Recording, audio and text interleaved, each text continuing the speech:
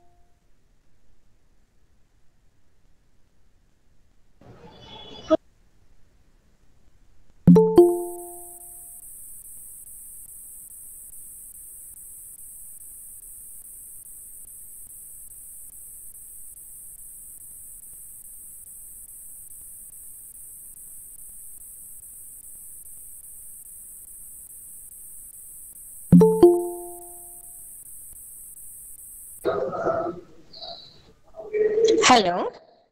Sir, Srinivasulu sir. Madam, good morning. Sir 200 మంది I think 208 join అయిపోయారు. మీరు start చేయండి sir. Okay madam. Okay. Thank you. Yeah, good morning to one and all joined for the session. Good morning, Good morning, sir. Good morning. Good morning, sir. Good morning, sir. Vanakkam, sir. Good morning, sir. Good morning, sir. On behalf of the director, staff, and other people associated with the Directorate of Distance Education, I welcome you all for the second day PCP classes. Okay, so this is Professor Srinivasulu from School of Management, Pondicherry University. For this semester, I am discussing about the business environment and law. That is business law only. Don't think that the Indian Constitution we are going to discuss. So it is business environment and business law. That is what we are going to discuss. And we started our discussion yesterday during 3 to 4 class. And now we are going to continue it. So kindly stay back. I will share my screen with you. And by that we can have something in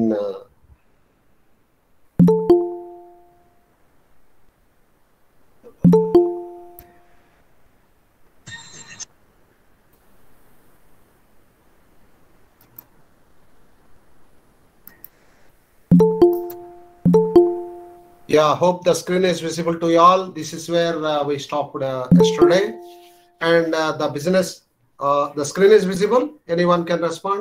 Yes, sir. Yes, sir. Okay, Yes, sir. okay. Thank you. Okay, the business environment, this is what the total business environment, what we mean, because the organization is at the center in white, okay, that is micro environment, business functions, management functions. We are aware about the business functions and management functions. That is functional areas of management and functions of management. Functional areas of management are marketing, human resources, production and operations, materials management, financial management, so on and so forth. Functions of management will be planning, organizing, staffing, directing, and controlling. All those things will be there. Okay.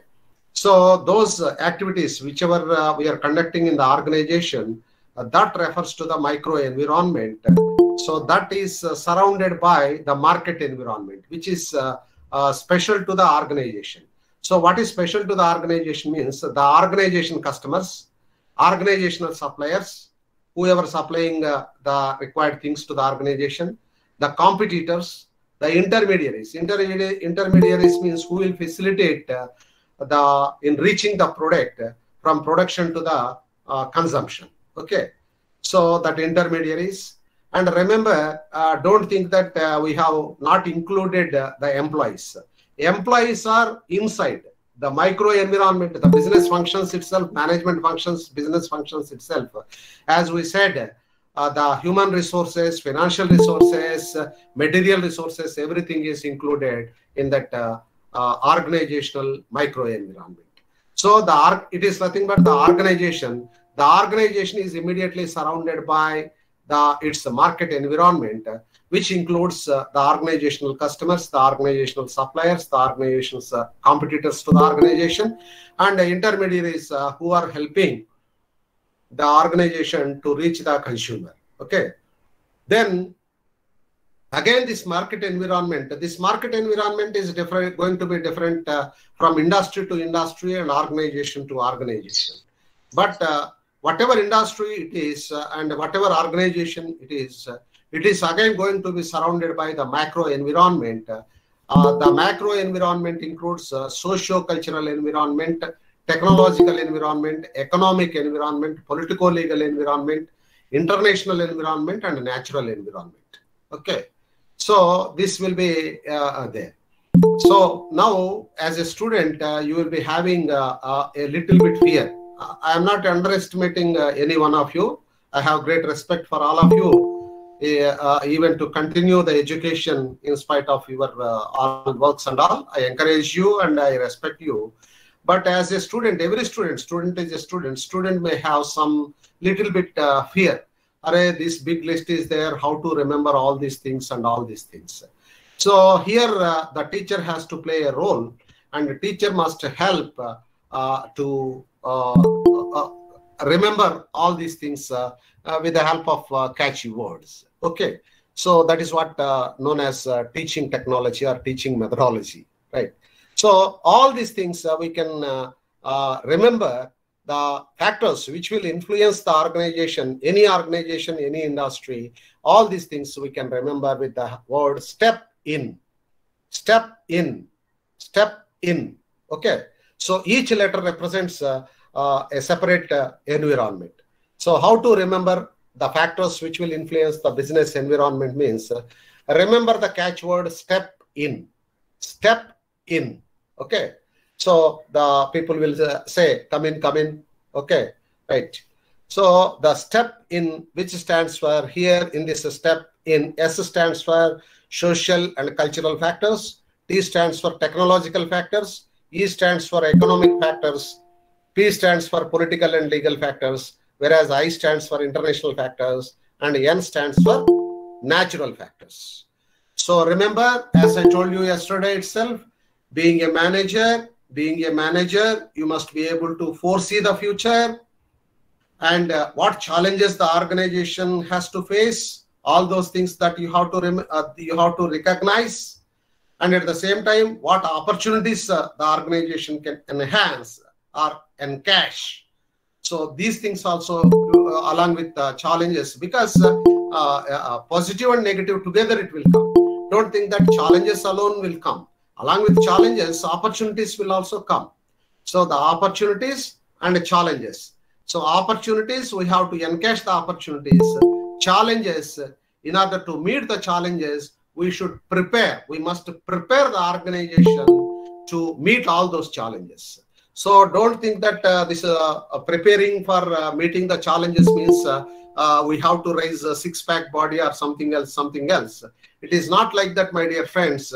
Suppose if we are going out of home, at the time the sky is clear, very clear. So normally we'll just like that, we'll go to market and we would like to come back. But all of a sudden, when we are in market, all of a sudden the sky become dark and it started raining. Then what will happen? Either we have to delay coming to home by staying at a safe place, or we have to be in the rain. Okay, so all our clothes, everything, the vegetables or something else, whatever you purchased, they are all going to be wet, right? But before going to the market itself, if the sky is a little bit dark and you suspect it is going to rain today, then what you will do? Simply, you will go with an umbrella. You will go with an umbrella. Okay. So while going, there may not be any rain, but after completing your purchases in the market, while coming back, if there is no rain, okay, no problem. Umbrella will be there as it is. If there is rain, then immediately you will take up the umbrella from your bag and you will open it and you will get protected by that. So that is what, if we know, see the simple thing, umbrella, you know that you can get protected from rain by making use of an umbrella. But when you forecast or foresee that it is going to rain today, then you will be prepared to meet that with the help of umbrella or raincoat or XYZ, or otherwise instead of two-wheeler, you may go by four-wheeler, right? But when we are not aware of it, when we are not recognizing it, okay, what about weather forecast says, then what will happen? Suddenly, if any change is there, then we have to face maybe small problem, but either we have to delay our activity or we have to be drained in the rain. Okay, so that is what a simple example. My dear friends, don't think that we are all taking only these small examples. For your information, my dear friends, this management is a science, but it is not a pure science. Neither it is pure science nor it is pure art. Okay, because management is having a set of rules and regulations and everything. It is identified as science because the output, when you are practicing the principles, practices and all these things, since the output differs from one person to the other person, it is also known as an art. So that is the difference between art and science. Science means same output, whoever follows that particular principle, same output should come. That is known as science. Or we can say science is a systematized body of knowledge. Say all of you are aware, when you mix up two hydrogen molecules with one oxygen molecule, whether you do it or I do it or Bin Laden do it or whoever perform the activity, we will get one H2O molecule, one water molecule. That is form. Okay. So that is why it is a pure science. But art, see, in order to learn music also, there are nodes. Sa, Ri, Ga, Ma, Pa, Da, Ni, Sa. These are known as nodes. But all of us may learn with the same teacher, but all of us learn with the same nodes. But when final output comes, if one is able to, if one sings, even 10 people, 30 people, 100 people will be attracted from outside to inside. And when other person is singing, then people probably go out of the room. Okay. So in that way, that is what art. But our the beauty of our management is it is both art and science. How it can be means it is a social science. The management is social science. That means it is a science, no doubt about it, but it is not generated in the laboratories in between four walls. It is generated, the principles, rules, regulations, all these things are generated in the society. So the laboratory to the society is, to the management is the society. So we should take or we should draw. We must be able to draw, because don't think that it is very easy to draw the example from society. Unless you have clear-cut clarity about all concepts and all these things, it is very, very difficult to draw the examples also. Okay. So in order to make you understand very clearly, I am going to draw the examples from the society. Okay. Why? Because all these principles, rules and regulations, these are all observations made over a period of time, how people are reacting and how people are responding, and how people are going with the changes that are taking place. By observation, we record the social scientists made a record of it. The same things, the same thing we are studying now as theories, principles, rules and regulations. Okay. So what I want to say is this management is a social science. So we will be drawing the examples from the society, what is happening in the society. Okay, then only we are able to understand it. Okay, right. So once again, how to remember all those factors which are going to influence the business and which are known as business environment means it is with the help of STEP in. S stands for socio-cultural factors, T stands for technological factors, E stands for economic factors. Sir, sorry to interrupt. Your screen is moved. I think someone else is sharing his screen. What I can do? So your presentation is not visible, sir. That is true. Again, we have to call. These people should not give all. No, sir, it is visible, but you should pin this in your particular PPT Google is Meet. not visible. Yeah. No, it's visible. PPT, so it will be visible. It's visible, sir. Sir, can you reshare your screen? Then it will. Yeah, then okay. Okay.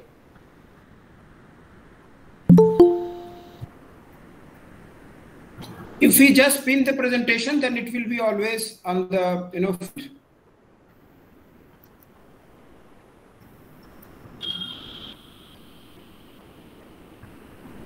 Yes, is it visible now? Yeah, now okay, sir. Yes, yes. Okay, sir. So all of you kindly Yes, pin, sir, it is okay. Super. all of you kindly pin sir's presentation.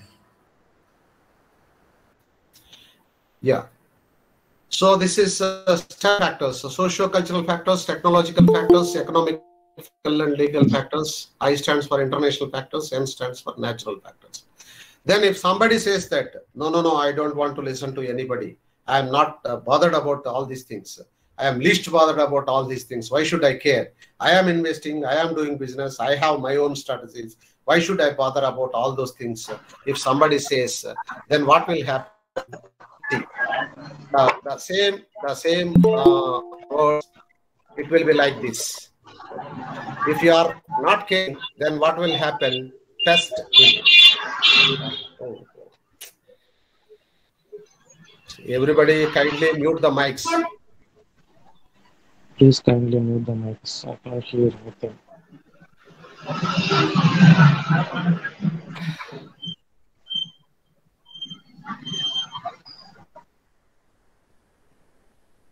Right. So if you are identifying them, and if you are identifying those factors, and if you are doing for them, then these factors will help you like a step in. Step in. How the steps will act? The steps will help you in a positive manner. Suppose you are at the first floor. From ground floor, somehow you reach the first floor. If you want to go from first floor to second floor very smoothly, don't say that I will go by lift, I will go by flying and all these things. Normally, if you take the steps, one step after the other, it will help you to reach from first floor to the second floor. Okay.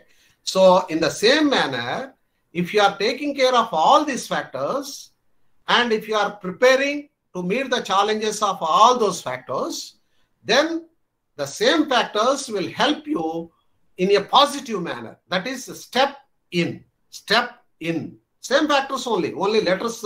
You please see. Only letters will be letters are shuffled. If you are not carrying these factors, then also don't think that because you are not bothered about it, these factors also not bothered about it. Whether you are taking care of it or not, this will have their own influence. If you are not appropriately taking care of these factors, then what will happen? Pest in. You know the meaning for pest. So you have, with all your energy and your efforts, you have planted a beautiful rose plant, and it started giving beautiful roses to you. Every day while you are going outside, you can have one beautiful rose. But one small pest comes to the plant, then what will happen? Slowly the leaves will go out, slowly the flower size will come down, and slowly even the plant will disappear. Okay, understand? So this is the difference between taking care of the environmental factors and not taking care of the environmental factors. If you are taking care of the environmental factors, those 6 factors, you can make them as the steps to for development. And if you are not taking care of those factors, the same factors will become a pest for your organization, and you will be that means you are in first floor. If you are taking care, you can reach second floor. Otherwise, you will be coming to the ground floor. Okay, got it? Right. Now, now let us see what are all the characteristics of the business environment. Okay, basically, the business environment is a complex one because multifaceted it is. So some factors are going to influence directly, some other factors are going to influence indirectly, and some more factors are going to influence one another factor, and that factor in turn is going to influence our business organization. Okay, that is why these environmental factors are complex in nature, they are dynamic, and they are multifaceted, and they are far-reaching impact. So it will have its, don't think that it will have only short-run impact. They will have immediate impact, and they will have the long-run impact also on the organization. But whether you are making use of these factors into positive like step-in factors or negative like pest-in factors, all depends upon your efforts, your understanding, and how the way you understand the environmental factors and how the way you interpret all these factors. So in order to have a clear understanding about all these business environmental factors, now let us go through the characters a little bit in detail. Okay, so the business environment is compound in nature. It is a tick tick tick tick sound is it is not stopping. So business environment is compound in nature, right? That means compound in nature means one is multiplying. See, if one is there, by tomorrow it will become 1.1, right? One more will also added. So business environment is compound in nature. Business environment is constantly changing process because it is dynamic. Never ever it is going to be in the same way. Okay, because as it is dealing with the human beings of the society, right? So as human beings will be changing their requirements, their needs and wants, these environmental factors also constantly changing. Okay, so it is not going to change once in a blue moon. They regularly they will be keep on changing, and business environment is different for different business units. Okay, it is going to, it depends upon the area, it depends upon, sometimes for certain things it depends upon the area, for something it depends upon the industry in which you are. Okay, all these factors will be having influence on your business. So it is going to be different for different business units. It is like unique to every organization. See, the factors are common, but the components are common. Composition is different. Components are common, but composition is going to be different from organization to organization. That means in what proportion? In certain areas, in certain industries, say for example, if you take software industry, software services industry, their technology impact is very high. Okay, if you take production production of something, then there the influence of economic and socio-cultural factors will be very high. Okay, so like that it differs. All the factors will be there, but the influence differs from one business to another business unit, or from one industry to another industries. another industry. It has both long-term and short-term impact. Unlimited influence of external environmental factors. The influence, you cannot measure it. The influence is going to be unlimited, and it is never ending. It is very uncertain, and interrelated components will be there. One is linked to the other, and one may be dependent upon the other. It includes both internal and external environment. Okay. So the environment includes both internal and external. Okay, now let us try to understand, okay, in spite of all these hurdles, why one should go through the business environment. Why to study business environment? Why to study business environment means, right, see, without doing all these things, if you manage the business, the success probability is 0.5. You may succeed, may not succeed. Then what is the meaning of professional management? Why, in order to manage the businesses, now why everybody is preferring MBAs, Master of Business Administration? Why? Because they assume that you are having required knowledge. The professional management means that required knowledge. What is required to that? You know the plus and minus of all those activities, and you know how to handle all those things. That is why MBAs are considered as professional managers in order to manage the business. Why? Because business is not new. MBA may be of recent past. Of course, I am not saying management is recent. It is not, management is not recent. This MBA, professional management, is recent. Okay. This professional manager means it is assumed that they know, they will possess all this information, and they know how to handle or how to tackle each and every situation. So that is why nowadays professional managers are being preferred, and that is where the demand for MBA graduates are picking up day after the other. And don't say that mere possessing paper degree will give you everything.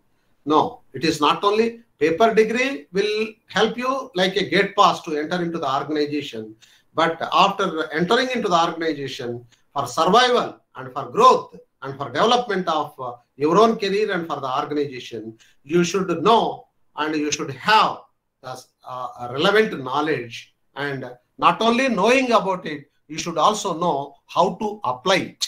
Okay, so that is what is known as knowledge and skill. Knowledge is just knowing the information. Skill is implementation of your information, your knowledge to practical situation. So being an MBA, you must be knowledgeable and you must also be skillful, right? So that is the reason why you should go through the business environmental factors. You should not say, okay, I am taking this decision. I may succeed, may not succeed. No. What factors are going to influence your decision, that you must be aware. So how those factors are going to influence, how to convert the negatives also into positives. So that all is within the hands of the professional manager, provided they have relevant knowledge and skill. Okay, so that is why in order to equip yourself as a professional manager, you should study the business environment for development of broad strategies to ensure sustainability of the organization, to foresee the impact of socio-economic changes at the national and international level on the firm's ability, and for analyzing the competitors' strategies for formulation of effective countermeasures. And the last one is, but not the least one, it has every meaning, to keep oneself dynamic. Dynamic means not static.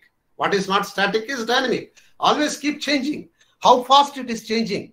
So the velocity may be, that means the speed at which it is changing, maybe daily it may be changing, or even hour to hour also it may be changing, even week to week, month to month. So there is no bar. It will keep on changing. So that is what the nature of this business environment, and that is the reason why one should study this business environment effects, the factors. Right, coming to the types of environment, the environment is being divided into internal business environment and external business environment. Let's see, I am using headphones. Really, this tick-tick sound is making me headache. So the types of environment is international business environment and internal business environment and external business environment. Internal business environment is controllable and external business environment is uncontrollable. So internal means it is within the organization. So what comes under internal business environment means your own employees, your own resources. Your own resources, which includes your own employees also. Your financial resources, your human resources, your material resources, which are at your disposal. Or from economics point of view, the factors of production, land, labor, capital, and organization. Okay. Or man, machines, material, money, and management. Right. So these things which are at your disposal are with the help of which you have to manage the external environment. Okay. So remember, internal environment, business environment includes those things which are at your disposal, all the resources which are at your disposal. Okay, with the help of which you are going to manage. It is not control. Managing is different and controlling is different. Okay, so you are going to manage external business environment, and this external business environment again divided into external micro business environment and external macro business environment. Micro means the focus or the influence is going to be limited. The influence is going to be restricted to a particular industry, or the influence is going to be restricted to a particular area. So then it is known as external micro business environment. But the influence extends to a greater area or to many industries, then it is known as external macro business environment. Again, external macro business environment is being divided into economic business environment, that means which are related to money, and those things which are not related to money, that is non-economic business environment. Economic business environment and non-economic business environment. I hope you are able to follow. The business environment is being divided into internal business environment and external business environment. Okay? Then forget about internal business environment. Why? Because all those factors are within your control, at your disposal. So we should worry about external business environment. Again, this external business environment is being divided into external micro business environment and external macro business environment. So external micro means the influence is restricted to either to a particular industry. Industry means all those organizations which are in the same business. Say, we can say textile industries. So all those textile means comes under textile industry. Okay. Chemical industry, right? Like that, the computers hardware industry, all those manufacturers who are producing comes under that industry, right? So like that, the one restricted to one particular industry or to one particular area. Maybe if you go, if you take in a broader sense, global sense, it is affecting Asian continent. Or if you are taking continent as your total business unit, then it is affecting one country. Or if you are restricting to your country, one state. If you are restricting to your state, then one particular area in the state. Like that. So what is your total focus? Based on that, this micro and macro will be differing. Okay. So external micro and external macro. Right. Then we will take up external macro because we don't know tomorrow for which type of industry we are going to work and where we are going to work also, we are not sure. So that is why we will focus on external macro business environment, and again, which is being divided into economic business environment and a non-economic business environment. Okay. So now let us try to understand all these things. First, let us try to understand what is internal and what is external. After that, within external, what is external micro and what is external macro. And after that, in external macro, what is economic and what is non-economic. All these things today we are going to have a look into. Okay. So while discussing each and everything with appropriate examples, I will try to make you understand the things. So first, let us discuss about the internal environment. Internal environment. So remember, my dear friends, all these factors are within your control, or these factors are particularly related to your organization only. They are at your disposal. You can take a decision on all these things. Remember, okay? So what comes under this internal environment means the value system or the organizational culture, the mission and objectives of the organization, management structure and the nature of management, professional management or traditional management like that, the human resources.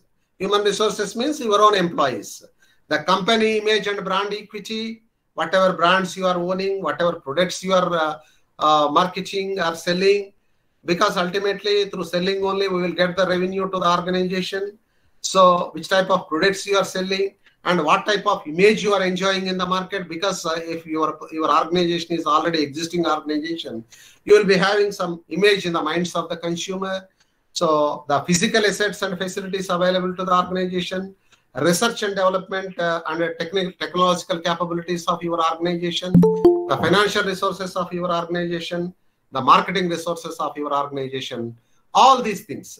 As I told, all your resources comes under the internal environmental factors, and the specific of this internal environment is that all these factors are within your organization and all these factors are controllable factors.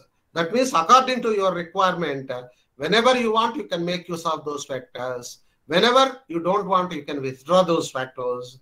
And the way in which you want to make use of those factors, all these things are within you. You are the whole master for that. Okay? You in the sense, the management. Right.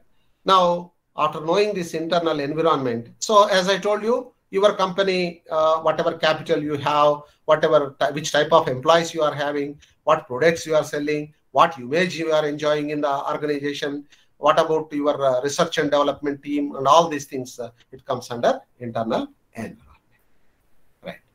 Then within an organization and controllable factors. So the internal environment includes 5 M's, or the factors of production: men, material, money, machinery, and management. Usually within the control of business can make changes in these factors according to the changes in the functioning of enterprise, that is organization.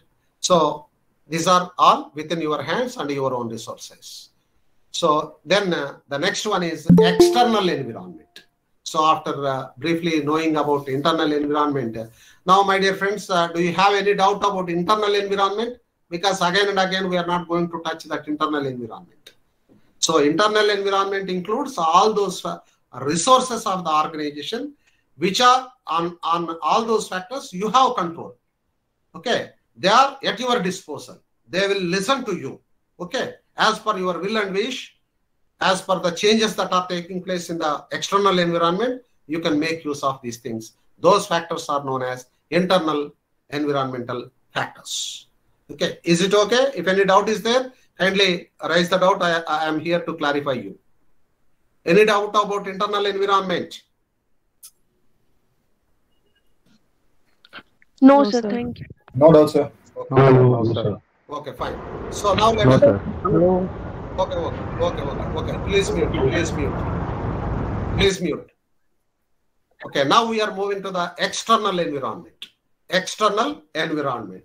Here only the problem starts. Why? Because we cannot control these factors. But what we can do, we have to adjust ourselves. We have to adjust our activities as per the things that are taking place outside. Suppose now, say, except in these movies, are you able to control the rain? But you can control the influence of that rain. How you can control? You cannot control rain, but you can control the influencing of that rain. But if you want to go outside, you can have an umbrella, or you can go with raincoat, or instead of two-wheeler, you can go in your car. So like that, the impact you cannot avoid, but you can you can safeguard yourself for the influence of those external factors. So it is like rain, which is beyond our control.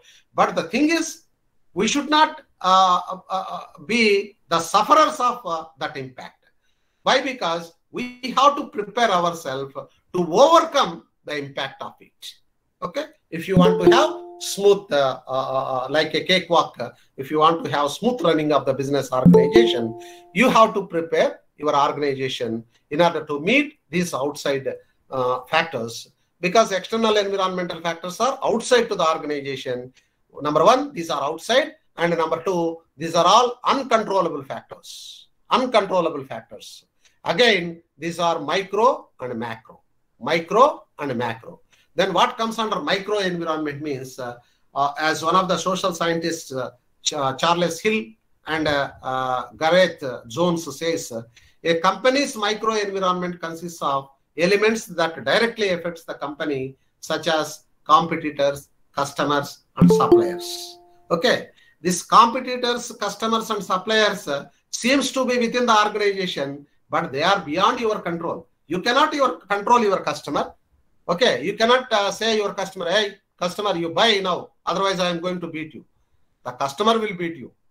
So customer will beat you means simply they will go and buy your competitor product. That is what in business beating you. Okay, so you cannot have any control on your customers.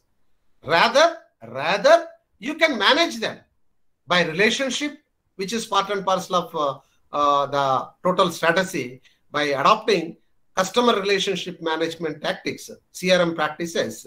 You can manage the customer. So it is like it is not like by threatening. It is like making friendship. You can manage your customer, but by threatening, you cannot manage your customer, because they are not your employee, they are not your family member, or they are not depending upon you. In fact, you are depending upon them. Long back itself, the father of the nation, Mahatma Gandhi, said that if any individual is coming to our organization, they are doing favor to us, we are not doing any favor to them. Why? Because they are helping us by generating certain revenue, they are helping us for our survival, they are helping us for our growth, and they are helping us for our development. Okay, so that is why in business terminology, customer is known as king. Customer is known as king. What is the meaning of king? Why not say, oh, sir, already kingdoms are gone. Why are you calling them as kings means? My dear friends, I am also aware that now we are in democracy. Instead of calling them as prime minister or president, why we are calling them as king means there is a meaning. Okay, if anything is there, if any chief minister, prime minister, or even sometimes even the president also says, if something is wrong, then there is judiciary, there is a law which will take care of it. Okay, so at state level, high courts, and at central level, the Supreme Court is there. But king, say now in the democracy, what is happening? So one is one crime if they do, they will go from sessions court to district court to high court to Supreme Court, and all those things. But if you recall the olden days, the kingdoms. So at that time, if king says, right, so what is the allegation? Maharaj, this fellow involved in robbery. Then take him, cut his throat, then throw him out. Okay, then over, within minutes over. So later, even if they realize that that fellow is not the culprit, then they used to do some puja, yoga, prayer, yaga, prayer, like that only. So whether it is right or wrong, whatever king says is final. So that is why customer is known as king, but not prime minister or president. Remember, my dear friends. So the customers seems to be, see how to make them inside the organization. That all depends upon our managerial skills, which is part and parcel of CRM. Okay. So this seems to be within the organization, but these are beyond your organization. You don't have any control on them, like the same way the competitors, the customers, and suppliers. These are micro, external micro. External macro factors are different. External macro factors are uncontrollable. And this micro environment, coming to external micro environment, it consists of the factors in the company's immediate environment, or in the diagram, whatever I have shown as market environment, and it includes your suppliers, your customers, your intermediaries, because your intermediaries also, you think that you are depending, they are depending on you. It is vice versa. You are also depending upon them. And furthermore, they are independent organizations. If terms and conditions are not good, they won't sell your product. They will sell your competitor product. So that is why suppliers who are selling goods to us, customers who are buying from us, marketing intermediaries who are facilitating the exchange transactions, your competitors, your financial community. Financial community means all those people who will finance you for working capital, long-term capital, the banks, financial institutions, so those things. And furthermore, the public or the society. You don't have any control on the society also. Okay. So, but you are related to the society. So these are all micro-environmental factors. So here one micro-environment example is given. If you take a car manufacturer, car dealers, car buying customers, component suppliers, the competitors, the stakeholders. That is, say, because you should bother about the society. You should not create a lot of pollution and all those things. Then pollution loss comes into existence. So this is a typical micro-environment of a car manufacturer. Just as an example, it was shown here. And don't worry, after completing this will be put in the website. Okay. Then what is important is external macro environment. That means I am not saying that you should not study internal and external micro environment, but because we don't know for which type of industry we are going to work and where we are going to work, normally environmental factors means mainly we will give importance to external environmental factors. So what it comprises means, it comprises the general trends and forces that may not immediately affect the organization, but sooner or later, these things will alert the way organization is going to operate. So macro environment comprises of both economic and non-economic, together known as external macro environment. So here, if you take up the economic environment, as I said, the economic environment of business has reference to the broad characteristics of the economic system in which the business operates. Okay, the economic system of the country, the money-related activities. So the government policy on the industry, the capital market, the savings, household sector and global sector, all these things which are our, say, even our foreign exchange policy, even our industrial policy, right, even our credit policy, all these things are going to influence the business which comes under external microeconomic environment. External macroeconomic environment. Okay, so external macroeconomic environment, here it includes so economic stages that exist at a given time in a society. As you are aware, in the world, capitalistic economies are there, socialistic economies are there, and mixed economies also there. Okay, so now gone are the days. Once upon a time, there are good examples. It seems to be capitalistic, seems to be USA, United States of America. The old USSR is to be known as socialistic economy. And of course, now on paper, even though the China is saying that their economy is a socialistic economy, not at all. They are encouraging in a very big way the capitalistic way. And mixed economy, our own economy. We are neither capitalistic nor socialistic. But thanks to the reforms that have taken place in 1991, now we are slowly moving towards capitalistic economy only. Capitalistic economy, the fundamental difference between capitalistic and socialistic economy is that in capitalistic economy, the private parties will make the investment and they will make profit out of it. And whenever necessary, again, they will reinvest in things. But in socialistic economy, everything has to be taken care by the government, and government owns everything. And whether every output is related to government and every need has to be taken care by the socialistic economy. But whereas now we are in mixed economy, the government will take care of the basic requirements like the basic health, basic transportation and all these things. And over and above all those things, whatever is required, that you have to be from private sector or from the capitalistic way of or capitalistic economy. Okay, so the economic planning such as 5-year plans, yearly budget. Recently, Parliament budget is over. Now all the states are ready to introduce their state budgets. Economic policies like monetary policy, industrial policy, fiscal policy, and the economic indices like national income, per capita income, disposable income, the growth of GNP, distribution of income, rate of savings, balance of payments, economic problems. So all these things comes under external macroeconomic environment. External macroeconomic environment. Okay.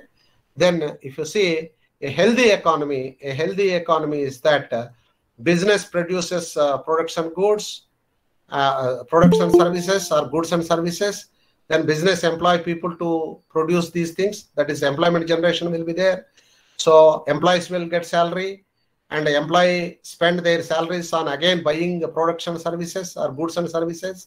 And then because of this requirement, the new businesses will come into existence. And again, new businesses will employ more and more employees. And again, these employees, in order to take care of their day-to-day requirements, again, they will spend that amount towards purchasing of their daily requirements. So it will be keep on going. That is what considered as a healthy economy is. Okay. So that is about external macroeconomic environment. Coming to non-economic environment, which is not related to money, but have influence on business. So those things comes under external macro non-economic environment. So which includes, as I told you, in step-in factors, only E related to economic environment, remaining STP and IN related to the external macro non-economic environment, which are known as socio-cultural environment and demographic environment. Second one is technological environment. Third one is political and legal environment or regulatory environment. And fourth one is international environment. And fifth one is natural environment. Okay. So these are all comes under external macro non-economic environment. So next week we'll discuss very briefly. We'll discuss about all these 5 factors. Now I'll stop here, and now the time is for you. The session is open for you for clearance of your doubts. So before that, just within 1 minute, I will conclude. So today we understood that the business environment is divided into internal environment and external environment. Internal environment means all those factors which are within the organization and which are within the control of the organization. Coming to external environment, external factors are those factors which will have influence on the organization, but they are outside to the organization, and at the same time, we don't have any control to those factors. Again, external environmental factors are divided into micro environmental factors and macro environmental factors. And again, macro environmental factors are divided into economic and non-economic environmental factors. So this is what today we have gone through. Economic environment includes the industrial policy, the foreign exchange policy, the monetary policy. Okay, all those things comes under the GDP, GNP, all those things comes under economic environment. And a non-economic environment is socio-cultural, technological, political, international, and natural factors comes under these factors. Okay, so this is what the thing, that is what we understood today. I will stop here, and now the session is open for you. Morning, sir. This is Narendra Kumar. Sir. Hello. One after the other. Narendra, you can speak. Sir, I want to know which type of economy is good for the society. As you mentioned that there are 3 types of economic, that is capitalist, socialist, and mixed. And we are heading towards capitalist. So I want to know which is good for the society. It all depends upon the way you are implementing. See, actually, off the record, I can say the socialistic economy is good because every profit and everything will be taken care by the government, and again government is going to reinvest. But in practice, what is happening? all government companies are incurring losses and private companies are making profits. Why? Because once joining, the human psychology is changing and people are thinking that it is simply sitting and mantri getting. They are all doing nuisance and nonsense for their individual benefit. They are killing the organizations. See, now I will tell you. Say, one here in Visakhapatnam in Andhra Pradesh, there is Vizag the steel plant is there, and next within 150 kilometers, the Tata Steel plant is there. The investment made in Tata Steel plant is 1/3 of the Vizag Steel. Okay, but the Tata Steel is making every year 3,000 to 4,000 crores profit, and every year the Vizag Steel is making 2,000 to 3,000 crores losses. Okay, so for that purpose, you cannot say the socialistic system is bad and capitalistic system is good. The thing is how it is being implemented. If it is really implemented, if it is everybody like a responsible citizen, if it is implemented in its true sense, then probably socialistic will be the better. Otherwise, we have to go for the capitalistic economy. There is no other way. And my dear friend, today in the world, there is nothing like other things. It is only on paper. Now every country is traveling towards capitalistic economy only.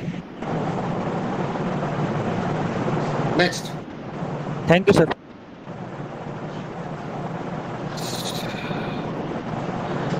Thank you, sir. Sir, I had a question actually regarding a WhatsApp group. In our introduction session, professor said that we're gonna have a WhatsApp official group. So when we gonna have that? Please, see, all these administrative related matters, kindly contact the administrative people. Just I am a teacher. Okay? Okay, sir. Okay, sir. If you have any doubts with regard to my lesson and academic doubts, then I can clarify you. Sorry, I am not the appropriate person. Your doubt is right, but I am not the right person to clarify that. Okay, sir. Okay, sir. No problem, sir. Okay. Thank you. Okay.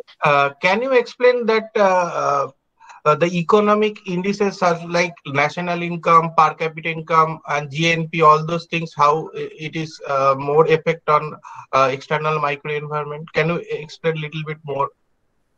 Little bit more means say the GDP, if the GDP is good, then automatically purchasing, that means the economy is growing, means the income of the people are growing. Then when you have income, then only you can buy the things. See, suppose recently if you see during COVID pandemic, so many of them, they lost their livelihoods. That means their earning is lost. When their earning is lost, they cannot spend. When you have earning, then only you can spend the things.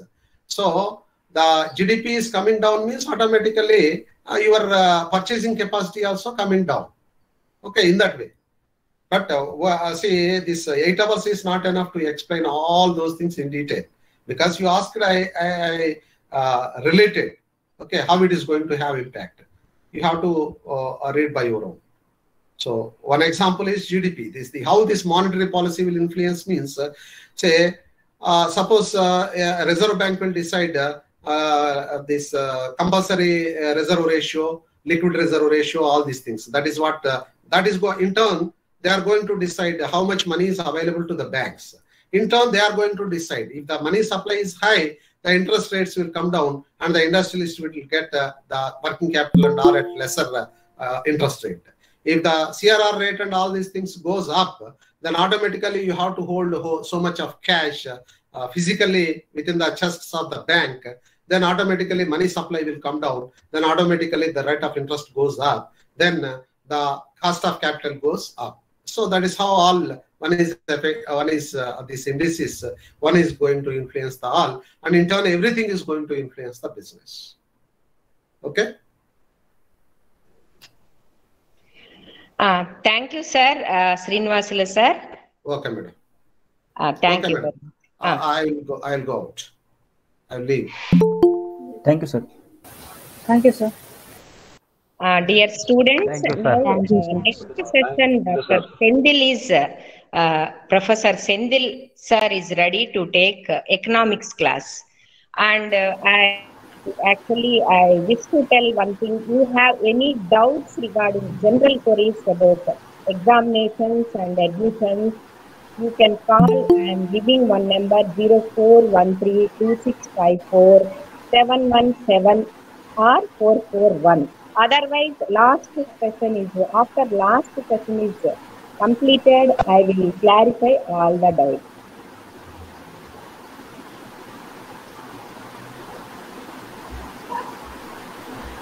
Okay, ma'am. Thank you. Hello, Sendil sir. Yeah. Good morning, madam. Am I audible? Thank you for the second day session, sir. Okay. Good morning to everyone. So myself, Sendil, I will be continuing the. Happy morning, sir. A very good morning to all of you. Kindly mute yourself so that there won't be any disruption during the lecture. So first, let me share the slide, and then I will continue the lecture.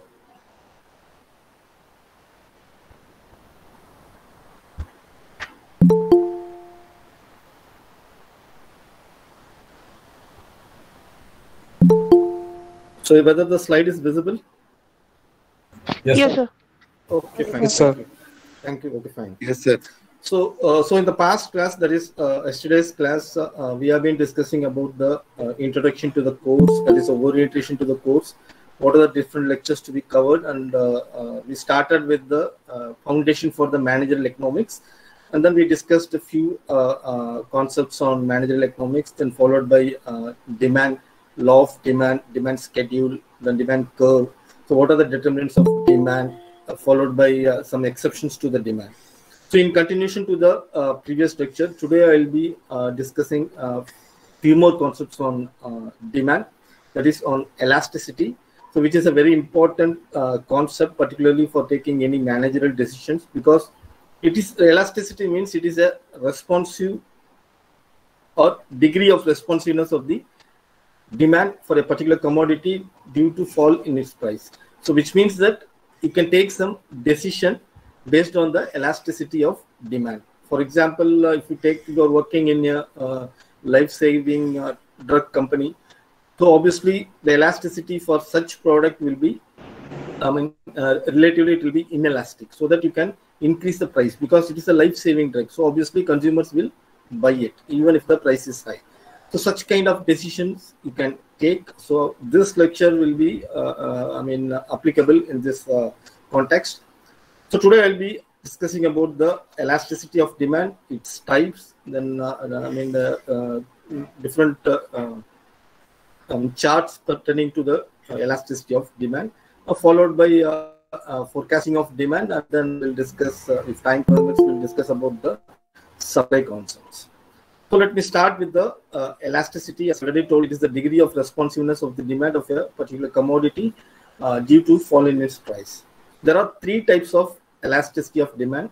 The first one is the price elasticity.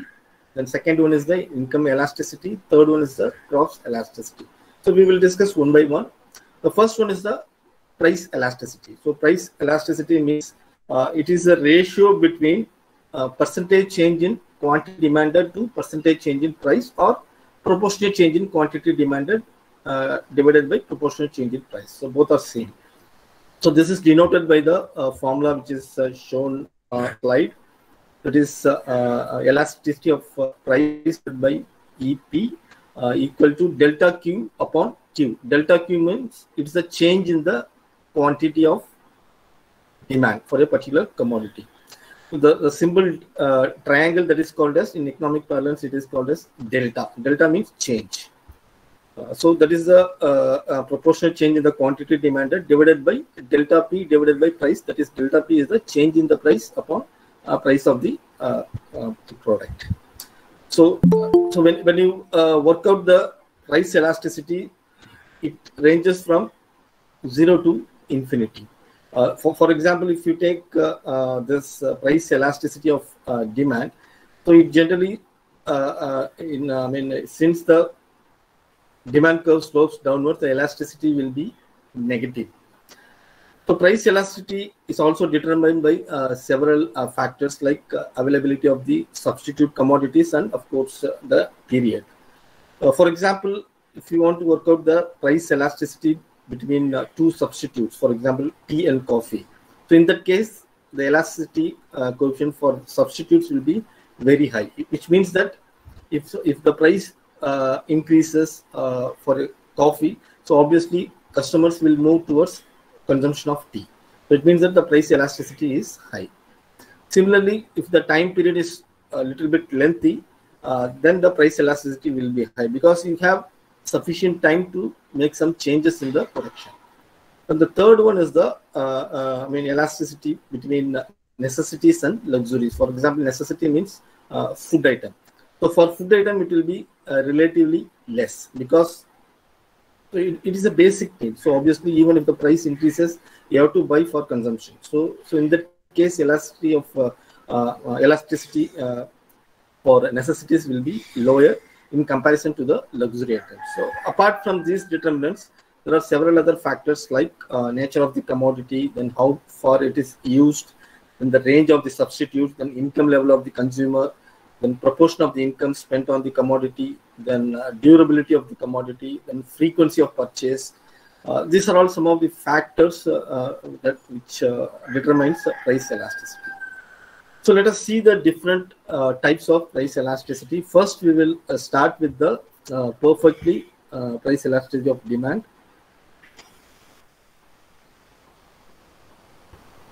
So let us see this perfectly elastic demand. So in the previous class, I have been telling you that the demand curve for any commodity will be sloping downwards. Okay. So for perfectly elasticity of demand, the coefficient, that is elasticity coefficient, will be infinity. So which means that even if there is a minor change in the price, then the quantity demanded will be completely distorted. So this is how. So this is what is represented in this chart, that is right top. Okay. Now coming to the next elasticity, that is relatively elastic demand. In this case, the coefficient will be greater than 1.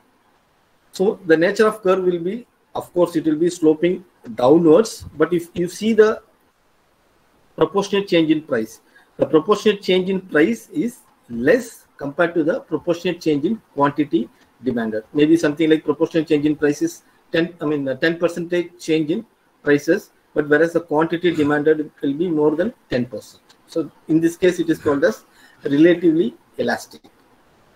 Then the third one is the relatively inelastic. So it will be a little bit orient towards the origin.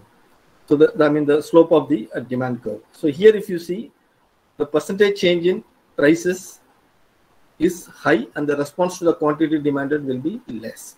So this generally relatively inelastic demand, it applies for essential commodities like food items.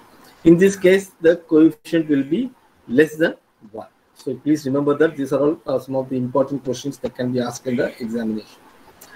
Then another type is perfectly inelastic. So in this case, it will the demand curve will be it will be a vertical line parallel to the y-axis. So in this case, what happens? Perfectly inelastic means so whatever price change, the quantity demand will not see any change in the demand. So that's what it is indicated in this chart. So in this case, the coefficient of perfectly inelastic demand will be 0. Please mute yourself. I am hearing some echo. Please mute. Sir, hello, sir. Sorry for interruption. One doubt, sir. Yes, sir. Sir, in this diagram, in book, the diagrams are in interchanging. Yeah. In book it is given in the study material. It is given wrong. Okay, so this is the correct. Oh, in study material, the diagrams is wrong. Yes, sir. Yeah, it is interchanged. Yeah, I noticed that it is interchanged. Okay, sir. Okay, sir. Yeah, you can refer some other books also, and you can, even if you have any other doubts, you can contact me. Can you give me the example for each? Can you tell me once again each example of this demand? No, this example actually it is relative. For example, you cannot find in nature perfectly inelastic demand or perfectly elastic demand. So it is a concept. Okay, but at least you can see some commodities relatively inelastic. For example, I told food item. Okay, for example, salt. So if the price of the salt increases by 1 rupee or 2 rupee, you are going to purchase it because it is one of the essential items. Okay. So, for example, if you take relatively elastic demand, let us say a durable commodity like LED TV. So, if the price increases, so obviously the quantity demanded will see a weakness because that is not an essential commodity. Okay. So examples can be given for relatively elastic and relatively inelastic, but you cannot find a perfect example for that is a perfectly elastic demand and perfectly inelastic demand. It's a very, it's a concept you cannot find in reality. Then the next one is the unit elasticity of demand. In this case, the elastic coefficient will be 1. So here, if you see the nature of the demand curve, it will be sloping downwards. Here, if you see the change in the price and the response to the change in price will be same. That is, for example, if there is a 5% change in the price, then the quantity demanded also will witness a 5% change. So that is why it is unit elasticity. Now coming to the next type, that is income elasticity. So income elasticity is always similar to price elasticity, but here if you see the graph, price elasticity curve will be sloping downwards, whereas the income elasticity curve will be sloping upwards. That is, whenever there is an increase in the income, obviously the quantity demanded also will increase. So that is a positive relationship between quantity demanded and the income. So if you want to estimate the income elasticity, then the formula is delta Q divided by Q, and that is divided again by delta I. That is, delta I is the change in the income divided by income level. So basically, the income elasticity is the ratio between proportionate change in quantity demanded and proportionate change in income level. Okay. So again, in this income elasticity also we have different types, like zero income elasticity of demand, then we have negative income elasticity of demand, then we have unitary, then elastic, and it is almost similar to the price elasticity of demand. So if you take zero income elasticity of demand, here the increase in income of the individual does not make any difference in the demand for that particular commodity. So obviously the coefficient will be 0. So when you take the next one, negative income elasticity, when there is an increase in the income of the consumer, it will lead to less purchase of the good. It's a negative income elasticity, okay, which is against the conventional income curve. Generally, the negative income elasticity you can see for inferior commodities. Then unitary income elasticity, again, it is similar to the unitary price elasticity demand. Here, you can explain that the change in the income of the consumer will lead to the same percentage change in the demand. So obviously, the elasticity coefficient will be equal to 1. The next one is the elastic income elasticity of demand. So in this case, what happens? The coefficient will be more than 1. That is, the change in the income increases the demand by more than the change in the income level. So similarly, the opposite is inelastic demand. So here, what happens? Whenever there is a change in the income, it increases the demand for the commodity, but at a lesser magnitude. Okay. So that is why the income elasticity for inelastic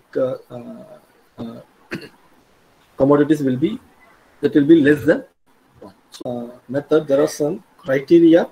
The first one is accuracy, how far your estimates are going to be accurate. Then your applicability, then durability of the result, then how far the method is flexible based on the data, and of course access to the method. So these are some of the criteria based on which you can choose the method. So just I want to enlighten on the difference between forecasting and prediction. So most of the time what happens in the literature, they use synonymous, both forecasting and prediction, but literally there is a difference between forecasting and prediction. For forecasting, so far we have been discussing forecasting only. So forecasting basically is a steady state forecasting, which means that what will be the future, which will be looking like the past. Okay, so it means that forecasting is based on univariate model, whereas prediction is what if forecasting. That's what I already told. When you use causal approach, what if forecasting is applied. That is, what will happen to the demand if there is a change in the income level, or if there is a change in the population size, or if there is a change in the price of the related commodities. It means that what if forecasting. So in this case, multivariate model is used. So whenever you are saying prediction, in this case, multivariate model is used. Whenever you say forecasting, in this case, a time series, that is a univariate model is used. So there are different methods, as I already mentioned in the previous slide, but due to the multidisciplinary students, so I'll be focusing only on one method, that is a linear trend. So looking into the slide, you can see there are different trend projection through which you can estimate the demand. For example, if you see the first one, that is the linear trend, Y is the demand. Okay, so Y demand is a function of X. X is the time period. This A and B are the coefficients you have to estimate. So A is the intercept. So what is the implication of the intercept means? Even, you have included only time, the period as one of the variables. There might be some other variables which will influence demand. You are not including in the model. So that will be accounted by the intercept, A. Okay. Then B is the slope coefficient, the nature of the, the demand curve. How much change in demand will is expected when there is a change in the time period. Okay. So that is denoted by B, that is slope coefficient. So other trend method is quadratic trend, then we have cubic trend, then exponential trend, double log trend. So there are different trend. So you can use a lot of softwares are available in the public domain through which you can estimate the demand. For example, the software like SPS, a statistical package for social sciences, in that you have an option to estimate all these trends in a single click. Okay, but for time being, I will be explaining only the linear trend, so which is denoted as given in this equation, that is Y equal to A plus X. Here Y is the demand, then A is the intercept, and B is the slope coefficient, and X is the time period. Okay, so it means that demand is a function of time.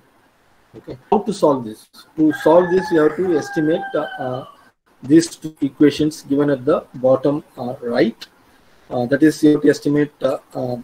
You should have your data. Okay, based on the data, you have to estimate these two equations.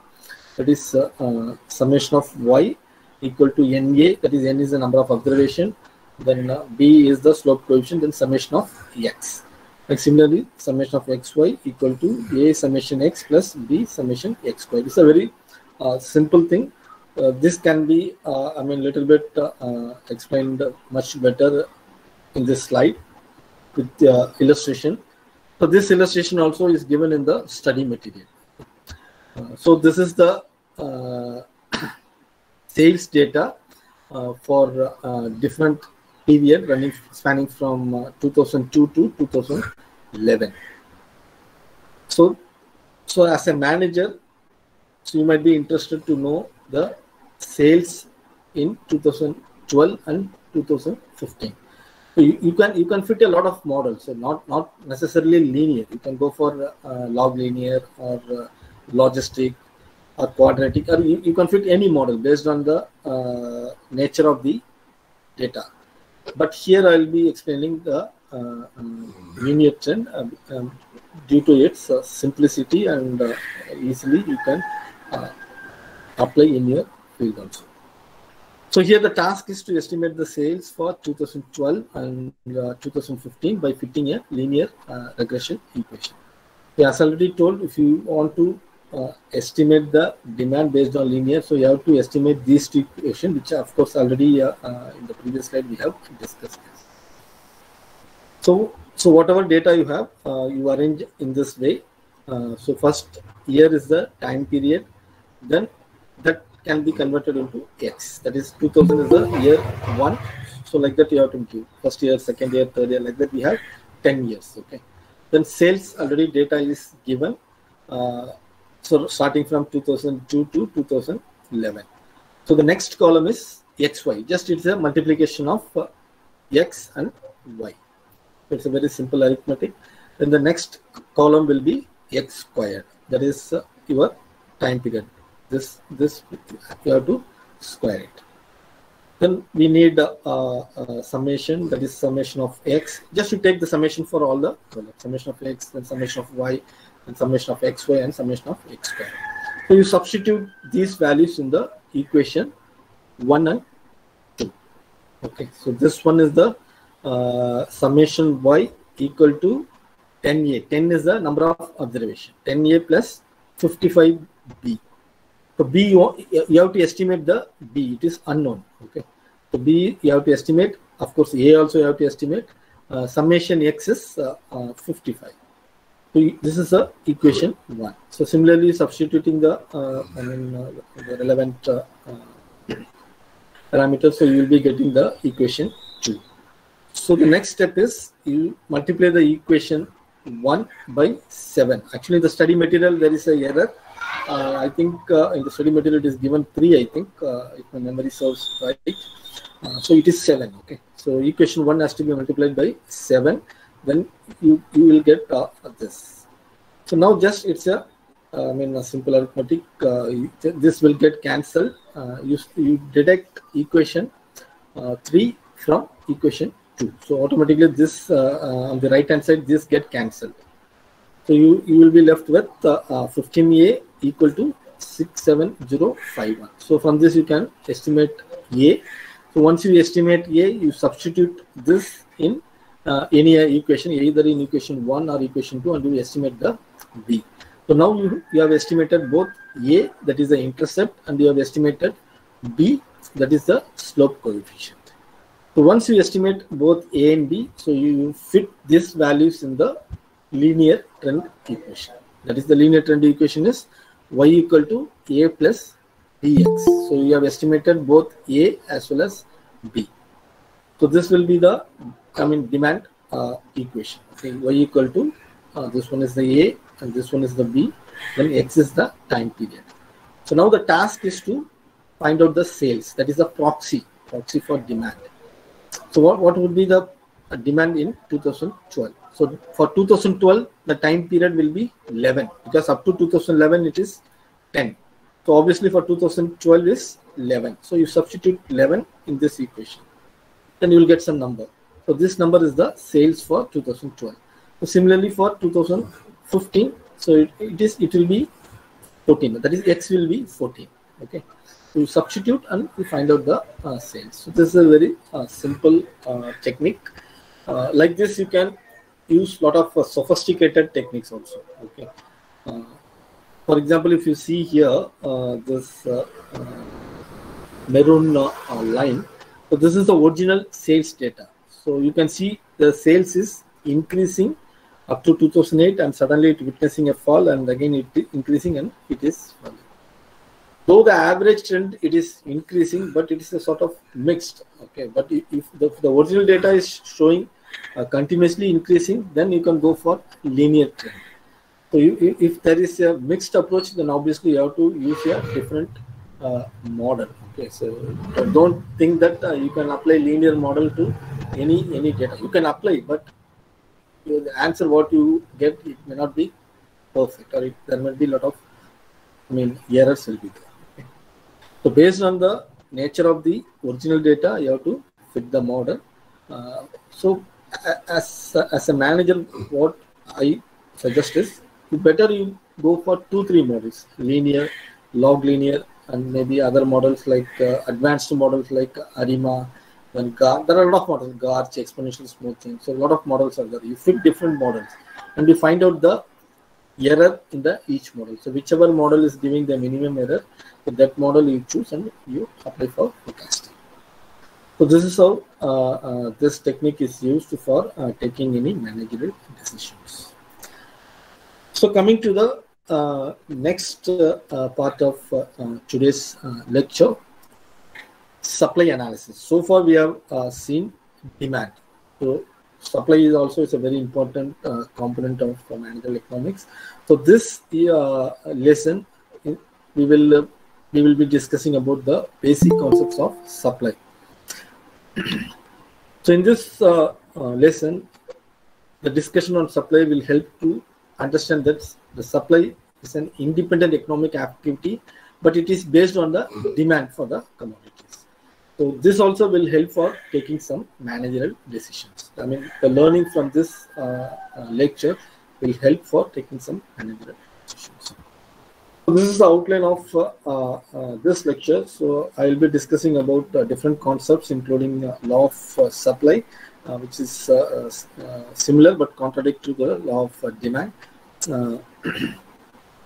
Then determinants of supply, then elasticity of demand. Here also we will be discussing the elasticity of supply, and finally we will be closing the lecture with the factors influencing supply.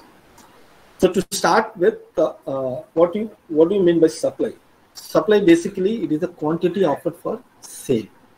Okay, so that is various quantities of a commodity which a seller is willing and able to sell at different prices in a given market at a particular point of time, and other things remaining constant. So that is denoted as ceteris paribus. So in Latin it means that other things remaining constant, because supply is not only influenced by prices, there might be some other variables also. So you are not considering that. So because of that you are indicating ceteris paribus. So when this relationship you fit as a function and you estimate it based on the data, then the law of supply has been applied. The law of supply states that so someone is talking, so please mute yourself. Excuse me, someone is cross talking, please mute. Dear students, you kindly mute your mic when class is going on, please. The law of supply states that whenever there is an increase in the price, it will lead to increase in the quantity supplied. So it means that there is a positive relationship between price and the quantity supplied. Just recall the relationship in demand. It had a negative relationship with the price. Okay, that's why the demand curve slopes downwards. But in this case, the supply curve will slope down upward. So that is indicated at the bottom right chart. Okay. So the law of supply, as I already told, it shows the positive relationship between quantity demanded and the price, and of course vice versa. Okay. So like demand schedule, we also have supply schedule. That is supply schedule. It shows the tabular presentation of different quantities of a good that a producer is willing and able to sell at a prevailing price in a given period of time. That is, it is a tabular presentation of the quantity supplied at different level of price. For example, you see the table shown in the slide. Okay, in the bottom chart, you can see the table. So this table is called a supply schedule. And what is the supply curve? The graphical presentation of supply schedule is called as supply curve. Okay, so whatever information or data it is given in the supply schedule, you just plot in a chart format. So that is given at the extreme right. Okay, so here if you see the horizontal axis, it shows the quantity supplied, and the vertical axis shows the price of the commodity. That is at price 2, quantity supplied is 0. At price 4, quantity supplied is 3. At price 6, quantity supplied is 6. So similarly, at price 8, quantity supplied is 9. So you just connect all the dots, you can see a positive relationship between quantity demanded and price. Okay, like demand curve also, there may be some exceptions that we will be discussing in the subsequent part of this lecture. So please remember that the supply curve slopes upward from left to right. So because of that, the price elasticity of supply will be positive. If you discuss about the demand, so the demand curve slopes downward, okay, and the price elasticity of demand will be negative. So this is a major difference between supply and demand. One question: if price is less, why supply is zero? No, this I have given as example because as a producer, I may feel that price 2 rupees may not give any profit. Instead of sending to the market, I will keep myself. Okay. So this is actually a hypothetical data, but still I am giving the justification. If I am a producer, I feel that 2 rupees per unit will not give any profit to me. So I am not going to supply. Okay, so I will retain the commodity myself. So you got it? Yeah, that's correct. That's clear. Okay, thank you, sir. Now coming to the next determinants of supply. So not only the price, there are several other factors which determines the supply of a commodity. The cost of factors of production. So whenever I say cost of production, there is a relative terminology, cost of cultivation. Of course, that is used in agriculture. So when in a business perspective, we use cost of production. So cost of production means cost incurred to produce a unit commodity. Okay, for example, ₹5 per pen. That is, to produce 1 pen, you spend around 5 rupees as a cost. Okay. But whereas cost of cultivation, that is generally used in agriculture. So cost of cultivation is cost incurred in producing a commodity per unit area. That is maybe 1,000 rupees per acre or 1,000 rupees per hectare, like that. So coming to the next determinant, the state of the technology. So level of, suppose you are using a high throughput technology or cutting edge technology that will lead to less cost of production. So obviously supply will be more. Then there are several other external factors like weather, that is particularly in agriculture, that determines supply. Then reforms like tax and subsidy or government intervention, that also determines the supply. And transport situation, if the transport, the infrastructure for the transport is good, then obviously supply to the market also will be good. Then of course price, we already discussed. Not only the price of a particular commodity, but the price of other commodities also will help to determine the supply of a particular commodity.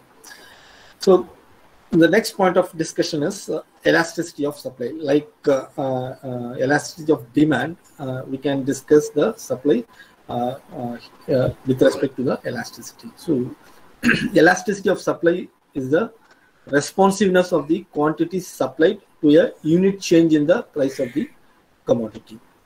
So that is the proportionate change in the quantity supplied to the proportionate change in the price, or percentage change in the quantity supplied to percentage change in the price. So that can be given as a formula that is denoted here. So here if you see the elasticity of supply, for example, from 4 rupees to 6 rupees, there is a change in the price. So this is a proportionate change. Okay, that is 6 minus 4 divided by 4. Then the proportionate change in the quantity demanded is here 6 minus 3 divided by 3. Then you will get some value. So that value will indicate whether the supply is relatively elastic or relatively inelastic.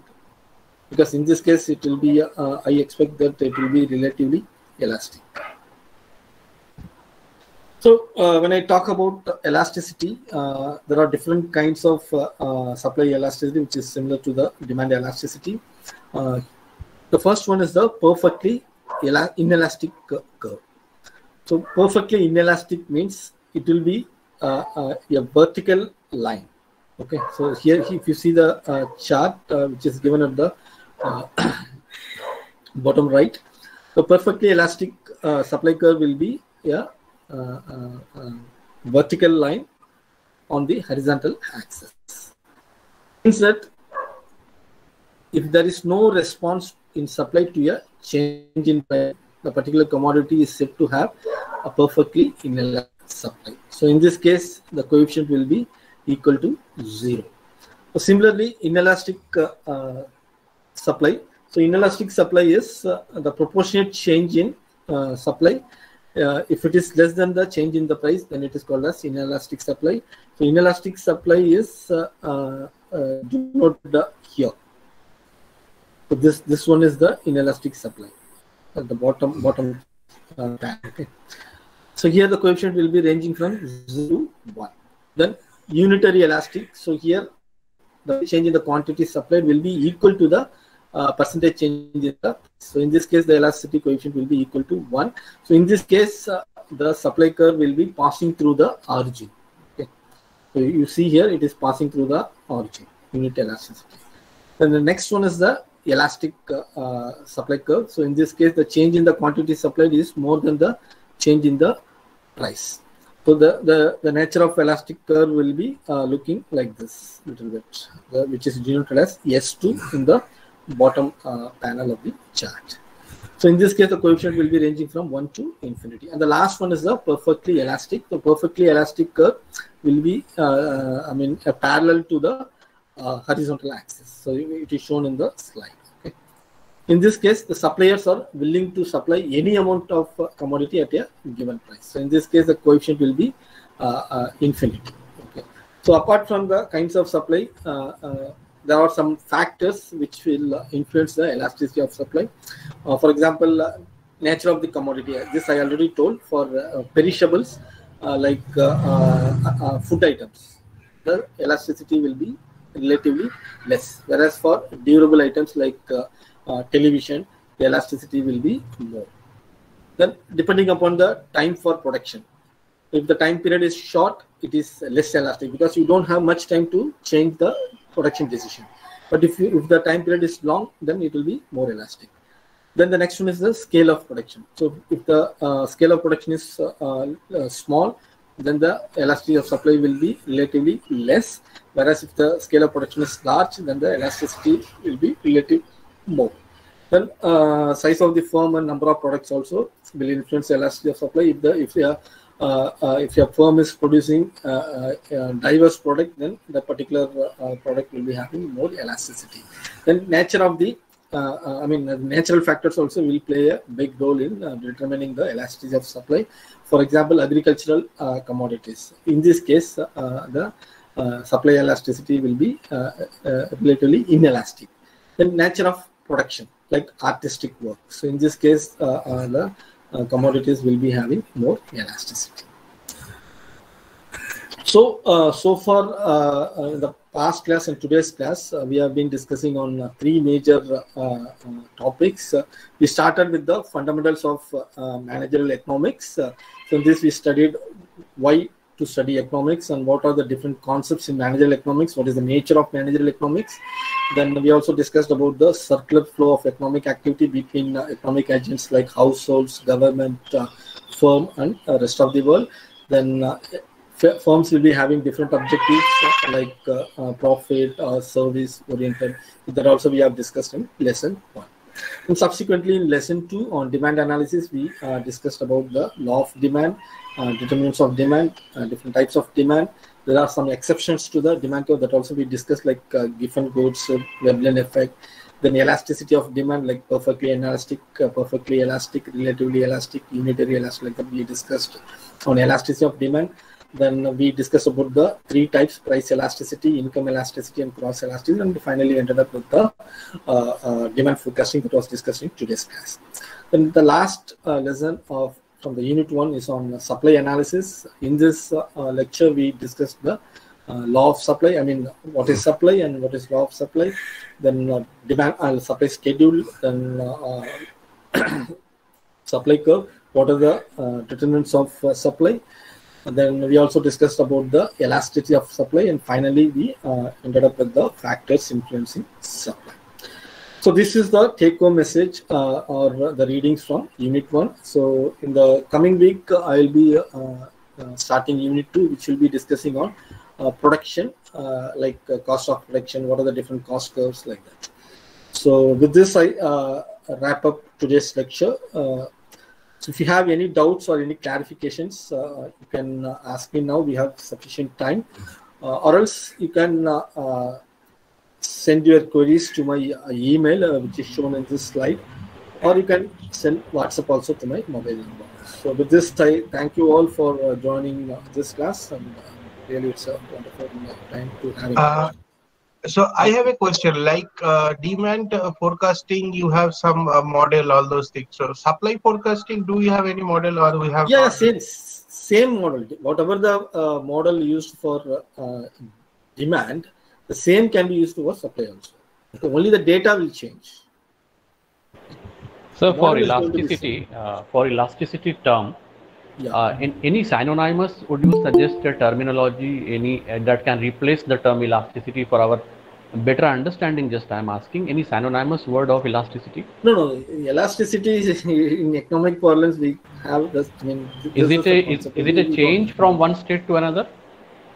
Like or the difference can? That's what I told you. It's a response. Okay, it's a change. What happens to the quantity demanded or quantity supplied due to change in the price? Okay, a temporary change of state. Yeah, it's a change of state. Yeah, correct. Okay, thank you, sir.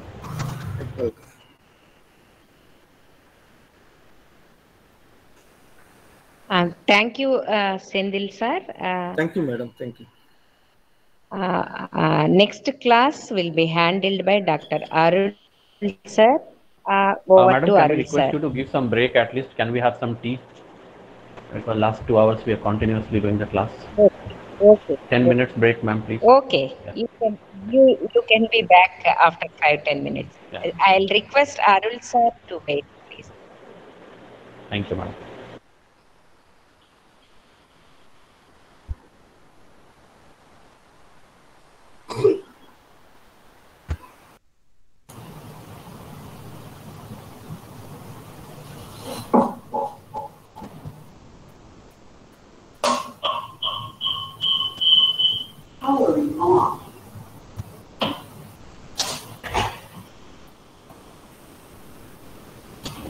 Ma'am, good morning. Good afternoon, ma'am. I'm here. Is time to be given for the students, or I can continue? That's what, sir. Actually, they have requested 5 minutes break for having tea, sir. Okay. Okay. I'm requesting you to actually join after 5 minutes, sir. Fine, ma'am. They can take 5 minutes for issue. I'll be there. Thank you, sir. Thank you.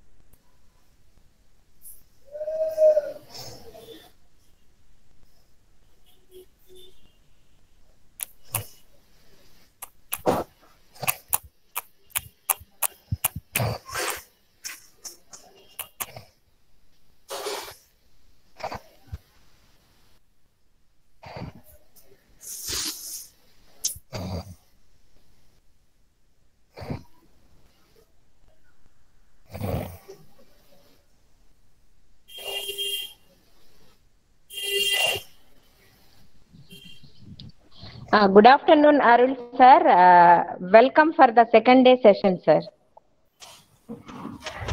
Yeah, good afternoon, ma'am.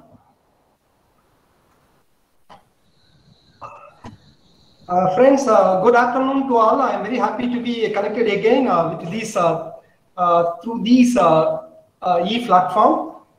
Today we are going to discuss in continuation to the yesterday lecture.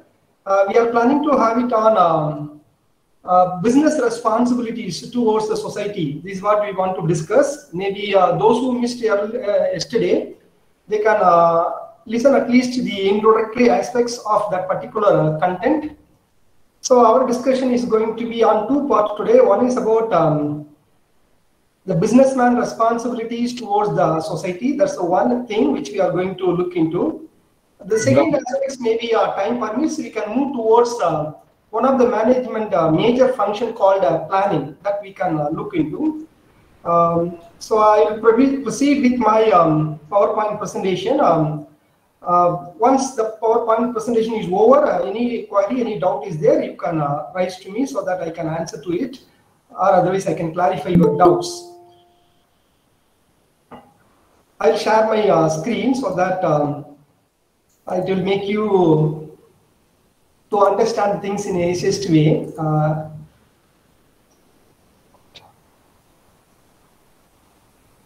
Yeah.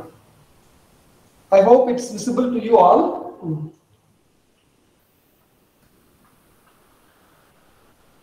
Yes, sir. Friends, yesterday we had some kind of discussion about social responsibility of a business. So when you are in a business, you have the responsibility of not only earning profit and maximizing your wealth.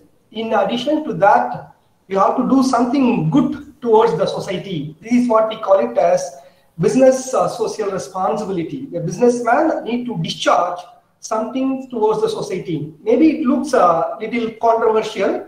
How come possible one side you have to make money, one side you have to maximize the wealth, other side you have to spend for the society? Is it acceptable, sir? Like one can ask.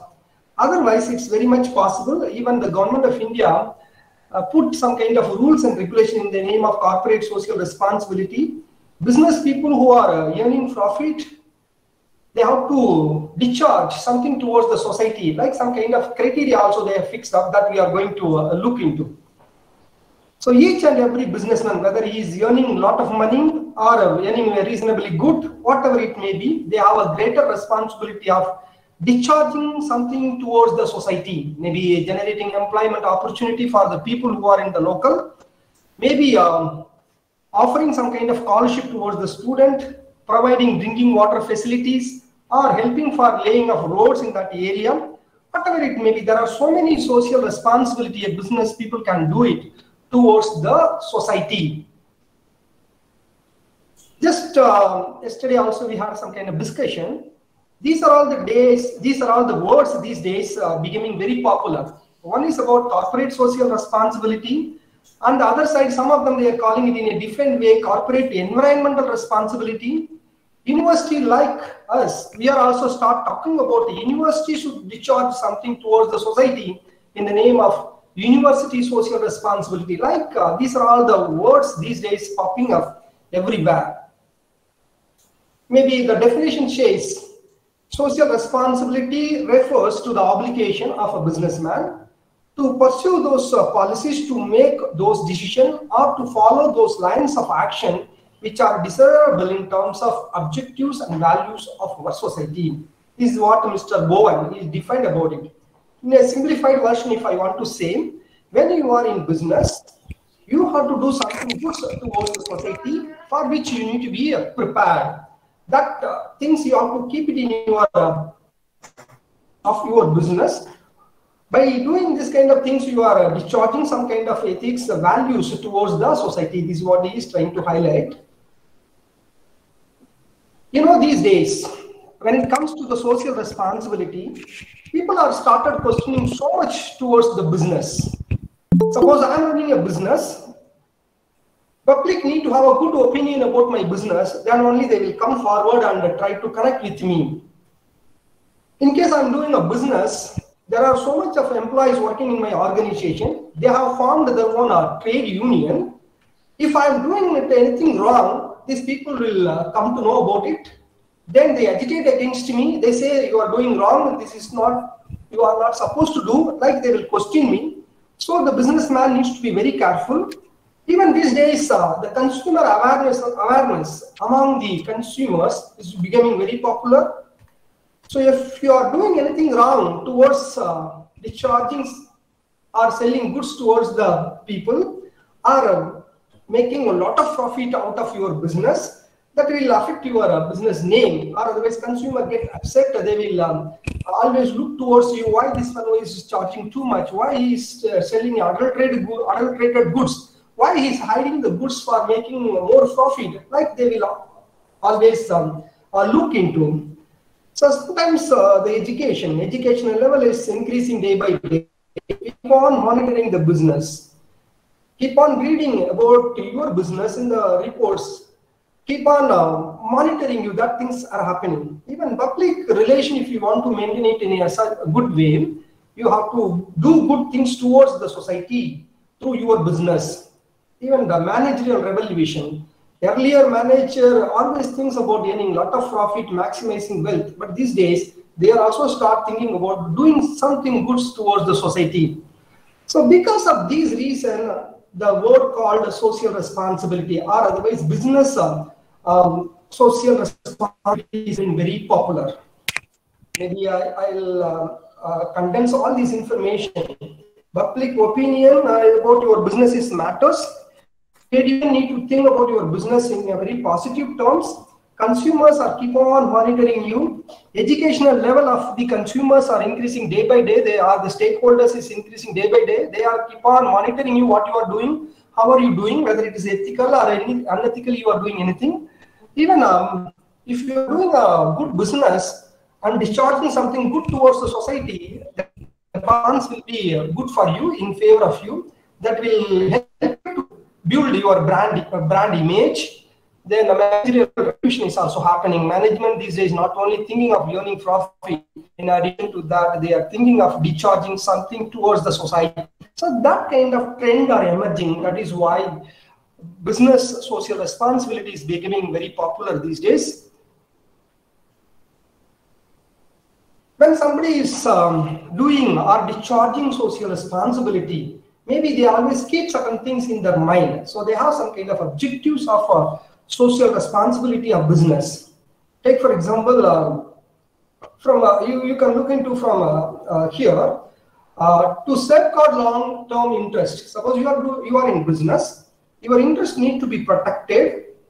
You have to have a good name and fame. Reason you are trying to discharge something towards good your business to the society. Sometimes society also want. This fellow is running his business in our area.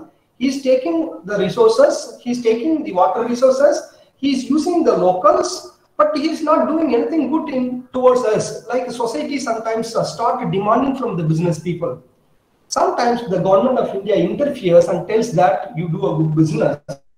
The rules and regulations, you have to practice it. If you are doing it anything wrong, we will take action. Like something, the government also interfere and pressurize the business people to discharge good towards the society. Then to improve public image, you might have heard about it. Some of the companies like Infosys, Wipro, these companies, they are spending more than 50% of the profits towards discharge of corporate social responsibility. Even you might have heard about it, Bill Gates Foundation, through which Bill Gates is diversifying a lot of funds for social responsibility related work. So when they are start doing this kind of work, they are getting some kind of good image among the public, saying that this particular organization not only doing business, they are also always for helpers for the society to improve. Maybe they are for tree plantation, they may be helping for waste management, they may be providing education for the downtrodden children. Like there are so many activities they are doing it. So when they are start doing it, that gives some kind of a good image about their business. That's why they are coming forward and discharging corporate social responsibility. Then a recognition of socio-cultural norms. As I said earlier, society always expects something good from the business people. So if you're a local person wherein your company is located, he always look for what type of company is doing it. When they are doing business, they are earning a lot of profit. Anything they are contributing towards society, anything they are helping us in terms of improving our standard of living, like they always look for. So because of these reasons only these days, business people focusing more towards discharging something towards the society, that we call it in the name of business responsibilities towards a society. Maybe we will take here, we're talking about social responsibility of business. There are argument comes here. Some people are telling, giving a salary towards their own employee, how can as a social responsibility? Some people are telling if you are following the rules and regulation of the government, that itself you can claim as they are discharging some kind of social responsibility, like some people are questioning. But otherwise, what happened? When you are talking about the company, there are stakeholders who are involved with the business. Maybe owner of the company, you are also this stakeholder. Employee who are working in your organization, they are also called the stakeholders. The consumers who buy your product and consumes users, they are also stakeholder of your business. The government of India, they are also part and parcel of your business because they are keep on monitoring. They are the one having some kind of control mechanism over you. So they are also the stakeholders.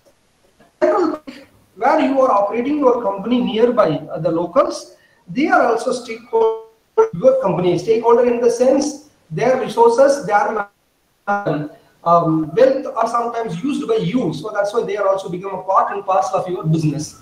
So when it comes to these stakeholders, maybe the employees, consumers, government, public, and others, as a businessman, you have a greater responsibility to discharge some kind of responsibility to maybe we will discuss one by one. You can have some kind of understanding.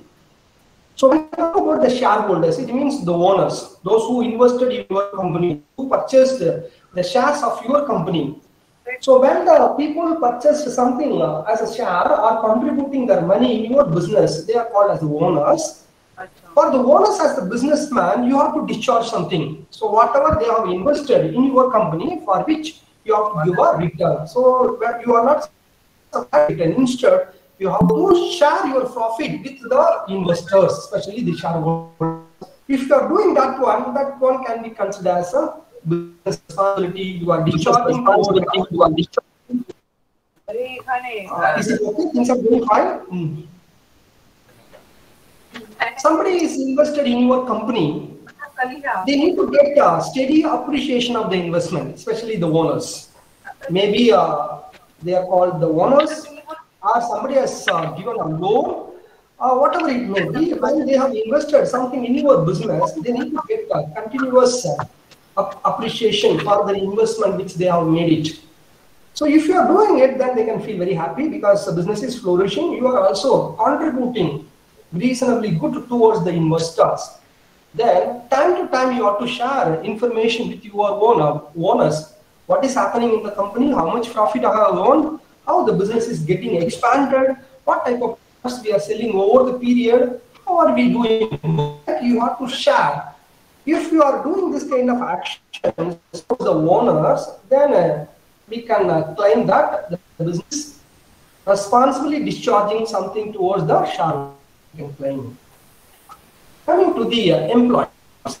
Employees is part and parcel of your organization. When they are working in your organization, you have to offer a very good salary. You need to give an excellent working condition for them. You have to give all the benefits. Even at the time of retirement also, you have to give some kind of a benefits to them. Workers always look for all appreciation. Workers need to be taken a part and parcel of a decision-making process. That time he feel very happy. Management gives a chance to me to be part of a business. Worker also be given time to time the training and the promotion. They feel very happy for it. As a businessman, if you are offering reasonable salary, if you are giving an excellent working condition, you are started offering all retirement benefits, or you are giving a training and are motivating, or allowing the people to be part of decision-making process, the employee feel happy. So as a businessman, that time you can feel proud, I am doing good towards my workers. In that case, you are discharging responsibilities towards the society, like we can claim. Then as the businessman, you have to discharge something towards the customer as well. Without customer, you are no more in business, right? So your customers are very, very important people. So when you are doing a business, you offer them the right quality, what the product they are looking for with the quality at a reasonable rate, you always offer them. So definitely they feel happy for it. Instead of exorbitantly charging rate for the product, if you are offer the product in a reasonable rate, they feel happy. In case you are offering the right quality product, there should not be any adulteration, there should not be any hiding of or hoarding of the products. If you are offering a very good quality product to the customers, that time they feel very happy for it. In case if they are required some kind of services, as a company, you have to offer that kind of services to them. In case the customers are start objecting and saying that these are all the issues we are encountering because of your business, you have to take the responsibility and try to address the kind of grievances raised by the customers. When you start advertising about the product, there should not be any kind of misleading information to the consumers. That part also need to be looked into. As I said earlier, there should not be any adulteration, there should not be any hoarding of the product, there should not be any black marketing of the product. So if you follow these kind of things, then you are discharging business responsibilities towards your customer.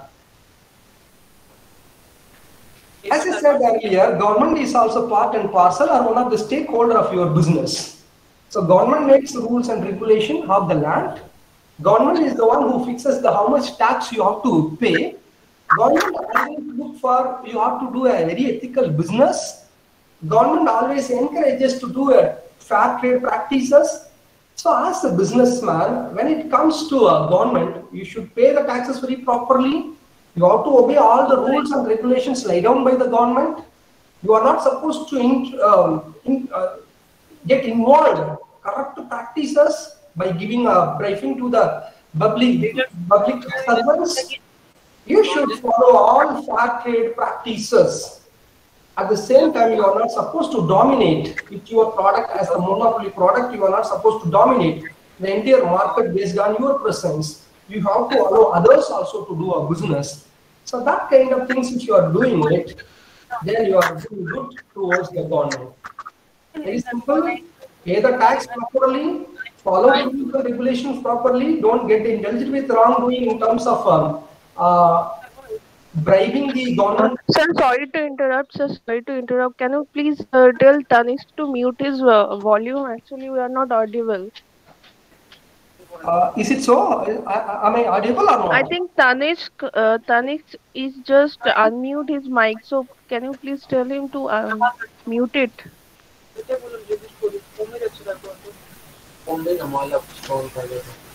Friends, others, what happens to? Am I audible or not?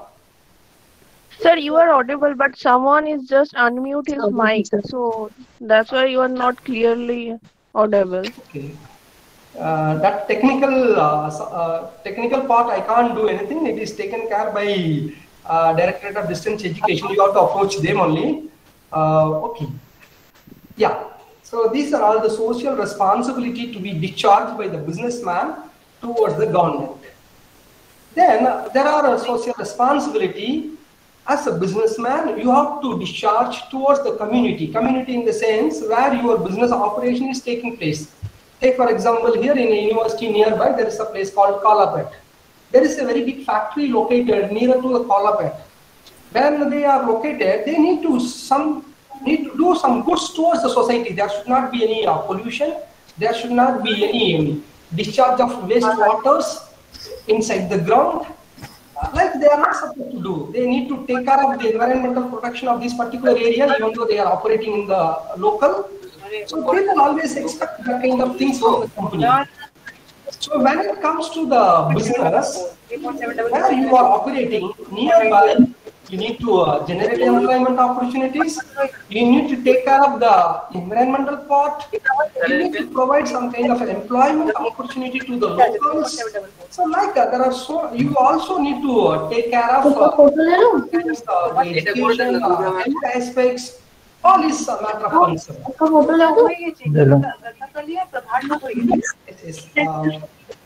Friends, someone is without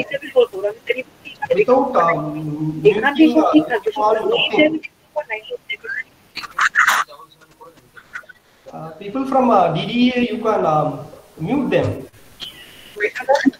Yes. Yes, please. Sir, host, can you mute his... Yes, please. There are arguments are made against discharge of social responsibilities by the people. Some people are start claiming that, especially the businessman, they claim that we are doing our business. Why we want to look towards the society? What is the need for it? We are here in business. Main intention is to maximize our profit. We have start maximizing our profit. Why we need to look for education? Why we need to give health? Why we need to provide a drinking water facilities? Like there are arguments against the discharge of social responsibility. Even some company they claim that in case if you are start offering or discharging something towards a society, we need to spend more money for it. We are already reeling under a very big business problem. How can you go ahead with that? Why you are pressurizing us to discharge?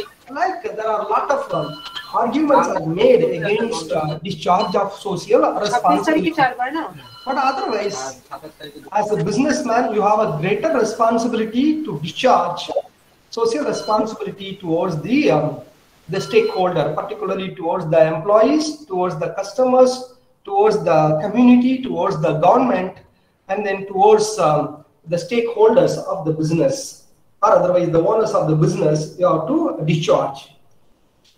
You might have heard about this word called corporate social responsibility. These days it's becoming very popular. That's why in the beginning I have quoted, there are three different words becoming very popular. One is corporate social responsibility.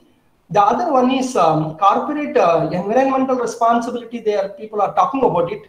Nowadays there is pressure to the educational institution. You please discharge something towards the society. Even though educational institution offering their services towards the society in terms of inculcating the education among the youth, but at the same time, other than that, you do something towards the society. Like they are keep on insisting, especially the present NDA government, after assuming power, they have given a more emphasis towards university corporate university social responsibility, which is called USR.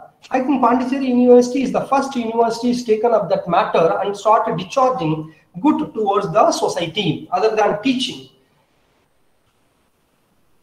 You might have heard about it, the corporate social responsibility. It means the corporate, especially we are talking about the companies. Those companies registered under the Companies Act 1956, they have to discharge something good towards the society in addition to the business what they are doing it. As I mentioned, business people always look for profit. They always look for maximizing their wealth. At the same time, they have some kind of responsibility to discharge towards the society. Maybe some people can question why they want to discharge. Because they are taking resources from the society, they are taking manpower from the society, they are taking water from the society or in the local. So when they are making all kind of the resources, they have a responsibility to discharge something in the form of return. They have to do it towards the society. That we call it in the name of corporate social responsibility. You all know about it. The government of India, they have made it mandatory. The companies need to spend some percentage of amount towards the corporate social responsibility from the profit, like they start claiming. Maybe I'll give you some kind of idea. Especially companies having a net worth of more than 500 crores, they have to spend 2% of their profit towards corporate social responsibility. Or any company that turnover is more than 1,000 crores, in that case also they have to spend 2% of the profit towards the society. Or any company earning a profit of more than 5 crore, they are also spend 2% of their profit towards corporate social responsibility activities. So this is what the government of India made it in the form of rules and regulation. It became a mandatory for every company with more than 500 crores of net worth or more than 1,000 crores of a turnover, or any company earning more than 5 crores, and the profit they have to spend 2% towards discharge of corporate social responsibility. This is the crystal clear rule that the government of India made it. Majority of the companies, they are start following it these days. Because of that, so many social service works are happening. Maybe some people can say, sir, some of the companies, they are spending more than 2%. Yes, of course they are spending. The companies always be encouraged. As I said earlier, companies like Infosys or otherwise are spending more than 50% of their money towards the discharge of corporate responsibility. Imagine 50%. Even Warren Buffett, the world one of the leading investor or father of investor, like he is called for, even Bill Gates company through the Melinda Gates Foundation, they are spending crores and crores of money through CSR activities.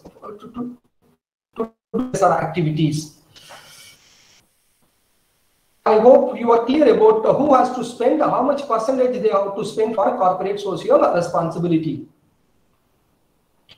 These are all the list of activity listed out by the Government of India under Companies Act 1956, that to the Companies Amendment Act, in which they have 2003, I think, they have made it in a very crystal clear form, activity for which the CSR money can be spent by the company.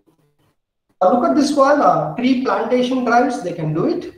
They can sponsor a sports event, cleanliness campaign for which they can spend money, health awareness campaigning for which they can spend money, employee training programs, in case if they are doing it something good for their employee in terms of offering training, that can also be considered, creating some kind of awareness campaigning, waste management related work, anything they are spending, especially for recycling, quality measures, any ethical business practices they are employing, then preserving the natural resources, pollution control, offering employment opportunity for the differently abled people, offering scholarships, social infrastructure, computer education, all of them are considered as a corporate social responsibility activity.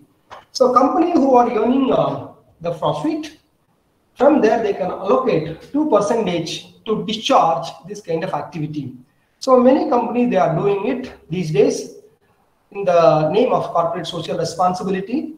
When they show in their accounts, they also get some kind of tax exemption, or otherwise a tax is not levied on them for the money they have spent for discharge of corporate social responsibility. So this is what from my side, especially on this slide, about discharge of business responsibilities towards employees, towards the shareholders, towards the government, towards the consumers, and towards the local community. All we have had a good discussion. Not discussed, maybe I have presented. In the examination, there is a possibility they can ask a question like this. Define the corporate social responsibility. What are all the activities for which you spend the money can be called as corporate social responsibility activity? Like they can ask the questions, or otherwise, is it important for a businessman to discharge corporate social responsibility? Like they can put a questions, or otherwise, there is a possibility they can ask some kind of a case study. They can give some kind of case study. Based on that, they can ask a question. Take for example, so and so company spent this much of money, but as a corporate social responsibility money, but in beginning they have incurred huge loss. In that case, how it is possible for a company to discharge corporate social responsibility? Like they can give some kind of case study for which you have to give an answer. Maybe in the examination, they will ask this type of questions. Be prepared. So now we will move towards the next heading. Before that, I will show you the question paper pattern. You please have that kind of idea about the question paper. Just a minute. One question. You said like a company is having 2% for the social responsibility. So is it by government mandate, and how that money is being collected? Means like by the government, by professional tax or something like that. So.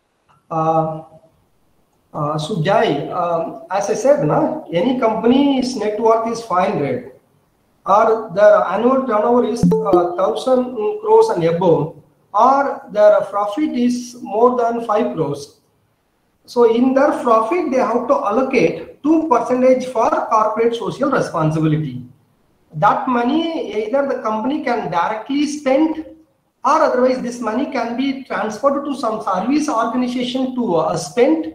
That need to be accounted in your books of accounts so that you can claim some kind of a tax exemption for the same. So nowadays, almost all the companies with fulfilling these criteria, the net worth of more than 500, or turnover of more than 1,000 crores, or earning more than 5 crores, they all start allocating 2% for corporate social responsibility. It is a mandatory figure arrived by the government of India. So it is everyone need to follow it. If they are not following it, it's total violation. So they are doing it. So, sir, what if a company incurred loss, huge loss? In such condition, will company be exempted from this social responsibility? Is there any provision for such condition? No, Raju, what is the question? Raj, what's the question? What I'm saying, what if company incurred huge loss? Is it mandate to fulfill that company social responsibility in such criteria if company incurred huge loss? Is there any exemption in such condition? If there isn't any provision, please elaborate such provision. No, I don't think kind of exemption or something like. It's a mandatory one has to follow. If anybody is fulfilling the criteria which I have listed out, they have to spend for it. That's all. Already there is a crystal clear rules laid down by the government of India is available in the website. Based on that, the one has to follow. Company formed some kind of committee also within the company to look after the CSR money allocation, even how the money is staying for. All they are looking after. So I don't want to get into more on technical aspects. Due to time constraint, I'm moving on. Maybe in case time permits, we can have some kind of discussion on this. Otherwise, I am very clear about CSR related matters that we can discuss in detail. Don't worry about it. We just I will show you the question paper model. Just have a look. Thanks. Thanks.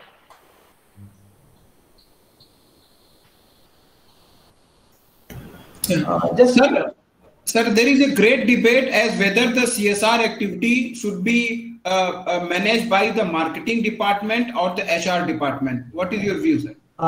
Sir, not only debate, a lot of contradictory things are going on with regard to CSR. There are people, they are giving the misinformation also.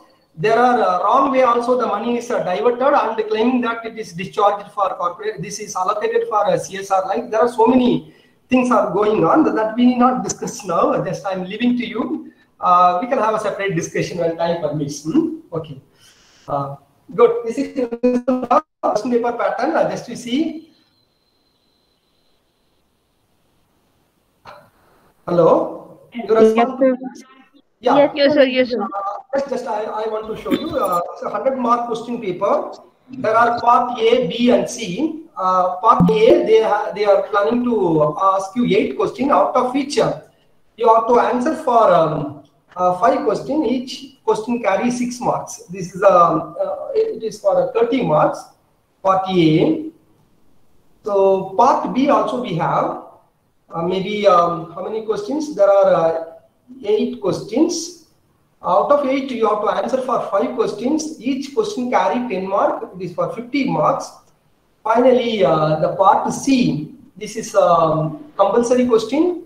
Every question paper used to have this kind of a case study. Only one case study. They have allotted 20 marks for the same. This is what the question pattern is going to be for you. Maybe as I discussed about discharge of corporate's responsibility towards the society, or otherwise business responsibilities towards the employees, whatever it may be, depends upon the type of question they are going to pose in. Accordingly, the questions will be framed. Maybe if they wish to ask for a 5 mark, 5 or 6 mark questions, maybe the question will be short, like define corporate social responsibility. What are all the activity for which the money is spent for corporate social spent? Like they can ask the questions. There may be 10 mark questions in that they can ask how a businessman can discharge social responsibility towards the different stakeholders. So that time that can be on the 10 mark questions. Maybe there may be a case study saying about Infosys and its money spent on corporate social responsibility, and then they may ask you your own comment about that particular case, for which they will award you 20 marks. In that way, the question paper pattern used to be. So just I'm giving you these tips. Be prepared for it in advance. That's why I'm giving you. Now we will move towards the third presentation, which is also very, very important. I will take you towards that. It's about one of the first and foremost function, which we call it as planning. As I said earlier in the introductory class, when you are talking about management, there are functions. One is called planning, the second one is organizing, third one is stopping, fourth one is directing, fifth one is coordinating, sixth one is controlling. Like it, there are so many major functions are there in the management. So among these functions, the first and foremost function, we call it as planning. So in this third presentation, we will try to see what are the nature and process of planning. You all know the word itself, planning. There is a definition given by one of the experts about planning, deciding in advance what is to be done. So when you are going to do something, you will decide what I am going to do, how I am going to do. Like you are deciding in advance, that we call it as a planning. Maybe we will see some of the nature of a planning, so that you can have a good idea. The first, planning is the primary function of a manager. If you take any manager, whatever the work assigned to him, the first and the foremost thing the manager used to do is planning. He will plan for it. So that is why it is called planning is a primary function of a manager. This is the first function of a management even. So second, they are telling process of deciding in advance. Planning is the process of deciding in advance. So what I am going to do, how I am going to do, like you are deciding in your mind in advance that you are going to execute later. So that is why it is called planning is the process of deciding in advance. Then planning also gives answer to it. How, when and whom it is to be done. So when you start planning, you always plan. Why I am planning for it? Whom I am planning for it? How it is going to be implemented. So like you start questioning. Then planning is visualizing and anticipating the futures.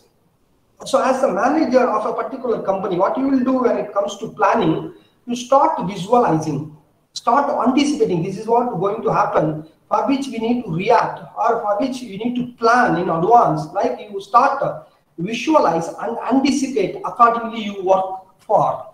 So that kind of process, we call it as a planning. Then planning is the process of determining the objectives of the organization. So when you are planning, that time only you decide the objectives. So I'm going to run this particular organization. What is the objectives for which I'm going to run the organization? Everything you are deciding in advance, or the objectives are determined based on your planning process. Then planning also helps to identify what are all my strengths, what are all my weaknesses. Maybe when you have applied for the MBA courses, you might have thought of which MBA course to apply in. You might have planned for it.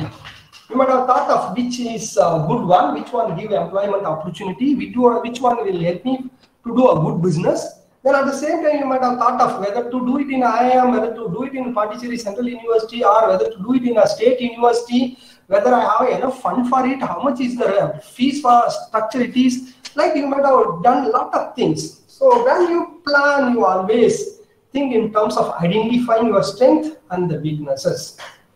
You might have heard about it, you all know about it. When Tata acquired Air India, everybody start questioning. This is one of the loss-making organization, one of the India's repute organization. He is going to take over. So before he is taking over that particular organization, he might have planned. This is what the condition of Air India. If I take Air India, what kind of advantage I can gain? At the same time, what kind of a problem I need to inquire? He might have planned it everything accordingly. He might have decided. So that is the process. He might have planned in advance, identified the strength and the weaknesses. So one more thing also given here. Planning is like a guidelines for taking a decision. Once you planned, once you determined, once you made it, this is what I'm going to do, then you have to execute your action, right? So it become a guidelines. It become a what we call it as to-do list, so that you can execute it. So planning is like a guidelines copy available with you. With that you can move on. Then planning is also a day-to-day operation. So you have to do it every day. Every day you have to plan. Every day you have to monitor. Every day you have to execute. So that kind of activity are involved. So this is what the people are talking about when it comes to the planning. So you know, planning is the first and the primary function of a manager. What he do there, he always process and decides in advance what he want to do. Then once he decides, then he determines who want to do, how he want to do. Like he started determining. Then he also is visualizing and anticipating what is going to be the positive, what is going to be the negative. How can I manage? How can I handle that kind of situation? Like you are deciding it. You are also determining the objectives. You are also trying to know your own strength and weaknesses. Then planning act like guidelines for you to move towards the day-to-day operation of your business. So that kind of characteristics planning is having. I think it's clear for you. I don't think you may have any doubt here in this area. Maybe some of the experts who are called as some of management gurus who have contributed a lot in terms of managerial activities for which they contributed a lot. Some of them, they are defined about planning. One Mr. David Killen, he has defined about planning. He highlights certain points. Planning is the process of deciding in advance what is to be done, who is to do it, and when it is to be done. So this is what he claimed as planning. So very, very, very crystal clear definition by Mr. David Killen, saying that planning is the process of deciding in advance. So we are deciding in advance what is to be done, who is to do, then when is to be done. All these things we are deciding in advance.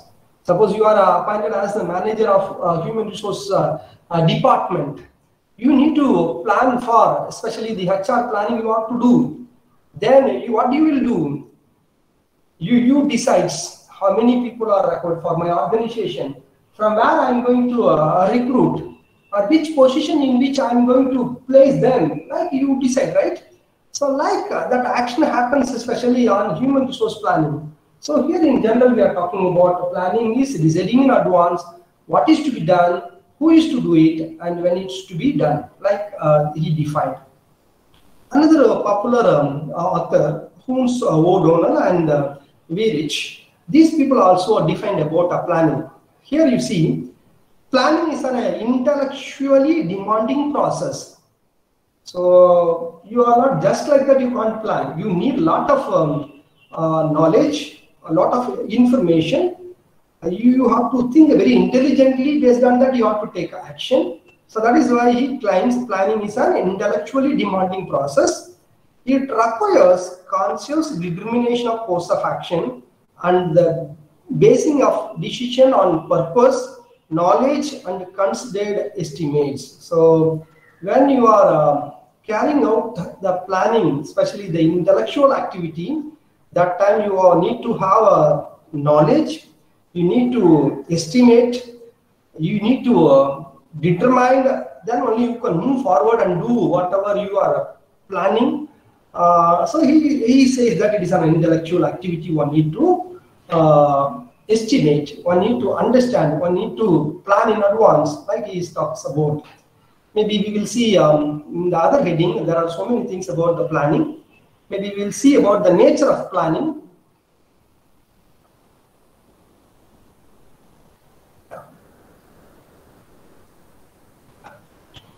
Planning is an intellectual activity. Even I told you earlier, right? Suppose you are appointed as a marketing manager.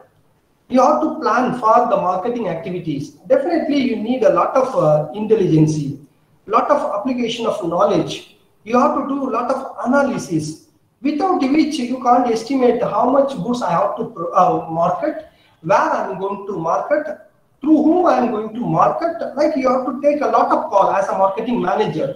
So you need a lot of intelligence. That is why planning is an intellectual activity. Just like that you can't do. In case if you do just like that, you will face a failure in the market. You can't sell your product in the market. People simply reject you.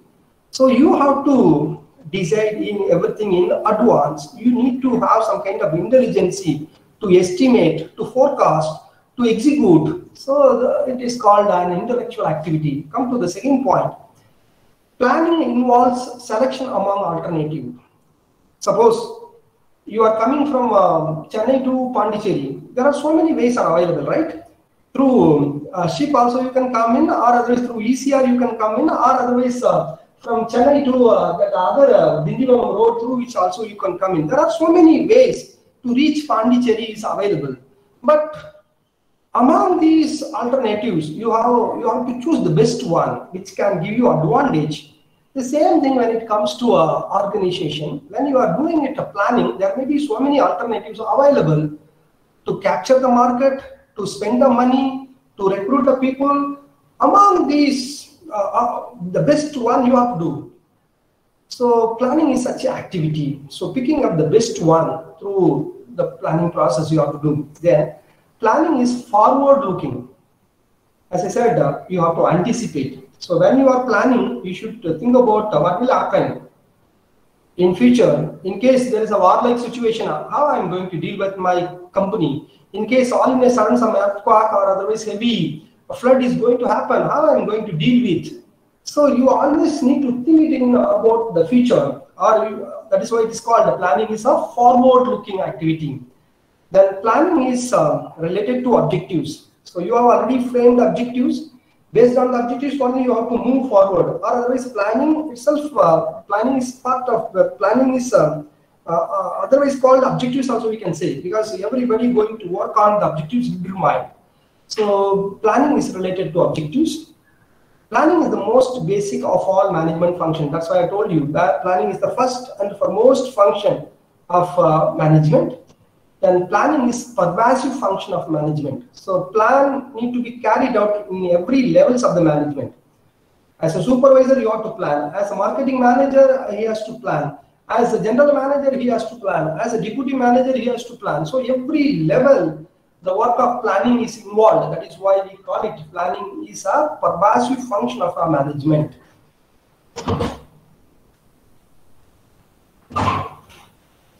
There are questions also comes in. Is it planning is really necessary? Like some people used to question. even in our own circle, some people used to say, hey, why are you thinking about it? It will happen as it is. You need not bother. Why you are too much thinking? Why you are too much predicting? Why you are too much thinking about your future? Like people used to question.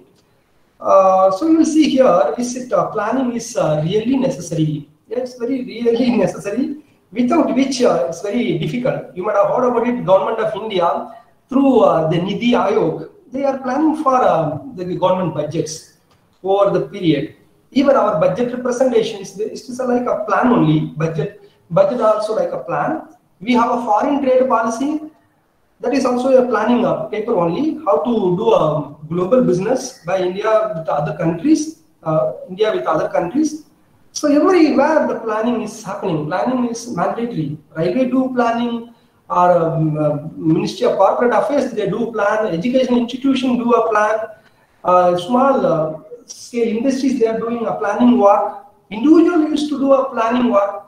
Even our own mother used to do a planning work every day. What she want to do today, what kind of food is to be cooked up, and what kind of vegetable is available. Everything decides, right?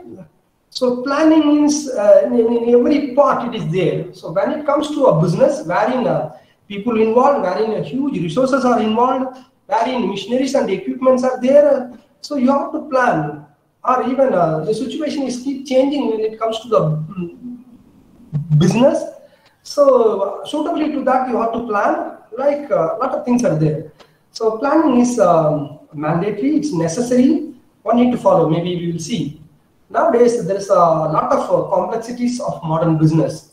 Unless otherwise you plan suitably to it, you will encounter with a lot of issues. Technologies keep changing. Suitably to technology, if you are not making yourself fit, then you become outdated. You might have heard about it. You might have seen these kind of things. You see, once we used to have a camera. There are companies like Kodak. They were very good in terms of the camera-related business. They used to come with the camera, film roll, spare parts, all these things. They never thought the mobile phone is going to be one of the emerging technology, which is going to be with high megapixel, going to take photographs. So they haven't predicted properly, they haven't planned properly. So all in a sudden, the mobile phone came with megapixels of camera. Then the Kodak struggled like anything because they never expect.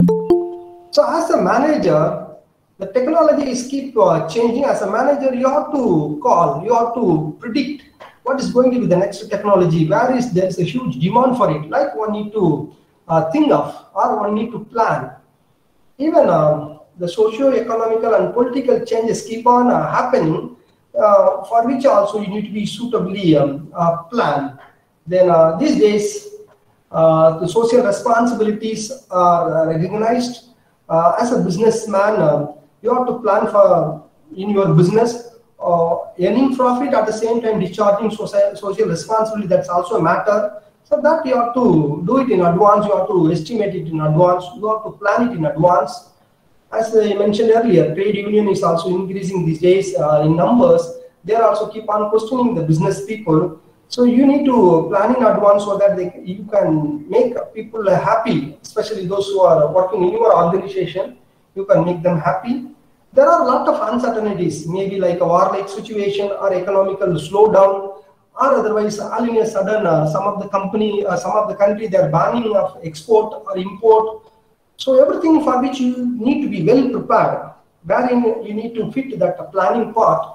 So that you can, anything goes wrong also you can adjust with. Then there is a lot of shortage of resources. When there is a huge shortage in terms of electricity, in terms of natural resources, even the oil resources, which can put your business into trouble. Unless otherwise you plan in advance, you estimate in advance, you will encounter some kind of issues in between business. Government is also start controlling over the business. Government is also controlling over the business. So what government is expecting, what will be the move of the government towards the business, all you need to predict in advance. Accordingly, you have to plan. Then nowadays there is a huge need for allocation of a huge amount for research and development. Unless otherwise you come out with some kind of innovative product, or innovative service offering, you can't be there in business for a longer time. You might have heard about it. Some of the companies are, once they were called very popular companies. Nowadays, due to poor allocation for research and development, they were no more in business. You might have heard about it. Nokia, one of the company very popular on those days for the mobile sales. Nowadays, they are no more. You might have heard about it. A company called Ford, especially in Ford India, one of the very popular company.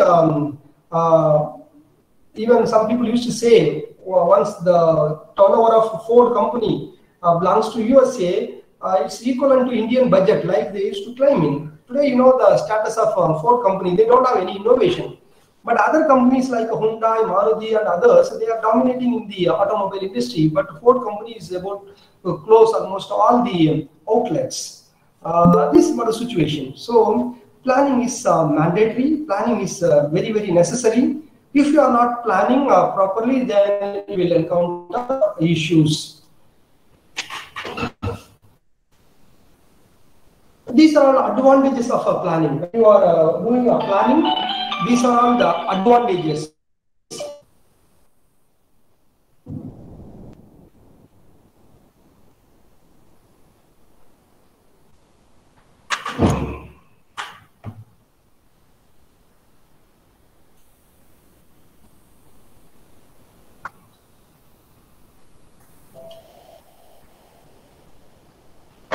Hello? Hello? Friends, is my voice audible? Yes, sir, your voice is audible. Yes, sir. You are audible. Yes, sir. You are audible. Okay. Just have a look about the advantages. You can have a look. This itself conveys meaning, no issue. What are all the benefits of planning? So in case you are planned in advance, you are very well prepared, then easily you can fulfill the objectives of the organization. You can also expand your business further.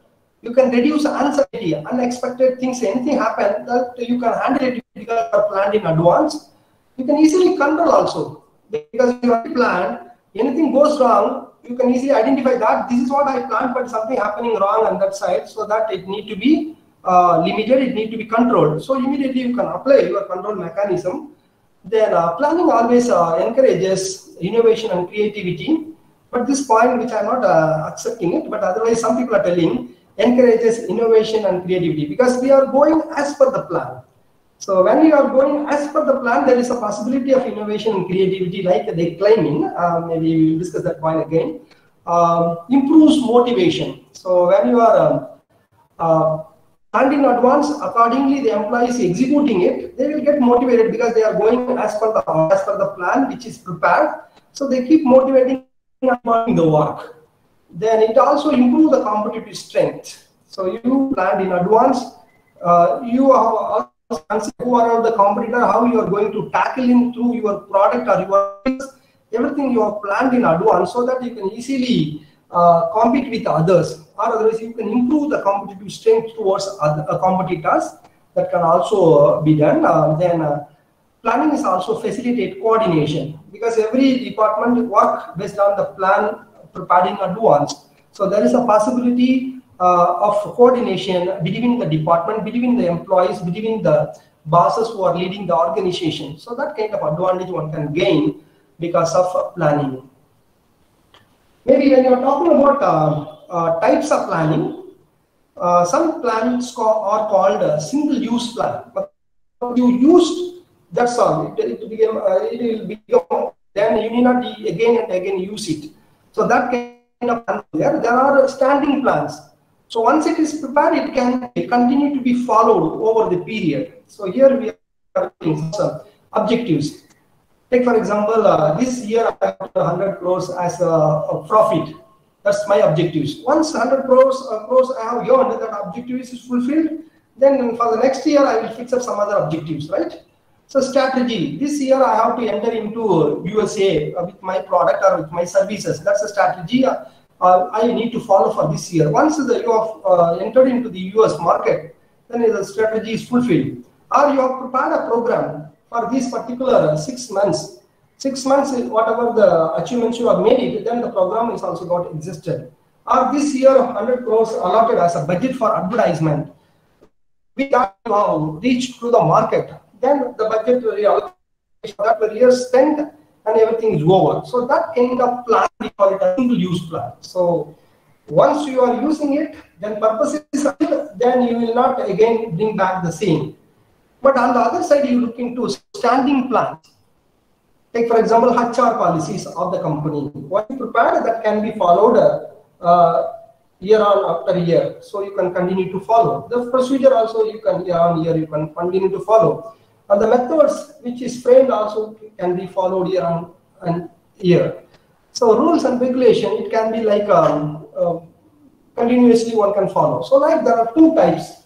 One is called a single-use plan, and the other one is standing plan. Maybe you remember this point. Maybe I'll share this PPT with you that can be looked into later. Planning maybe in other way also we can make a classification. Something like organizational level we can claim corporate planning, divisional planning, functional planning, like we can claim. In case of focus, strategic planning, operational planning, tactical planning, in that way also you can make a classification. Sometimes planning can be made based on the time. So long range plan, medium range plan, short term plan, in that way also you can make a classification. In the examination they can ask you question, what is planning? What are all the different types of planning? So you know about what is planning. Then when it comes to the types, maybe you can write a single use plan, standing plan. Then planning can be classified based on organizational level, based on the focus you are giving, based on the time period you are giving. So in that way also the planning can be classified. In that way you can make it. Just we will see when you are planning, what are all the steps are involved. That is what we call it as in the name of planning a process. So as the manager, you are involved in the planning activity. Then what kind of work you used to do? The first and foremost is establishing objectives. Suppose you are a HR manager, you will establish the objectives. I am here as a HR manager. What is my objectives, especially HR objectives? So you will establish. Maybe the HR objectives mean this year I have to recruit this number of people. This much of salary I have to offer. This many people to be promoted. This many people to be given a training. Like you can fix up some of the objectives. That we call it in the name of establishing objectives. That's what you are doing it in the first step as a planning. The second step what you are doing is collection of information and forecasting. The second step what you are doing, you are trying to see in my company how many people are there and workers are there. How many are in senior level, how many are in junior level, how many are in manager level. You make an estimation. Then you will see to that how many got a training, how many not got a trained, how many got a promotion, how many not got a promotion, how many is the salary need to be increased for this year. Everything by collection of information you can do. That's the second step in the planning. Then development of planning premises. So you established objectives, you have collected all the data, everything in your hand. Then you are going for the execution. For execution, what do you require? Maybe you need 5-6 office people for conducting a recruitment. You need to have some office people for deciding whom is to be given a promotion, whom is to be sent for a training. Like you have to do some kind of arrangement, that we call it as a development of planning premises.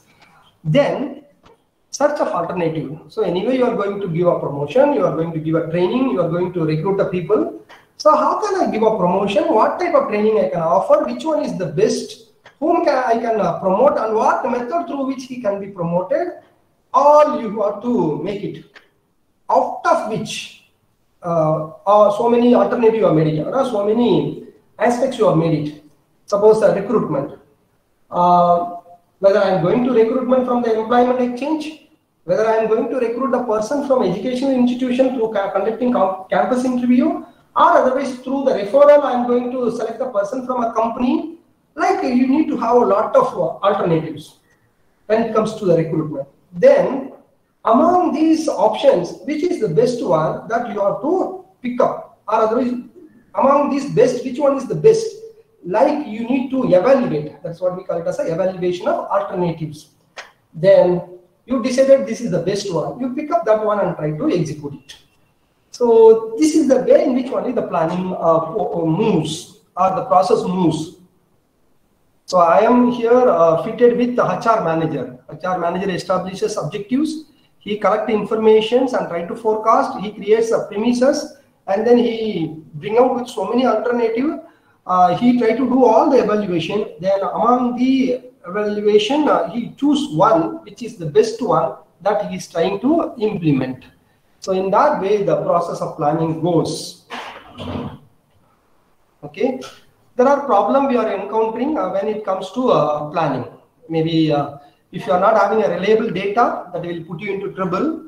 If you are not taking initiative to implement your plan, whatever you have estimated, then that can also put you into trouble. Planning is it's a costly process because you need a lot of time, energy, manpower need to be devoted. So it's a costly process. Some of the organizations for which planning will not suit in, because planning is something very rigid. This is what you want to do. This is the way in which you have to go on. Like everything you decided in advance. But when it comes to implementing, there may be a problem. So sometimes the rigidity of the organizational structure or working style will put you into trouble. You can't implement what you have planned. The non-acceptability of change. Suppose you are trying to do through your planning certain kind of changes you are trying to bring in. Some people, they will not accept. That time planning will encounter problem. Then psychological barriers. When it comes to planning, you are decided in advance. So every employee thinks that it is decided in advance what I am going to do new, what I am going to think innovatively, what I am going to contribute in terms of creativity. Like they will not think it up because it is decided in advance. Everything is planned in advance. Accordingly, you need to move on. You never ever think in terms of creativity or innovation. So that will put problems. That will bring you a psychological barrier too. Just mechanically you move on. Then there are a lot of external limitations. You have planned everything in advance, but all in a sudden, the natural calamity came in. All in a sudden, your company got into big losses. All in a sudden, your employee went for a huge strike. All in a sudden, warlike situation came in. All in a sudden, Government of India rules has changed, which is totally comes against your business. So that time, whatever you have planned that you can't execute, sometimes that all become a limitation for your planning. So in case you want to overcome that kind of limitation, so what you want to do, you be clear about objectives, use management information system, because sometimes we take a decision based on the poor data, based on a lack of data, we are taking a decision. We are not supposed to do, so that you adopt management information system, which will give you the foolproof information. Based on that, you can move ahead. So that gives the planning more effective. Then do a careful premising. Planning always you keep having some kind of flexibility. So it depends upon the situation. You can make some kind of changes. Managers make them to be dynamic. It means if this plan is not working, the another plan you need to adopt in. So that kind of changing nature the manager need to have. He should not be very adamant and stick to following some kind of rules in some cases. If he wish to change, he can change. So that kind of things he can do. Keep available resources so that there will not be any issue in implementation of the planning activity. Then time to time you do the cost benefit analysis also. I did this kind of planning, whether it has given a real result or not, or anything it put me into a wrong side. Like you do the cost analysis. If you do it, then your planning will become more effective. So this is what from my side, especially for this class. Now we have finished first presentation, second presentation, the third one. Maybe we can move with fourth and fifth in the next class. Thank you for your patient listening. Anything is there, please ask me now. Maybe I'll take 5 minutes of time. After that, I will allow you to leave. Yes, please. Anything is there? No, sir. Thank you, sir. No, sir. Yeah. Thanks, sir. Yes, thank you so much. I think all the points which I have given is in encapsulated form. That will give you a very good idea, so you can easily consume and easily you can write these points in the examination. So I am moving on. Thank you so much. Thank you, sir. Thank you so much, sir. Now, students, now lunch break 1 hour, and you have to be back at 2 p.m. Thank you. Thank you so much. Thank you.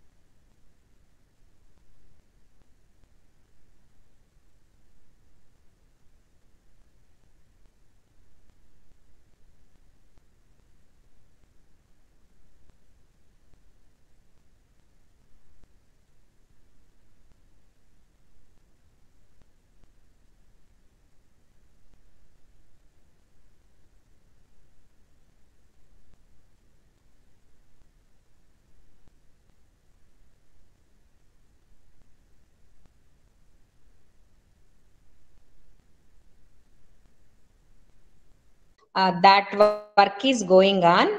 It will be done very soon. Okay, ma'am. Okay, thank you. Thank you.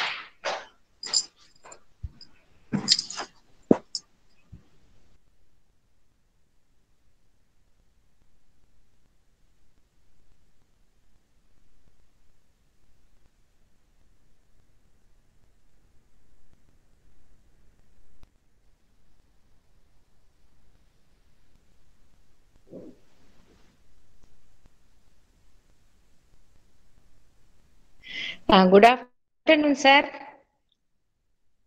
Good afternoon, madam. We are welcoming you for second day afternoon session, sir. I think today is your first class and students are waiting, sir. And good afternoon to the students. Actually, sir has come, Venkatesh Kumar. He will be handled, he's going to handle actually research methodology.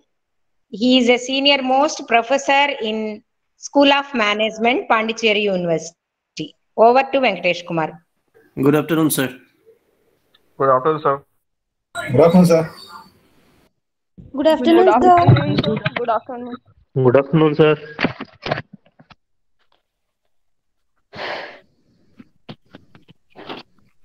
একজনের নাম লেখা আছে তানিস্ক মালদা, তো তার নাম actually Malda, কিন্তু যখন এইসব গুলোতে তোমার প্রথম নামটা আর কি প্রথম যে লেখা আছে নামটা সেটা দেখায়। না আমি কোথাও লিখেছি মান্না সায়নী, তাহলে এতে দেখাবে মান্না সায়নী। সবাই বলছে তার নামটা ওটা তানিস্ক মালদা লেখা আছে। তানিস্ক হচ্ছে দেশে তানিস্কে কাজ করে। সবাই বলছে তানিস্ক মিউট করো, তানিস্ক মিউট করো। मैडम पहले आप mute your mics please. Sayani आप म्यूट करना है अभी।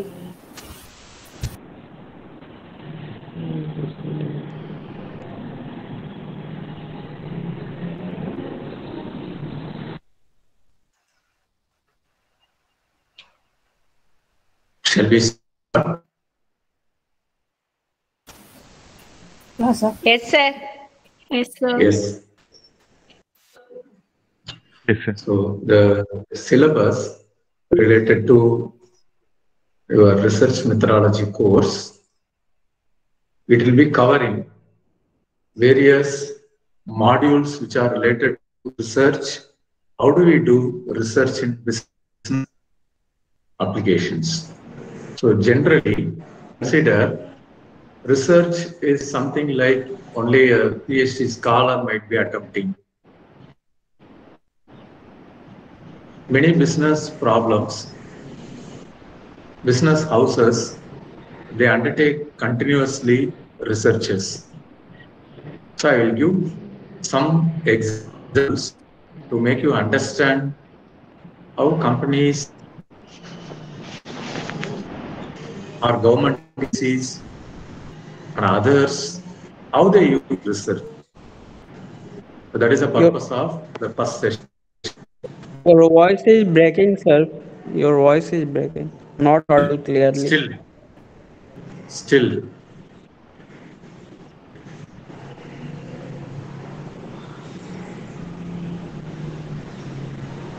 Is it still not audible? No, sir, it's audible. Yes, sir. Okay. Yes, sir. It's still breaking, sir. It's okay, sir. Some of the places. Yeah, that is the reason I switched off my video. Bandwidth problem might be there. I shared my PPT. Business research, instead of making a presentation mode, make it easier. Generally, a research, we consider it is a kind of systematic inquiry where we try to provide information.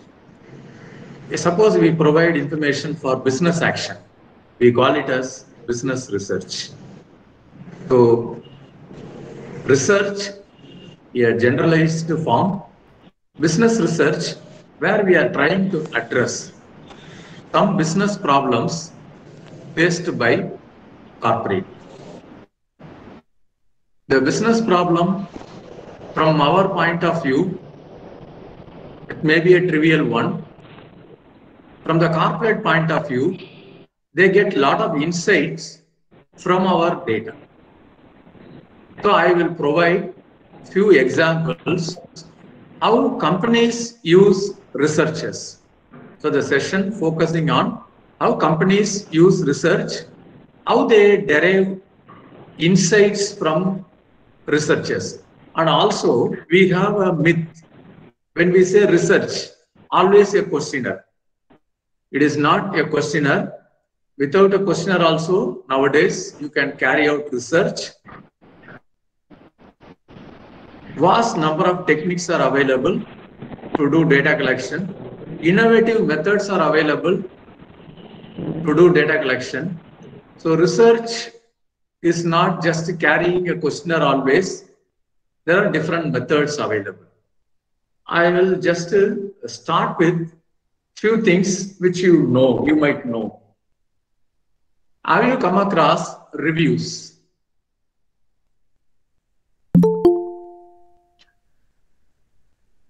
movie reviews, hotel reviews, website, product reviews. You can type your answer so that I can see your answers.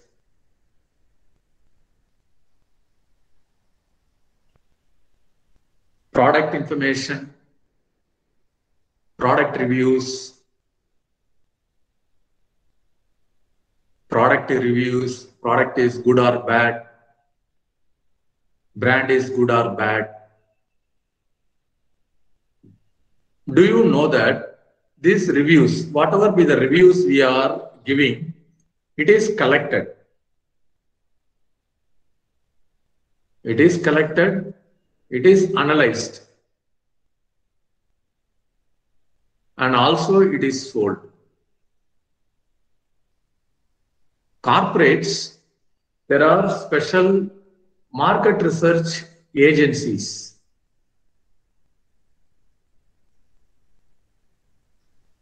They periodically analyze product reviews, product is suitable or not, whatever be the answers you are giving, you are coming closer to, yes. Lot of information they collect. Because if I have a website, if I put Google Analytics,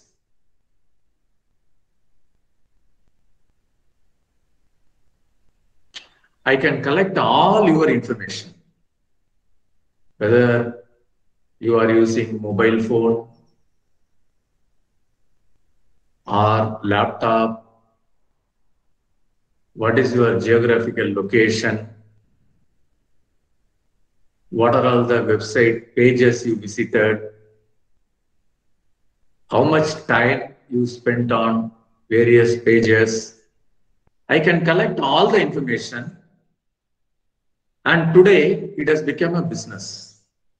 We call it as text analytics.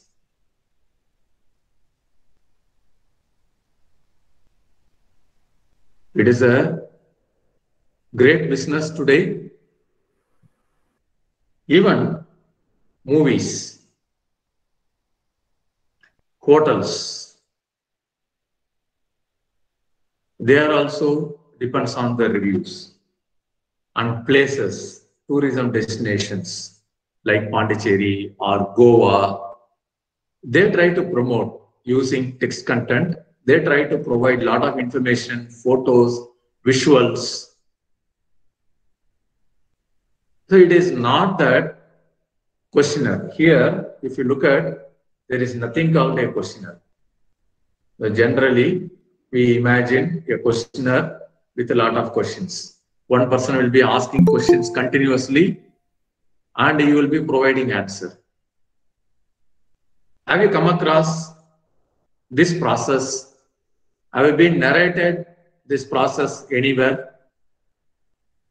Did you come across this methodology of data collection? This kind of research? You can type your answer.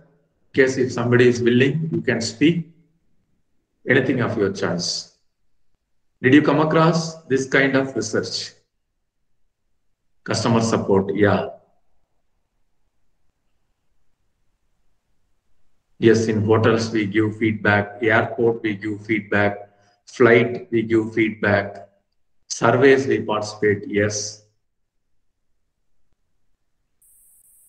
So a lot of specialized marketing companies are available.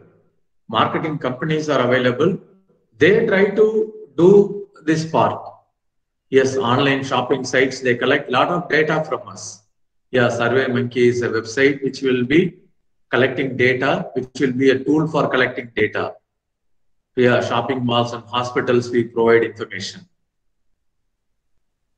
Satisfaction surveys are available. Yes, when we go to a hotel, when we stay at a hotel, flight, when we travel, installing a software, yes. When we install software, they will be asking, even when you are attending Google Meet or WhatsApp calls, have you been noticed What is the quality of the call rating? They are conducting widespread survey. There is no questionnaire here, just one question or two questions. So break the idea that always questions will be there. So even without questions, research is possible.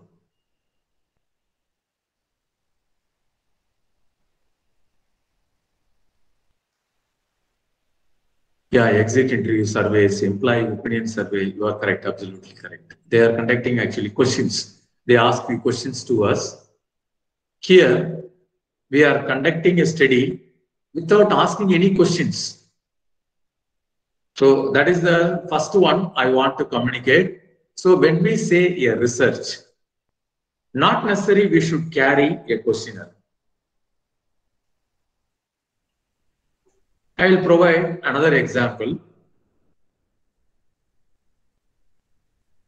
Sometime, if you are traveling in busy cities,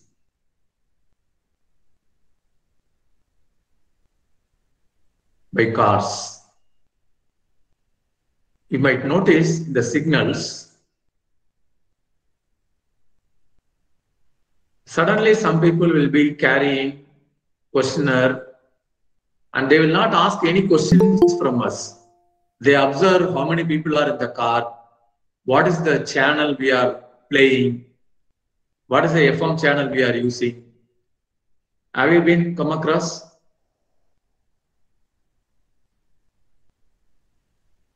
What is the popular channel? Nowadays, people are using... Yeah, TV rating system, sir. Yes. TRP Exactly. system where So a device is hooked to the TV and it sends constantly to the system that which channel we are watching and for how much duration. Television rating points. Also, without asking a questionnaire, without asking any question, they just observe from your set-top box, they collect data, signals. People carrying questionnaire, they observe. They use a method called observation. They just observe what is the FM channel is on in your car. What is the brand of the car? How many people are traveling in the car? So from the information, they try to analyze which is the most popular channel, FM channel, because FM channel will communicate things many times faster. For community development, something like traffic jam, they can alert, accidents, they can alert, traffic diversions, they can provide information immediately. And people like police also, they are using, departments like police and fire, they use the information system. And also, this is a source for making money. Again, advertisements, how much I have to charge, etc. From the business side of or feasibility side of the things, we need to know what is the popular channel, who is using the channel, how many people are using the channel. So we need sample surveys.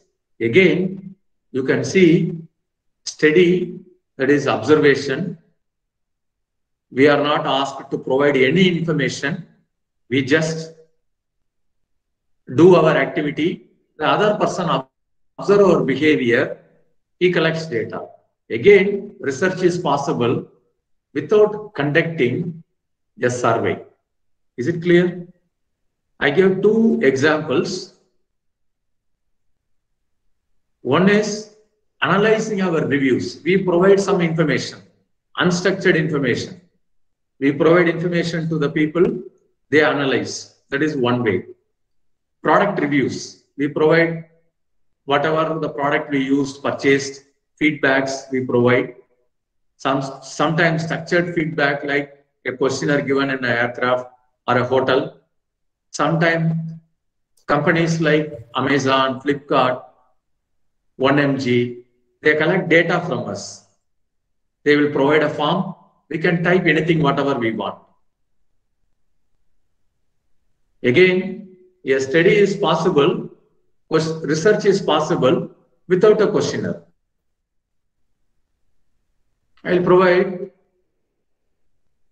another example where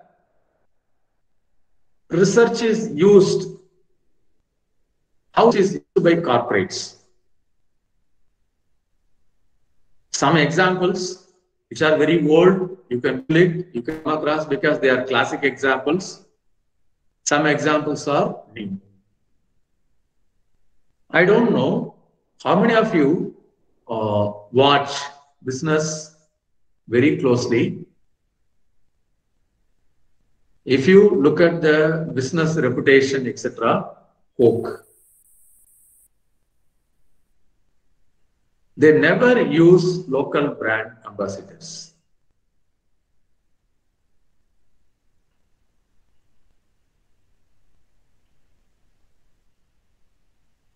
Always international celebrities are used.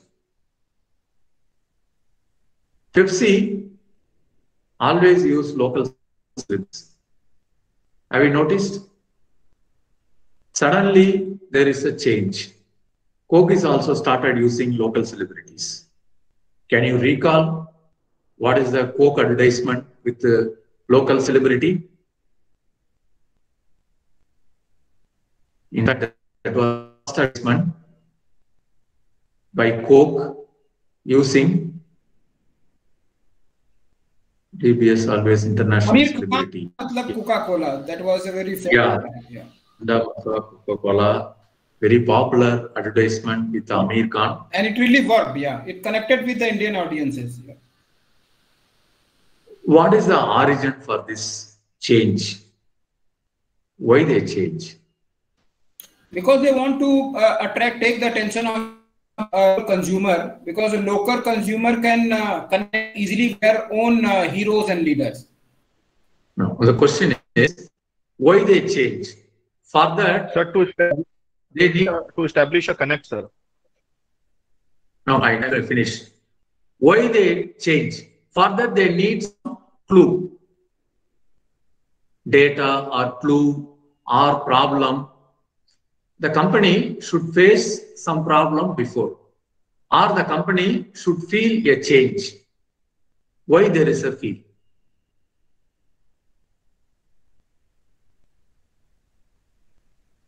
Why there is a feel to change? What is the gut feeling based on which they change? Because the competitors are using local ambassadors. That's why, maybe. But as a brand, international brand, my strategy is always, irrespective of the country, wherever I am always using international celebrity. Why that strategy doesn't click in India? Because mostly people connect with your particular region or your particular country people. As someone rightly said, that if you have a local hero or an idol doing your branding, you will end up buying those products more compared to any other product. Okay. So, for that, again, they conducted studies.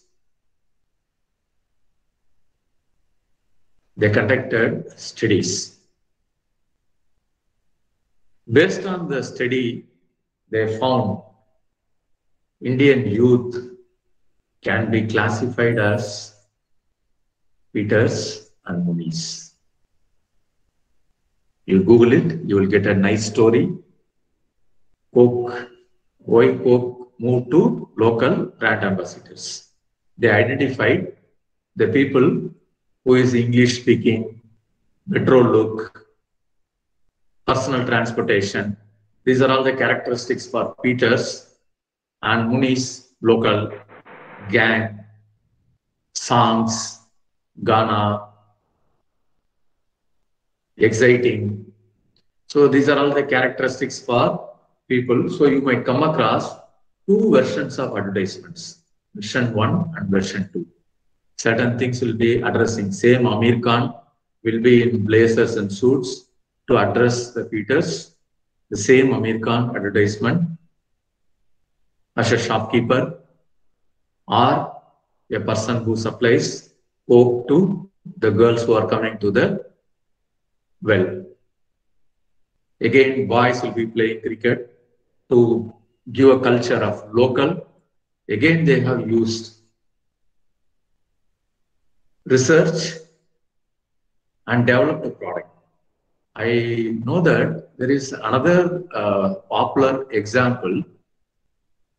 I don't know, this generation, many people might not know that Pond's was having a toothpaste. Do you remember? Anybody? Who's that? Pond's. No, I don't remember. Yeah. Yes. What was the name? Pond's. Pond's toothpaste. Yes. Sir, they are using only powder. No. Yeah, it was there. It was a failure. So that's why they are using toothpaste. Say, generally, we consider there is something called the brand leverage. So my brand is very powerful brand. Pond's, it is a powerful brand for powder category. Now I want to leverage this brand for toothpaste. This strategy is a failure. They conducted research to check why they failed. So do you think the problem, why Pond's is a failure, can be a questionnaire or it requires a different? What is your gut feeling? Do you think a questionnaire can address or some other innovative approach may be needed to understand people's perception? Sir, other approach Face-to-face needed. interaction would be better. Come again. A face-to-face interaction with the customer. Face-to-face interaction. Then depth interviews. Then any other method which is suitable, you think, other than a questionnaire? Feedback. Sorry, it might be because of the perception among the public. Like Pond's is for the generally associated with the cream. Yes. It's like a cosmetic product. Okay. It also might be a reason. Cosmetics. So how do we know? How do we confirm? From 100 customer, 200 customer, 500 customer, how do we confirm this? By asking question or any other method you feel? Through feedback. Feedback means either questionnaire or something else. Or it could be the sales value of that product. It is coming down. Obviously, it is coming down.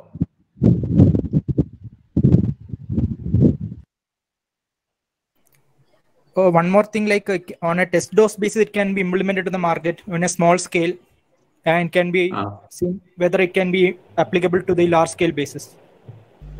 Yeah, they implemented, when they tried. So that is where most of the time our research fails. So most of the time, the companies, they are doing a lot of activities. But when they implement, it is a failure. And the failure, suddenly if there is a failure, they don't know what to do. So they have to do some repairing work, that's all.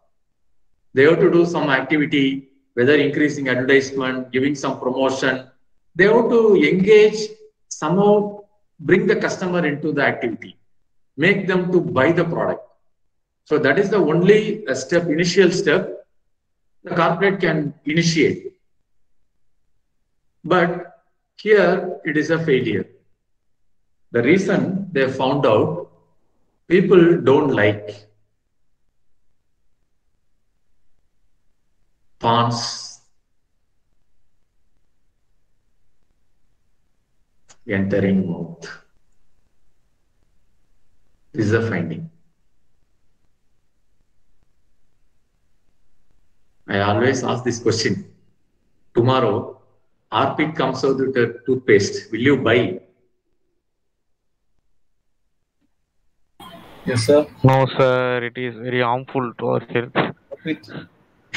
So we have I a introduced kind of like there was something like even the word Colgate is something like suicide one, like the meaning referred. So they failed in some of the countries too. Lifebuoy. The actual spelling of Lifebuoy is so. It is so. The people. If I want to conduct, I need a different methodology called a qualitative study. So association of the product also makes a lot of impact on the brands. Like Pond's, it is associated with talcum powder, whereas the Pond's is not.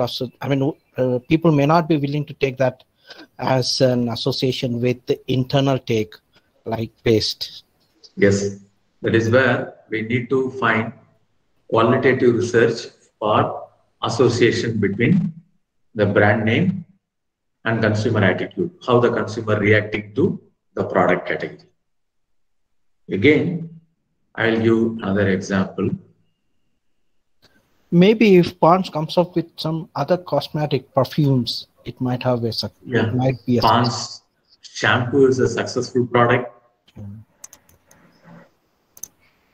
Pond's cream is successful. Wherever it is external application, it is a successful product. Yeah, thank you, sir. Then I'll give one more example. Probably if you visit noodles,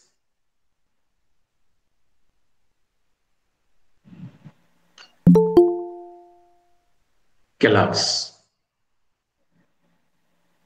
Kellogg's came to Indian market. They said, we are going to change your food habits. We are going to change your food habits. So they come with the cornflakes and the product was complete failure. I hope you know. The first version of cornflakes, Kellogg's, is a complete failure. Can you guess what is the reason for failure? Because we don't follow that particular diet. We Indians have a different staple food that we usually have, like poha, upma, not Kellogg's. This would work in the Western country, not for our country. So we believe in heavy breakfast. Yes. Other reason could be that we Indian normally use warm milk, whereas the Kellogg's actually it is desired that the milk should be cold, which does not happen here. That was the main reason. So we need heavy breakfast, morning, spicy breakfast in some places with the sweet, and our food habits are widely varying between states. I remember a few parts of the country, food habits are completely different. Morning itself, they take spicy food. I remember in few places, morning itself, people eat meat, chicken, or egg at least. In some part of the place, they don't take egg in the morning. And generally, people avoid milk in the morning. That is another category. And they want heavy breakfast items. So whereas Kellogg's, it came to India and they introduced the product as if it is a Western, where it is a uniform food habits, and it was a failure. They understood Indians, they have a different food habits. So they have to revamp their product. Today, we are seeing a totally revamped products. It's not available in other countries. If you compare two websites of the same product from two different countries, you see some are not there. Chips, masala chips, Maggi, Indian spices. So they have to create suitable to the conditions. So again, they are conducting research here.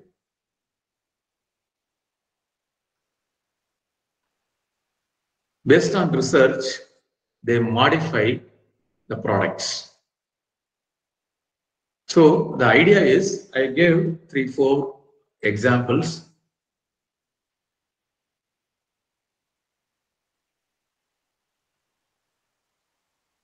Then introduction of Lifebuoy Plus. Lifebuoy is an image you are having for Lifebuoy. Brew, image you are having for Brew or Lifebuoy.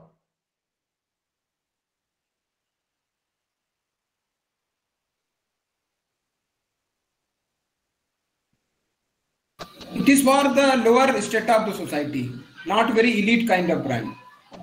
For the workers, you know, those kind of people. Okay. Brand image also.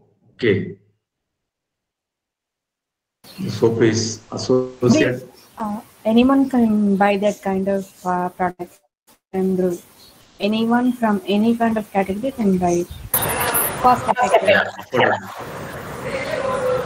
Lifebuoy is not suitable for soft. It is a mentality for some people.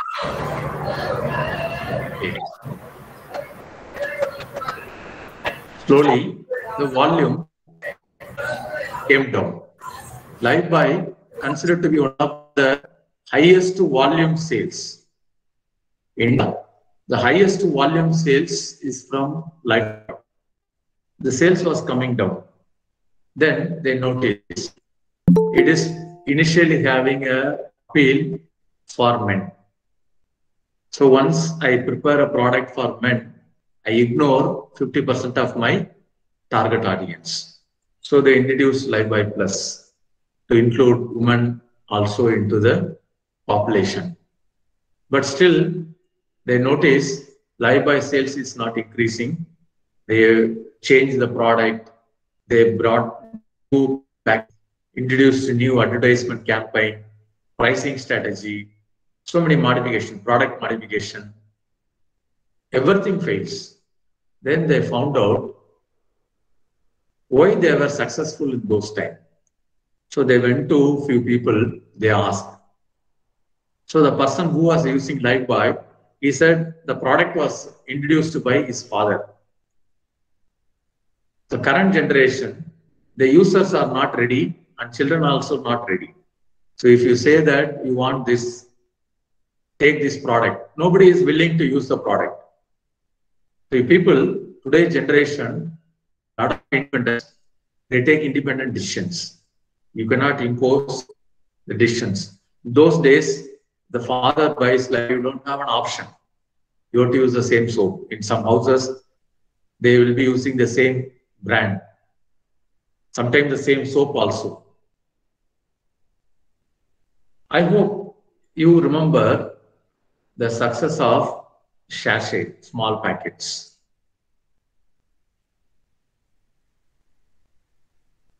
Yes, sir.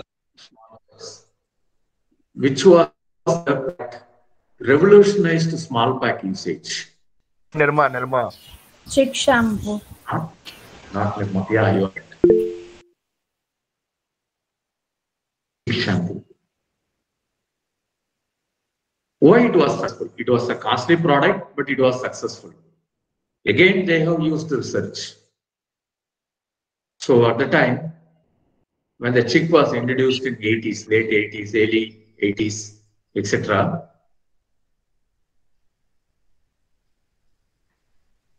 most of the people, they were weekly wage earners, monthly wage earners, daily wage earners, unlike Infosys, TCS kind of culture. So they have a very poor salary structure. So to match salary structure, you have to have a shampoo for 50 paise, 1 rupee, etc. And when they introduced the product, it was a roaring success. In fact, it is the product which is introduced small packs to the entire country. You can take it. So I remember Britannia never introduced small packs. They forced to introduce small packs after nearly 1 year or 2 years. They never introduced small packs. Then slowly 5 rupee pack, 2 rupee pack, they have to introduce. Nestle forced to introduce small Kit Kats, chocolates. Amul forced to introduce. So sachet became a successful model. Shampoo to toothpaste, oil, coconut oil to gingerly oil, many things. Again, if you consider, this is a product category, new product category come to India. So if you look at the examples, what are the examples I have given so far, they are all how corporates use business research into the action. But there is a contrary example. I hope you remember there is a company called BPL. I remember one of my friend did project, MBA project with BPL. We had an MBA finished GM, MBA finished research manager, MBA finished market research manager. What is the status of the company today? Are they existing? No. So they did research.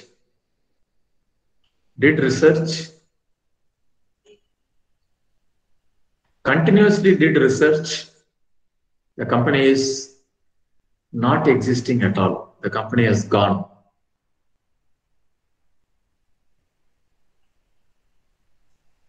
Nanocar project.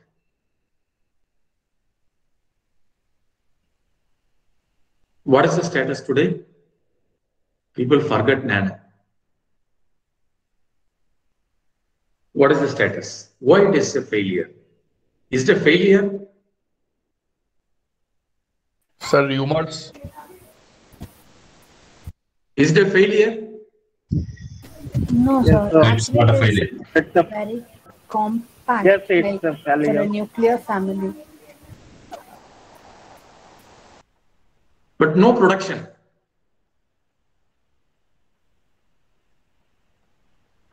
So Affordable. cost has, People are opting for a spacious cars. So sir, nano cost has also been increased from time to time. The basic projection of nano is cost, sir, cost efficient car. But now the cost has been high, sir. So people don't like to buy nano and opt for Maruti, somewhat like this, sir. No, the There is word a- cheap has been used in selling the car. It's called cheap car. The word cheap doesn't go well with the people. So of late, I think people started using cheap word as something not related to the Image. lifestyle. So they wanted to have a grand thing, and the cheap word has been used for the nano. Whereas it is not cheap. Space-wise also it is good. Technology-wise also it is good. It has passed all the safety norms, Yeah.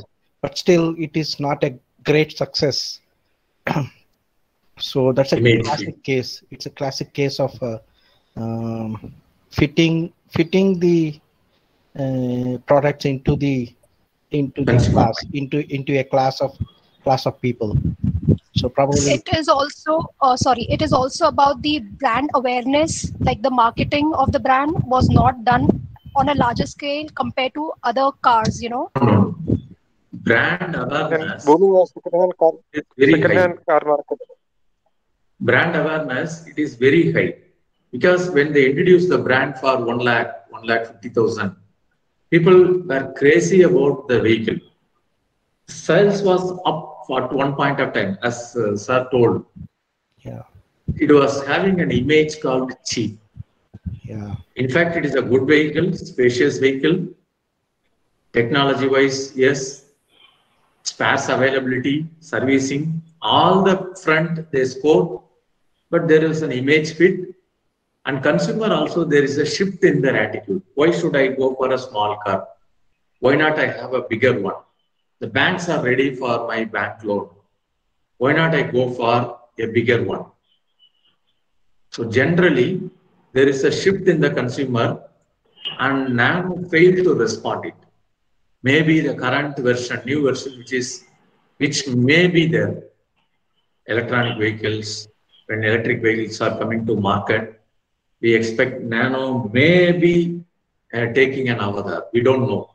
But still, classic case, company failed to respond.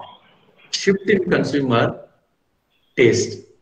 If there is a shift, if you don't recognize, you will face problem. Again,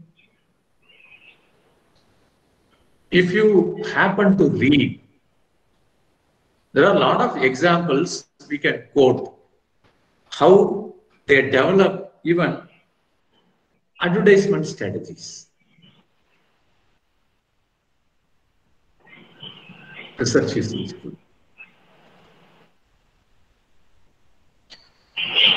Advertisement strategies, they take research inputs from not only from India, from various contexts, develop advertisement strategies. Say, for example, PepsiCo. Always they used to fight with each other to develop, grab market share. Recently, I come across a new version advertisement from Jio.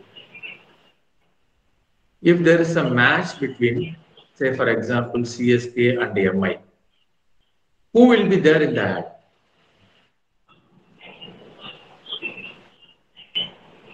If there is a match between CSK and MI, who will be there in the advertisement?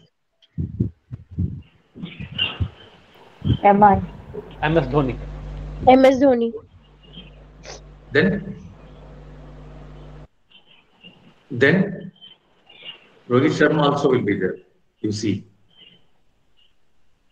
If there is a match between, say, CSK and Delhi, Dhoni with Rishabh Pant will be there. The teams which are playing, two teams which are playing, they combine brand celebrities, ambassadors from both the team and create a advertisement. Have you noticed? Have you noticed? Advertisement strategy, a new advertisement strategy by Jio, where the two teams which are playing together, they will be featuring in the advertisement. Why they do it? Influencer marketing. How they influence? Because they're taking the best known face, which are the captains of the team, and that will form a connect because these people do have a fan following. There is something called marketing, mode research, trustworthiness of celebrity or credibility of the celebrity. Say you are watching a cricket match. Let us assume Virat Kohli is your favorite player. When you watch a match, Kohli got out.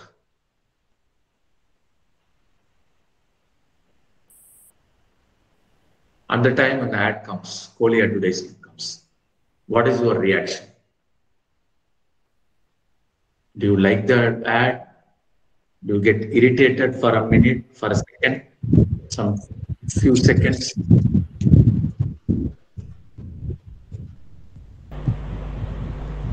Yes, irritated. Sometimes, of course. Sometimes we even don't like the product. We don't like the brand. Even we don't like the ad also.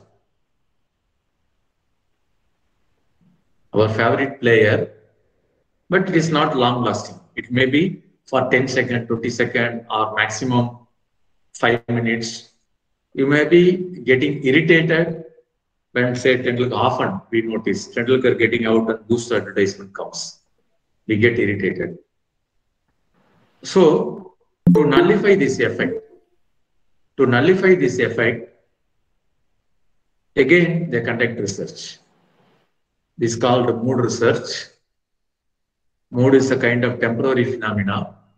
How the temporary phenomena affect product evaluation. So they call it as, in marketing terminology, they call it as ABC research. Attitude towards advertisement, attitude towards brand, attitude towards celebrity. So ABC, advertisement, ABC, research, attitude towards advertisement, whether you like the advertisement or not, attitude towards brand, what extent you are irritated, you develop a lot of negative opinion about the brand. Third one, whether that is having a transformation effect on the celebrity. So based on consumer opinion, lot of researchers, they found out why not we have a different advertisement strategy, use both the players together. So that is the reason Jio introduced a new advertisement strategy where both the players from opposite teams, they feature, so you don't get too much irritated by the behavior. So the examples whichever I have given, all the examples, they tell some success story, some failure story, some problem recognition, new product development. So a lot of activities are going on with research, and government agencies are also not an exception. So most of us, I didn't give any examples from government. The recent COVID issue, all of us, we know what is the role of government. Government collect vast amount of data, analyze the data, take a lot of precaution measures, bringing medicines, transportation, creating a crew, doctors, frontline warriors. So they have done a lot of activities. So government is using data. They are using data analysis. They are undertaking research activities. So research, it is not necessary. The idea is, it is not necessary. It should be done through a questionnaire. It should be always carrying a questionnaire and asking questions. Sometimes we can use innovative methodologies, collecting data from questionnaire, youth questionnaire, observation studies, collecting data from websites, conducting researches. And I still remember some researches which we have undertaken for fairness cream.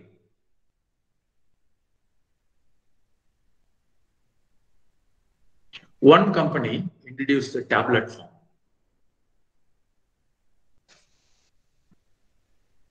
Do you remember? Fairness cream, the tablet form. The product was a failure.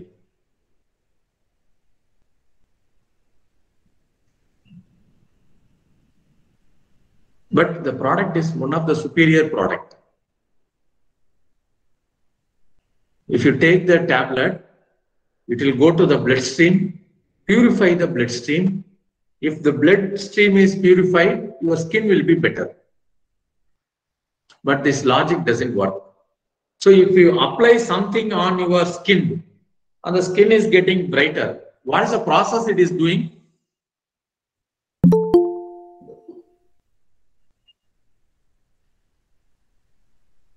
Something is applied. Removal of dead cells? Something like that? It is not removing dead cells. Dead cells are not sitting on the skin top. It is doing a bleaching. It's just a makeup. Yeah.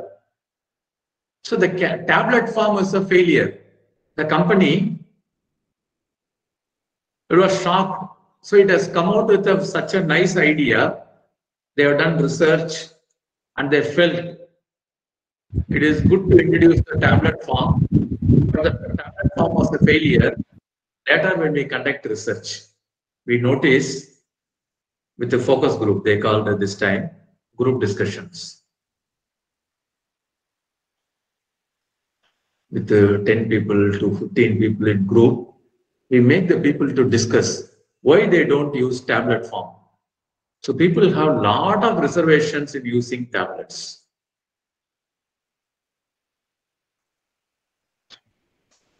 So that was the finding. Tablets, should I take it in hot water or warm, cold? Should I take it before breakfast or after breakfast? Shall we take tea or coffee after the tablet? Can we drive? So some people asked, during pregnancy, can we take the tablet? Fever time, shall we take the tablet? If I have BP, shall we use the tablet? The company doesn't have an answer for any of these questions because they never thought it is a beauty product. You have to take a tablet, that's all. They never thought this angle. They couldn't address this. The product was slowly withdrawn from the market. So I remember, again, a cold cream introduced. So whenever we get cold, we apply cold on the nose. This time, the company, to make the relief faster, you have to apply on the spinal. Cold rub. Cold rub was a failure. Reason? Whenever we get cold, we apply something on throat, nose, we get some burn feel.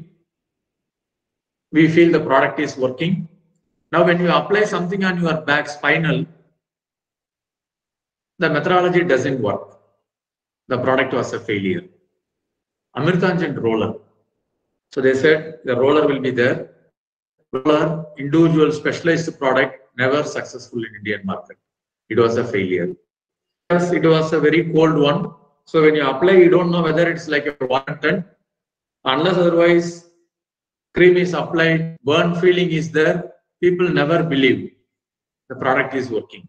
So many of the cold creams couldn't be successful in Indian market because of the product versions. So the idea of the session is companies are using research. Continuously, they are using research. Despite using research, some companies are successful, some companies are failure. So the purpose of research methodology course is we have to understand how we can provide information, scientifically we can provide information. So that is the purpose of the course. As a MBA student, how do we collect data? How do we organize data? How do we ensure error minimize? So when we collect data, it will always contain error. How do we avoid error and collect data? How do we analyze? What are all the suitable analysis tools available to us? How do we do the analysis? Reporting. Finally, they will be always with the corporates to implement, not to implement. So always it is the decision maker. The corporate is the decision maker. So you may feel you have done a successful project. You have given some good idea. Finally, your idea may be thrown to dustbin. Sometimes the idea may be taken and they have developed the products also. Say for example, I remember suddenly there was a guy standing near our tea shop where we normally used to take tea.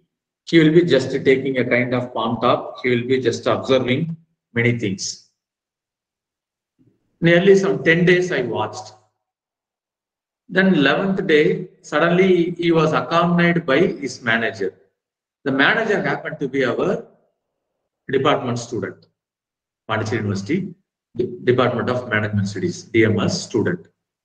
I asked, Alfred, what are you doing? So he said he is the area manager for ITC. This guy is conducting spot test. I asked, what is spot test? He will be spot observation, just observing. 10 o'clock, he will be there in the tea shop. Afternoon, by 2:30 or 3:30, he will be there in the tea shop.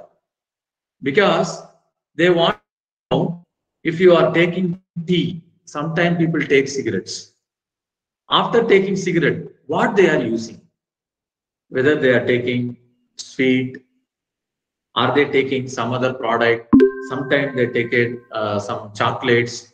Some people might be taking some other product. What is the add-on they are using? Chewing gum. What they are using? They wanted to conduct a study. So I asked, how do you analyze? He said, sir, your bike number. That is the only information we are having. Anybody, whoever comes, we will just take the bike number. We will observe the person. We will take the record. Next day, we know that exactly the same time he will be there in the tea shop. After taking cigarette, what he is doing. So by using this observation, they conduct the study all over India, especially during the college hours, close to college tea shops. They developed a product, chewing gum, called the Gammon.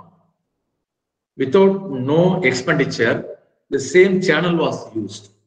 So ITC introduced a successful product using just observation as a methodology. So research sometimes will provide fruitful result, sometimes it may be a failure. So we should know, as an MBA student, we should know we are conducting a scientific process and we try to derive some new insights, provide the insights to the corporate. Implementation, post-implementation, everything will be depends on the corporate feasibility. So sometimes they can postpone the decision, the new product development, advertisement they can postpone. So some of the suggestions what we are giving, they may postpone. I still remember, again, old example, when Nestle brought, when there was a failure, there was a warm problem. Sorry, Cadbury, there was a problem. And how they brought brand ambassador, how they identify the brand ambassador as Amitabh Bachchan. So if you refer YouTube or if you refer, you can get a lot of insights again, how corporates are using effectively the research. So I stop here for 1 minute. You can ask any questions, clarifications. I give an overview of research. How corporates or governments may make use of research. Again, if I go to non-governmental agencies, there are a lot of research activities are going on. Banks are conducting research. Associations are conducting research, how to liquidate the product. Non-governmental agencies like European Union, they want to come to India for doing sales. How do we create a barrierless transaction? They are conducting research.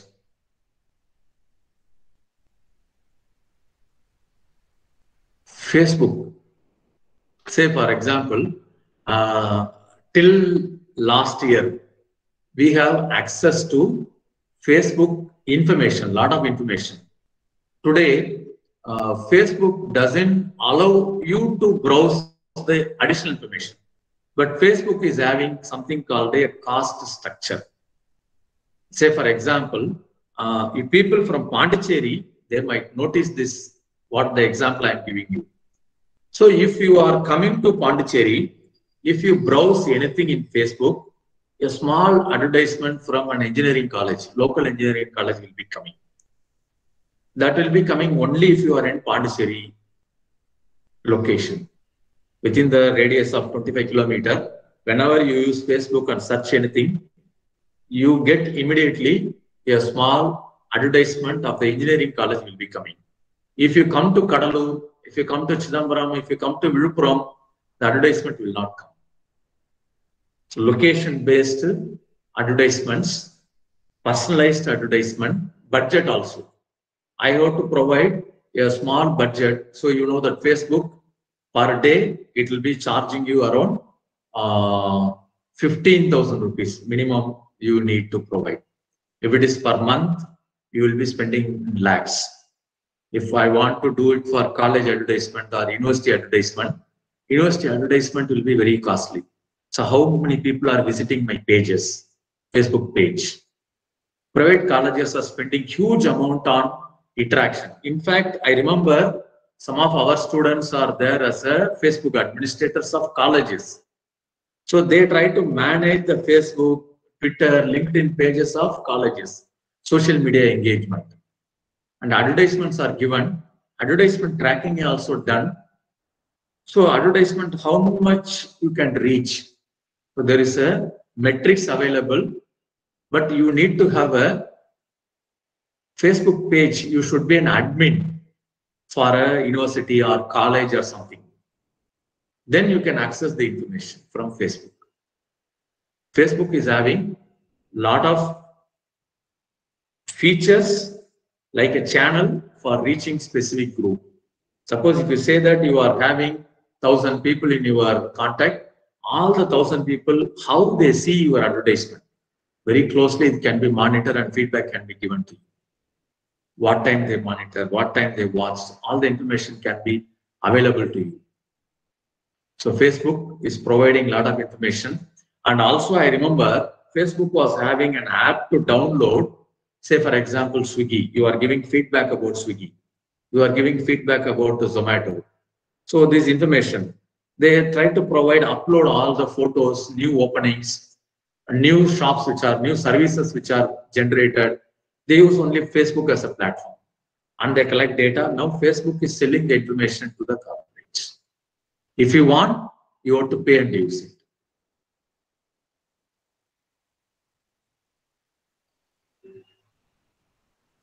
Want any clarifications? How research is used in corporates? So the idea is we have a course called research methodology. The research methodology course, it is in general, it can be an action which can be in the domain of marketing or finance or HR or operation. It can be anything, business simulation, it can be anything. Sir, this methodology to predict the share market fall of upcoming the market trend worldwide. Yes. If you visit some of the websites like Money Control, Grow, they provide period investment strategies. Money Control particularly, they provide periodical reports. Investment strategy, Grow or something, if you visit, you can get a lot of insights on financial researches. Provided you should be actively involved in trading. Suppose if you are involved in trading, you know that SEBI itself is providing a lot of information for us. Company information, I can get it. Comparison information, I can get it. Suppose I want to compare 5 websites, how the share prices are moving, I can get the information. I want to see the balance sheet, I can get the information. Last, say for example, I remember some companies, they have a very strange balance sheet pattern. I'm not against any company because I'm closely monitoring many companies for investment purpose. Some of my students are investing and they have invested in crores. I remember some companies, the profit will be 1 crore to 3 crore, but the share price is 2,000.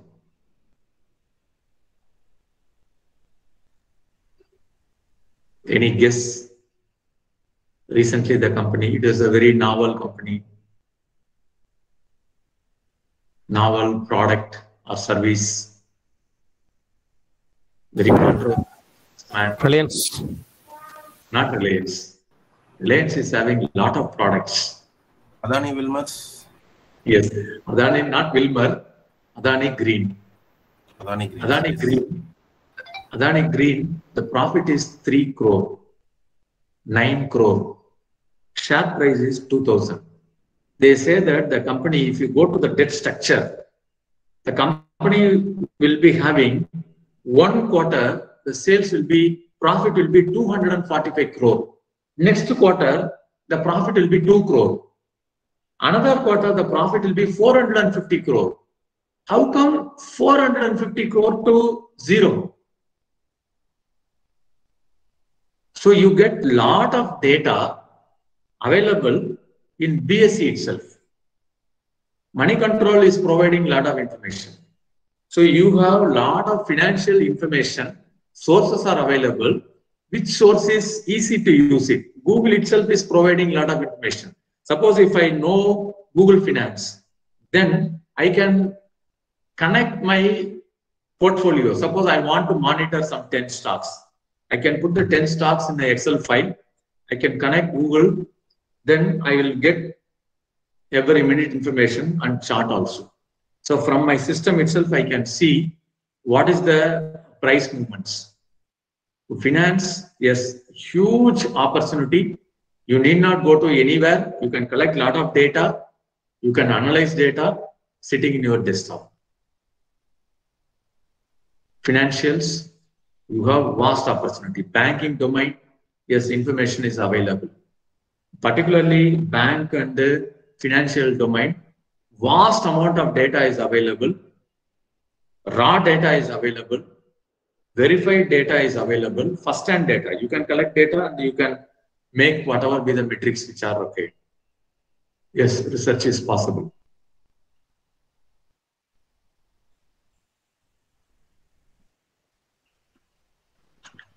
Any clarifications? Just these are all the examples I started just for your refreshing. Say BPL, it was a failure.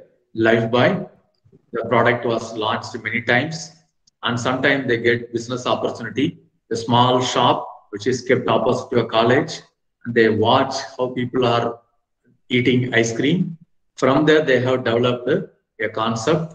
HLL did it, and Nirma, when the product yellow is associated with dirt, still the product was successful. Again, money value for money. Clinic Plus, so many products which on sachet platform over there, and cooking oil.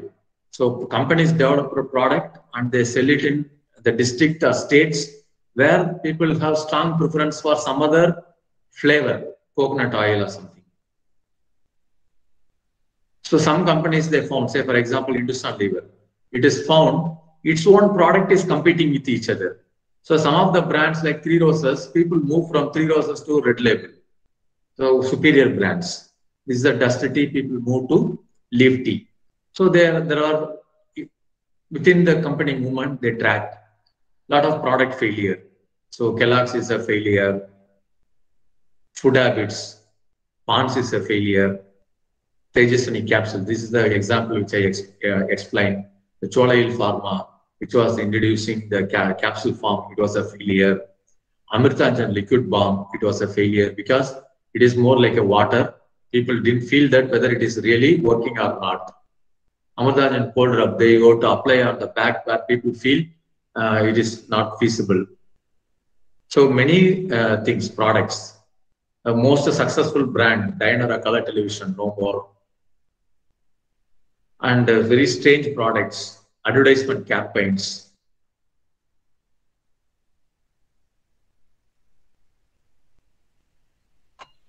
So I have given some examples, like even artisans, they use research.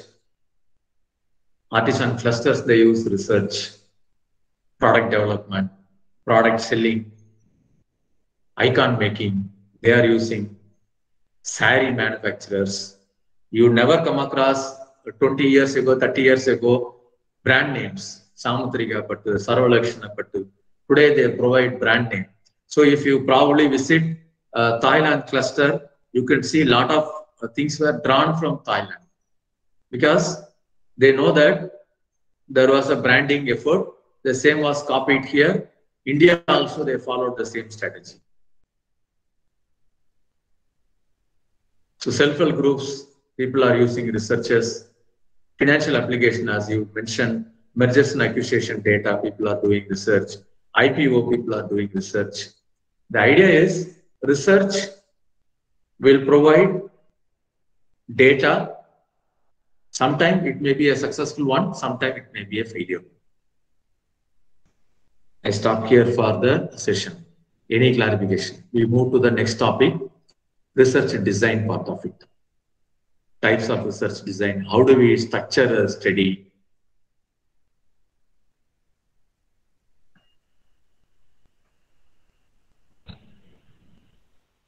How do we do a study? Research designs. How do you identify a research problem? How do we do a research?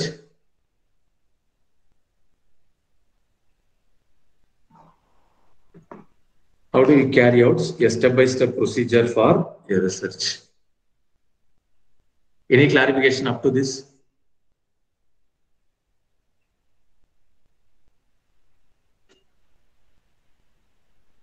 Silent. Am I audible? No, sir. You are audible, sir. Yes, audible.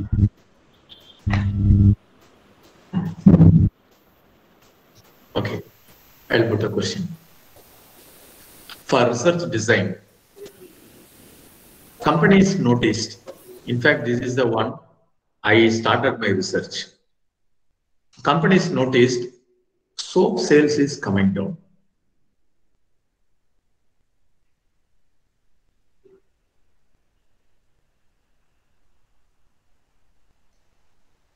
Toilet soap sales is coming down.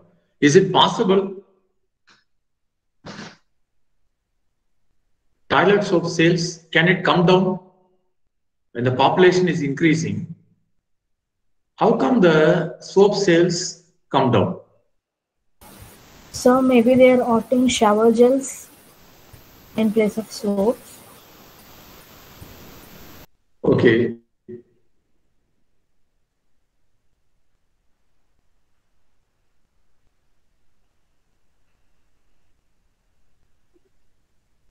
Then?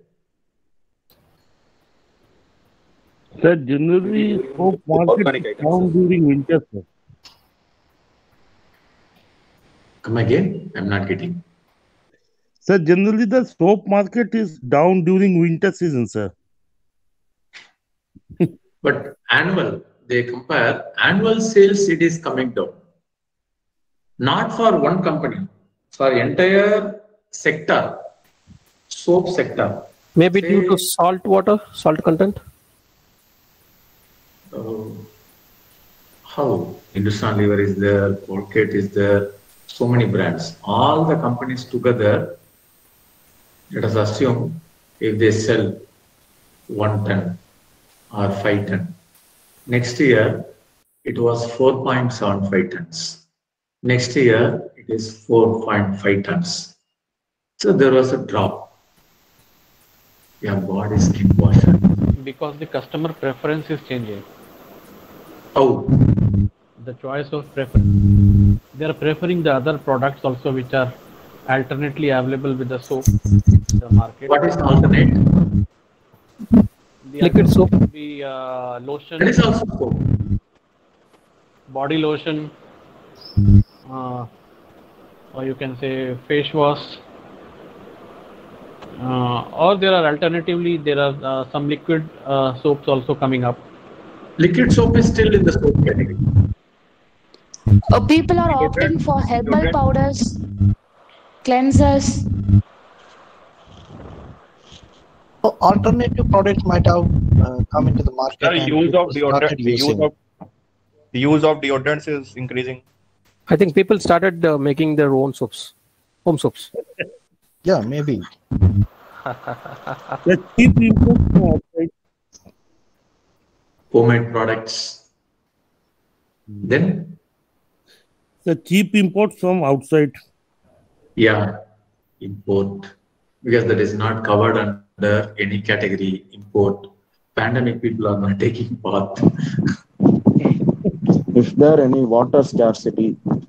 Water. Hello? People taking bath. So due to season change in winter, use less soap, maybe. Use less soap. Due to season change, yes. But India generally not much. So water scarcity, we don't take bath. Somebody said. Then any other thing? Any other thing? Soap has become more costly. So costly soap? Maybe the design of the soap, like What is that? Yeah. like soaps, we have only square or rectangle shapes. The same, like what exactly that? No, people may be using it very conservatively in the sense, Okay. they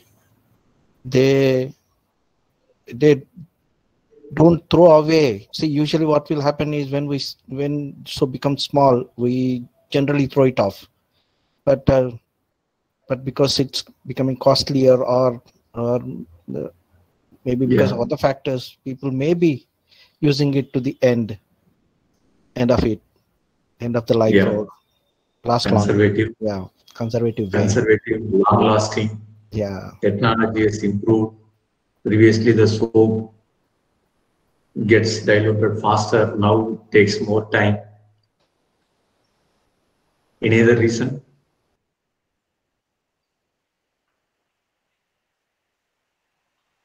Maybe people are becoming more aware because many toilet soap use animal fat. That's why. So they may be conservative regarding that it contains animal fat, so they might be refraining to use it. Okay. Conservative. Any other view? Sir, Ayurvedic product might be somewhere.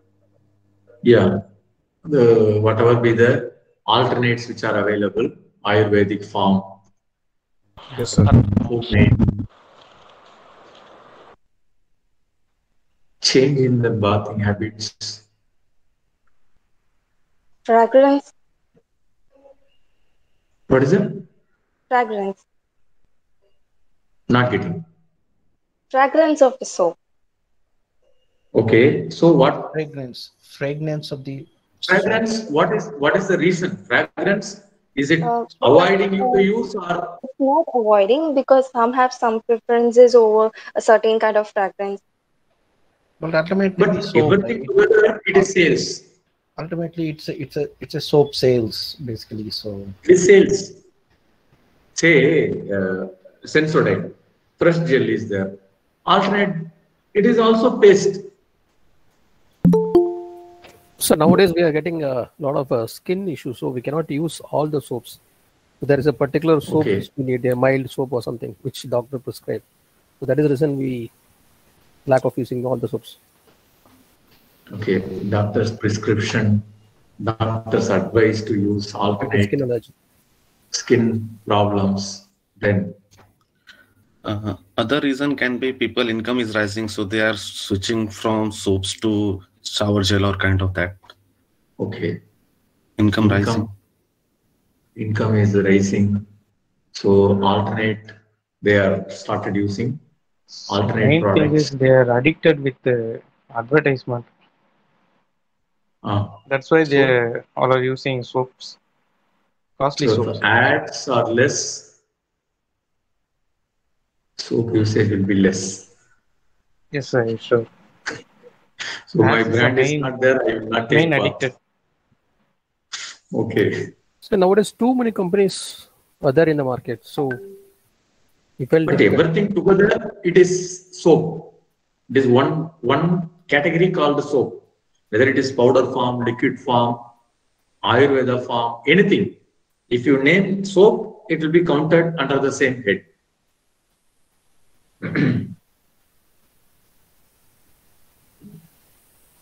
Now, I have given might be wrong data.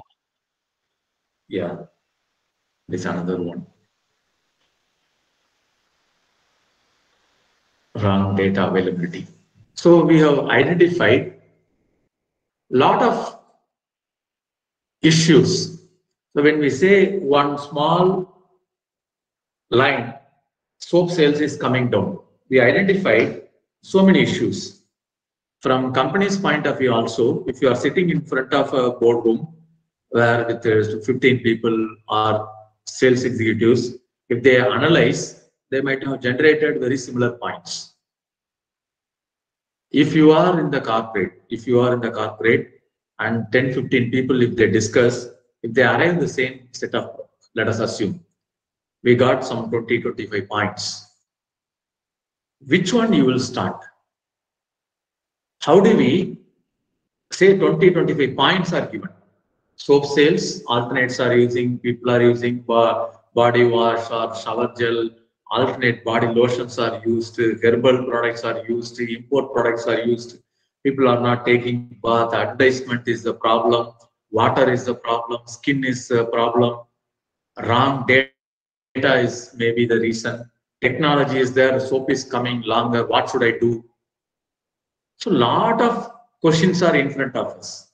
So this stage we call the research dilemma, management dilemma. As a manager, you are in a dilemma, which one you have to choose?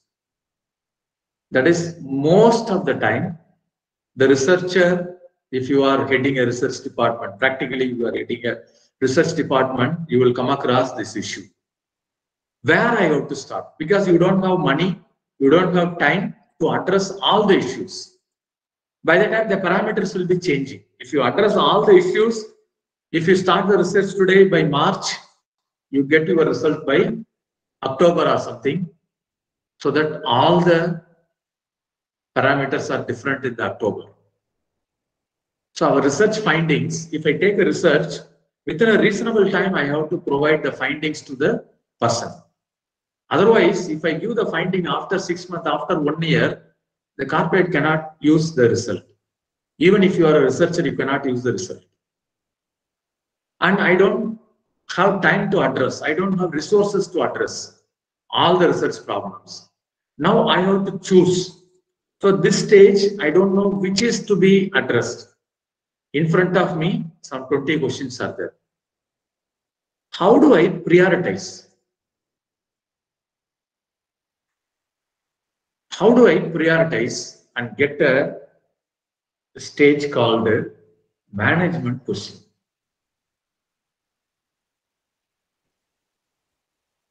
Exactly what you want to get from the particular issue, you will be getting, say for example, people are not using, say, technology.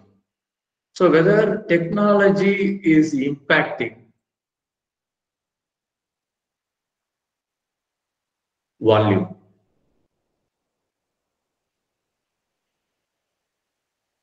I have to prove a person, say if I am using a soap, the soap is, say for example, I am using a soap, let us assume Dove.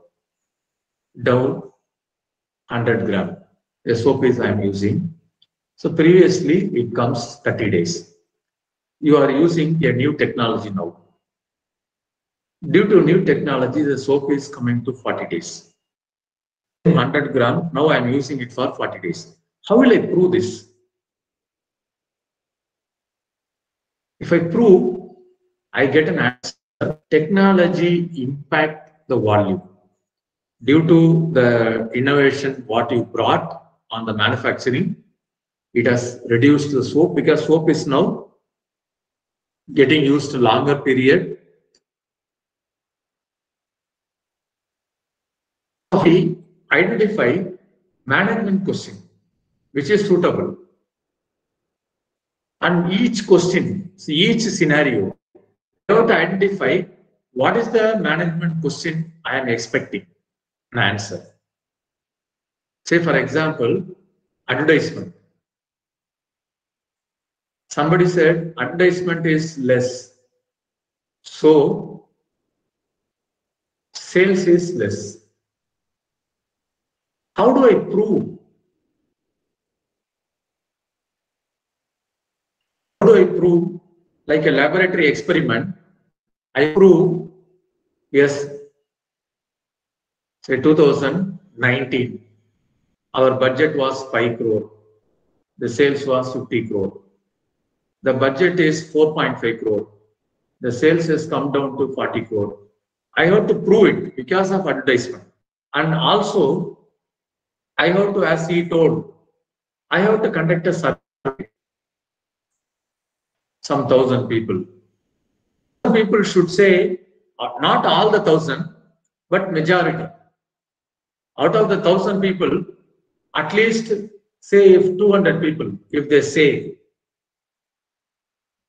less advertisement, so we are not happy with your brand. I am taking once alternate days, I take bath.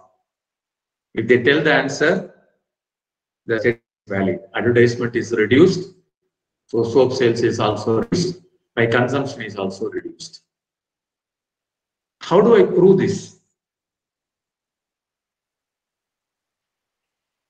Are you getting the logic? Each issue, we have to identify scientifically what is the issue, how do we prove that?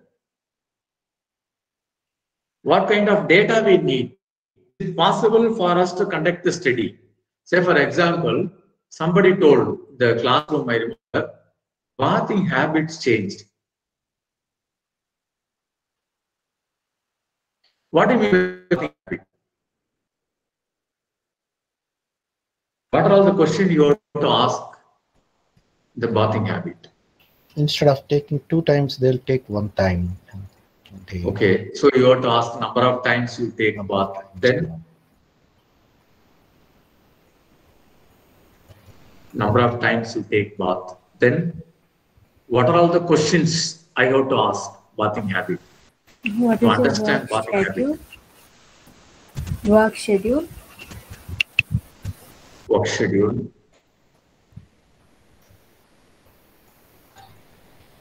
To understand somebody's bathing habit, what are all the questions I have to ask? How much water they use? Yes. Do you use soap every time you bath?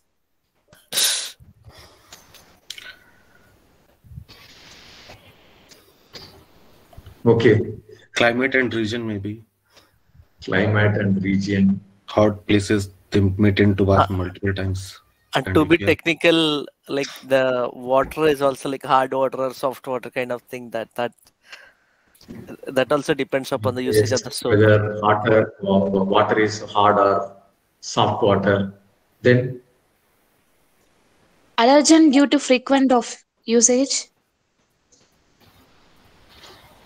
What is it? Frequent? Allergic to the usage of Allergen of. Allergic to usage. Then to understand family size, 2 people can consume soap no, much less. one individual, I'm asking one individual bathing habit. How do I measure? How do I understand? Parameters to describe bathing habit. Instead of using soap, some might use perfumes.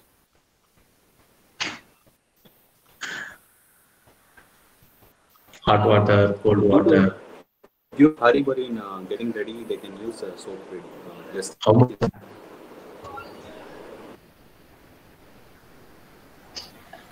how much time you take bath? Time people take just 2 minutes, 3 minutes take bath. Sometimes people take 20 minutes to take bath. Yes.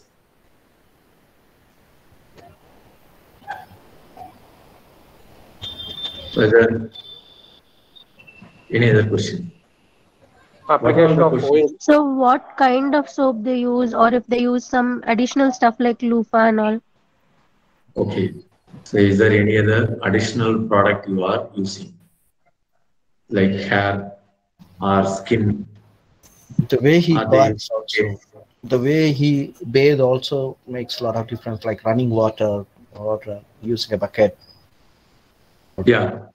So whether they have carrying a bucket or shower, yeah, directly from a shower, etc.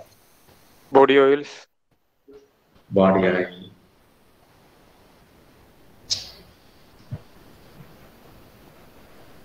So many questions you have to ask. So you understand, if my focus is understanding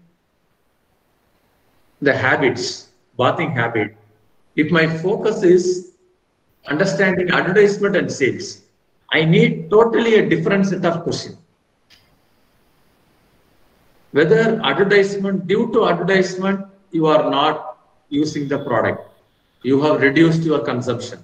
If I want to confirm, I need a special set of questions. Or technology impacted volume. I need to get a different questions to him. Whether I ask what is PFM, what is the soap weight, how long generally it will be taking, well, how much time for replacement, whether he knows some ingredients, competitor, any idea on technology. So I have to ask a different set of questions to the person. So understand, it's not to carry out all the activities together. Not feasible. No can carry out a research on all the activity. So they have to identify a suitable research problem. So if you take something differently, you are in a different direction. You have to understand. If you feel technology, your focus will be technology orientation. Because actual problem may be water or bathing habit change. So you don't know, unless otherwise you have the information, you don't know. So the question is, how do I screen? I have some 20 issues. How do I ensure which is the correct issue I am addressing? If I want to choose one, which one I will choose? Because in a corporate also, like a classroom, somebody will be saying income is a problem. Somebody will be saying skin is a water problem and skin problem. Somebody will be saying homemade products are encroaching. So different people will put different direction. How do you choose one or two out of the 20? Any guess?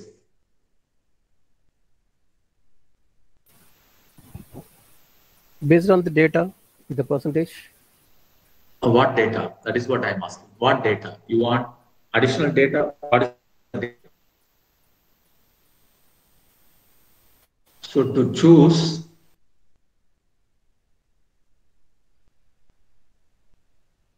one or two issue to study. So if you want to choose one or two issue to study, how do you choose? Based on 100 people, how many people have chosen that first one? Issue with having... that means you are saying a primary data collection, a preliminary data collection. Anything else?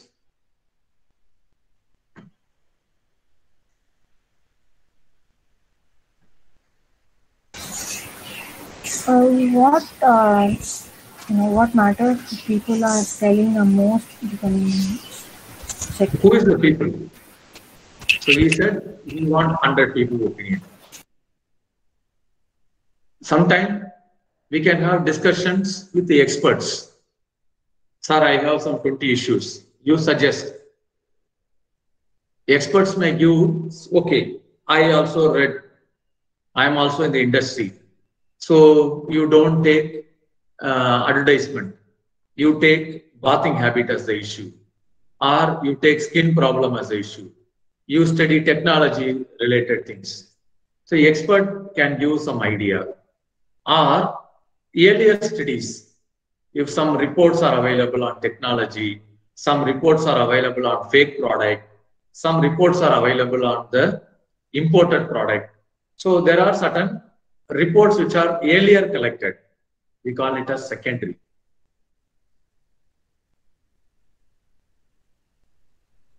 Say for example, export sales and import. So import soap sales is there. So you can understand whether really import sales, let us not consider about the export. Import sales are there. So whether a lot of brands are getting into Indian market. This is collected by somebody for some other purpose, excise purpose or something. So you are using that data for your decision making. Secondary data sources can be used. Then expert opinion can be used. A small gut feeling, a study can be initiated, conducted. So you have the starting stage, you have a dilemma, then you are moving to management question. So once you move to a management question, you will be appointing a research. You will be asking him to carry out with a specific research question. So the research question will be broken into a lot of questions to be asked. And from here, you may be combining few questions and he will be analyzing and giving you the report. So if I combine 2-3 questions, say for example, gender, male and female, how much time they are taking for a soap usage? So less than 20 days, 20 to 30 days. So I am getting a table form about the report.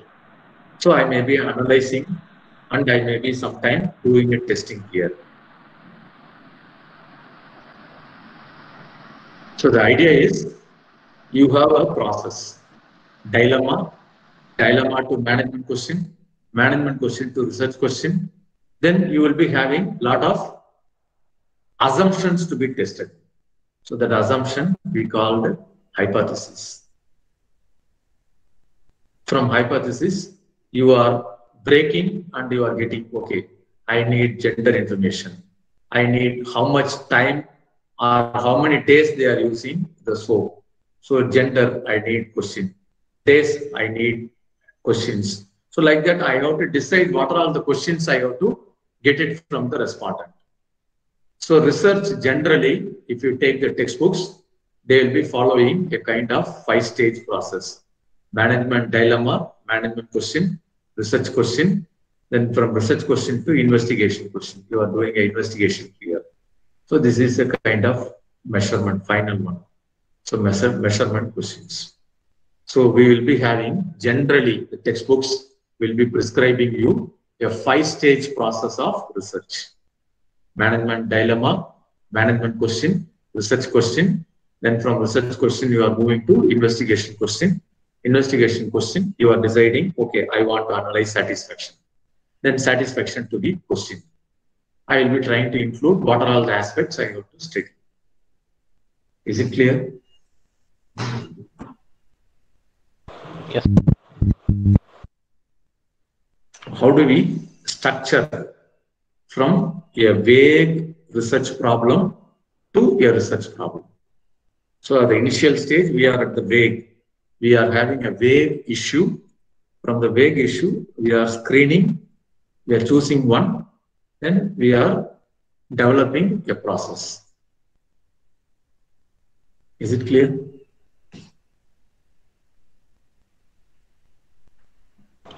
Yes, sir. Then quickly, let us try to understand research design types.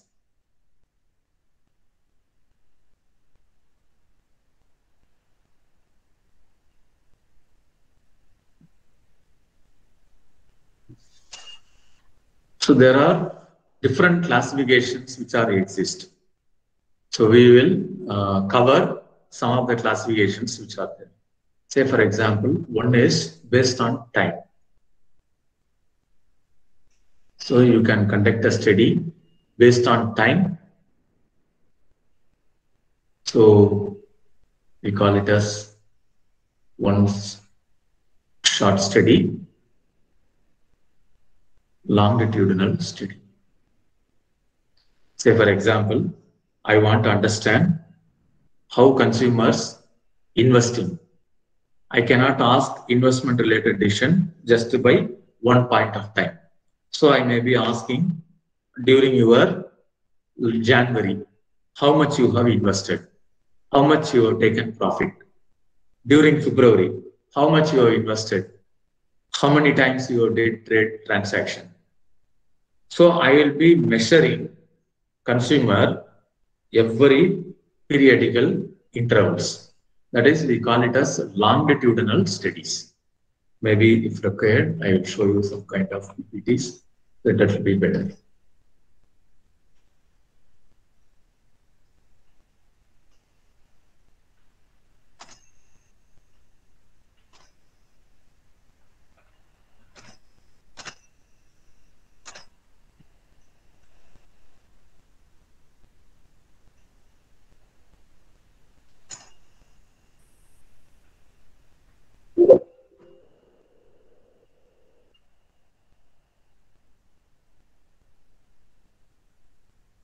Hello. 1 minute. I hope the screen is visible. Is it visible? Yes. Yes, sir. Yes, sir. So generally, research design, we consider very broad classification, exploratory research, where the problems are vague, unclear. As we started, sales is declining, we don't know. So we need a kind of exploratory study to address the problem. Like somebody suggested, you can just take a handpick some 100 people. Somebody suggested you can refer some reports. Somebody suggested you can collect the periodical reports from government agencies or something, or meet experts and collect data. Sometimes we may be trying to understand how people are using a product. Say, for example, mobile. How much data you are using, how much calls you are using per day, what are all the websites you are visiting, how much you are recharging, how many times you are charging your mobile. So maybe I am trying to understand, I am trying to describe your mobile usage habit. So I call it as a kind of descriptive research problems. So I may divide exploratory research, problem is not clear. Second stage, problem is clear. I want to understand your usage behavior. So I am trying to analyze in terms of your usage behavior. Third one, I want to establish a kind of cause and effect relationship. What is the cause and what is the reason? So whether my advertisement can directly improve. Suppose if I increase the packaging, or if I improve the advertisement strategy, if I give some extra product. So if I do that, I call it as causal research. So we generally divide, textbooks generally divide research designs into various classifications. They are not mutually exclusive. One study can be exploratory, study can be observation. So it can be it can fall in more than one category. Say, for example, when the research question is very clear, when the research question is very crystal clear, you can say the study is exploratory study. The study is exploratory. Sorry. The study is exploratory. When the research question is very clear and you don't know what you want to ask, you don't know what is the issue you are studying, you are using exploratory. Whereas on the contrary, research question is very clearly defined, you want answer for a set of specific questions. We say that we are using formal study. Then data collection. So sometimes we may consider observation methods for data collection. Sometimes we may be using communication.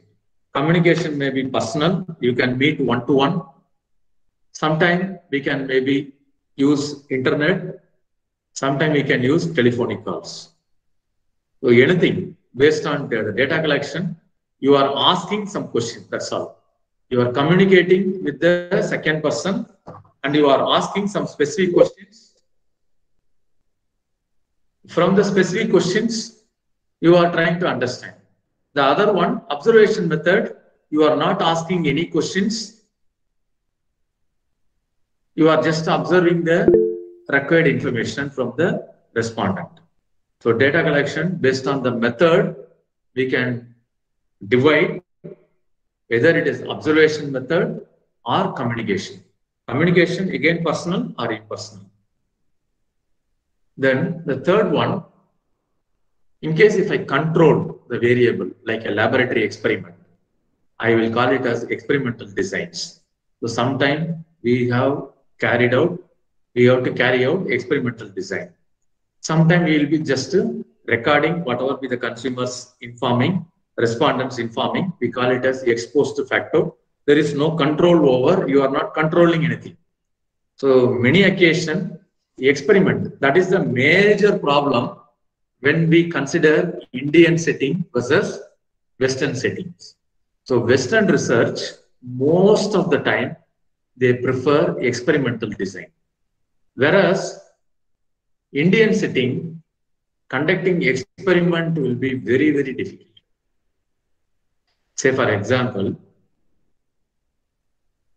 I ask this question because based on your research work, very strong theory has been proposed. The theory is still one of the most popular theory in marketing. Valid application. 1967, the theory was proposed by a professor. He noticed different brands of cars used by his student.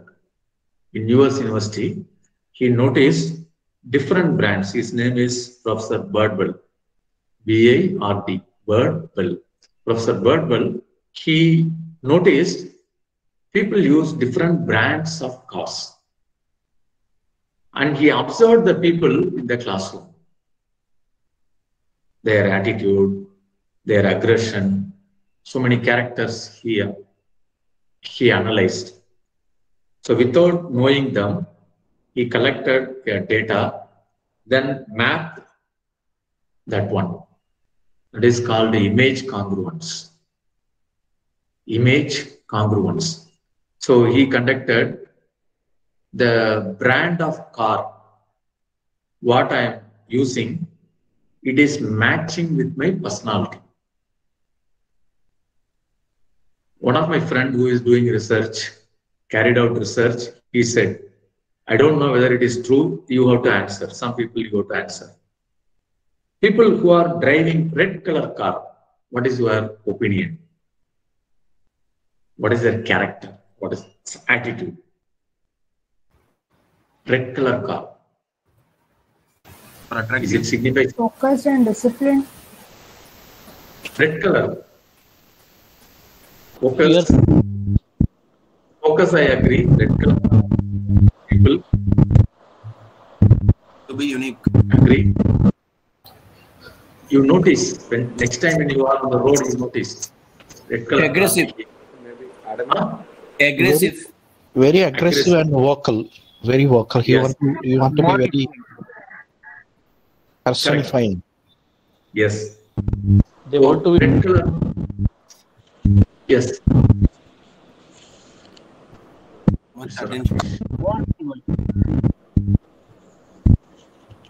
Blue.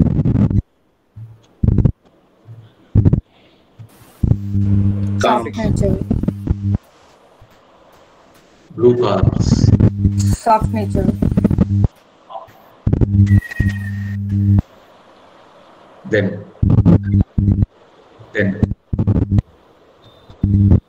cool. As yeah, I have seen people blue color, cool characters, class. They exhibit always. They are different kind of people. Class, white, white color. Luxury. Like take it easy. Like, Gentleman. Gentleman, yeah. Gentleman.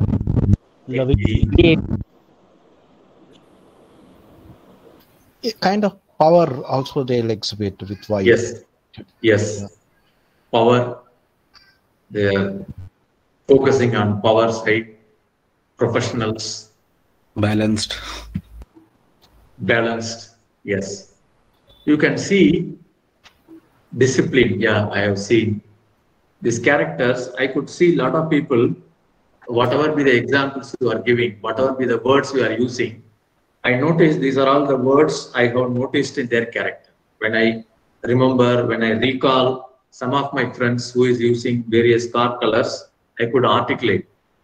One day I was discussing with a professor who is visiting to many colleges, and he worked in a company, Hindustan Lever, for more than 25 years. When I had a discussion, this point has come. He said, sir, I have conducted a small study and take it that point. And I noticed there is a aggression, character, the red color cars, some people, I notice how they, when they drive, I notice so many things he was. This is called image congruence. The color, the fragrance, what you are using. So these are all the things, they call it as image congruence, where beyond as a reporting structure, they want to prove laboratory conditions, they want to prove, yes, this is established. So sometime we will be doing research on experimental mode, sometime we will be just recording.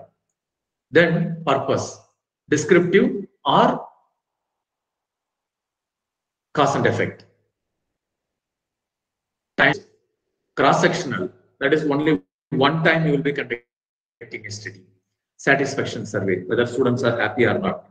Tomorrow I will be visiting the campus, I will be collecting data. I feel what is the satisfaction level. Whereas sometime I will be conducting periodically what is the satisfaction level. So cross-sectional, one time. Longitudinal, you are taking observations many occasions. So sometime we will be using statistical approach. We use a lot of statistical calculation, collect volume of data, analyze the data. We call statistical methods are used. Opposite to that, we say that case study approach. Say for example, I showed you in the last part of the PowerPoint where I want to present how Indian artisans, India is having more than thousands of artisans. They are doing artisan clusters, not artisan clusters. They do a lot of products. Thousands of products are available. Some products, they've gone to the state to get geographical identification, silk sarees, icons, lamp manufacturing, terracotta manufacturing. So there are a lot of products. They have some strength to grow and they have done. So I wanted to present this case to a foreign. So naturally I cannot go for statistical method. I have to take video, I have to take photo, I have to describe what is what, how many people are there, how they work, the process. So case study approach may be better one. So sometime we will be using statistical method, sometime we will be using case study approach. So sometime we will be conducting studies in the field. On occasion, we will be conducting studies in laboratory. I remember there is a market research company. They wanted to develop the product profile, what color it should be, etc. So they designed what is the profile, that is a small card. So they have two designs. Which design to choose? So they keep two designs. They will not ask anything. If you are ready, they will be asking you to go to the laboratory. There will be a small table and the computer, on the computer, next to the computer, two boards, something like that. They will be keeping two boards. Just the board will be there, ad will be pasted here. So when the ad is pasted, you will be asked to wear a glass like this. Here they kept a camera. So whether you are seeing left side of the computer first or right side of the computer first. This is design 1, this is design 2. They record your information from your specs, where you are watching.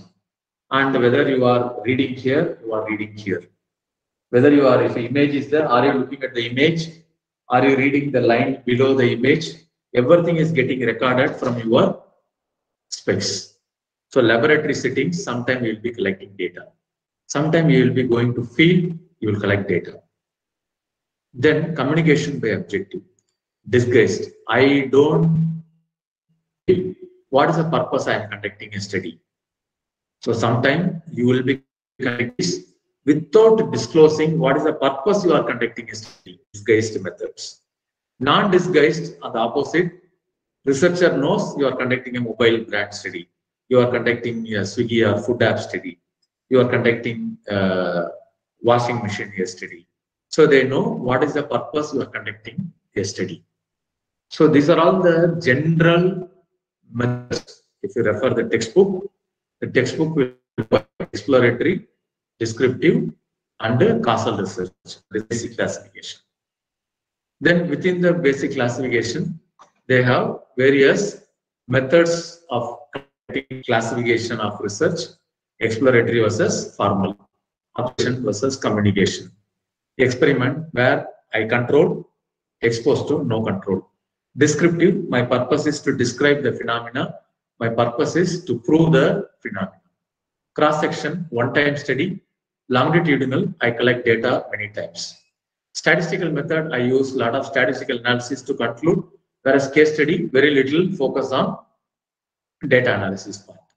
Sometimes I conduct study on field, sometimes I go to laboratory setting and conduct data. Sometimes simulations also possible. Disguised method, objectives are not given to the people. What you are conducting, on occasion, objectives are known, completely known to the people. So with that, we stop here for the session. Any clarifications?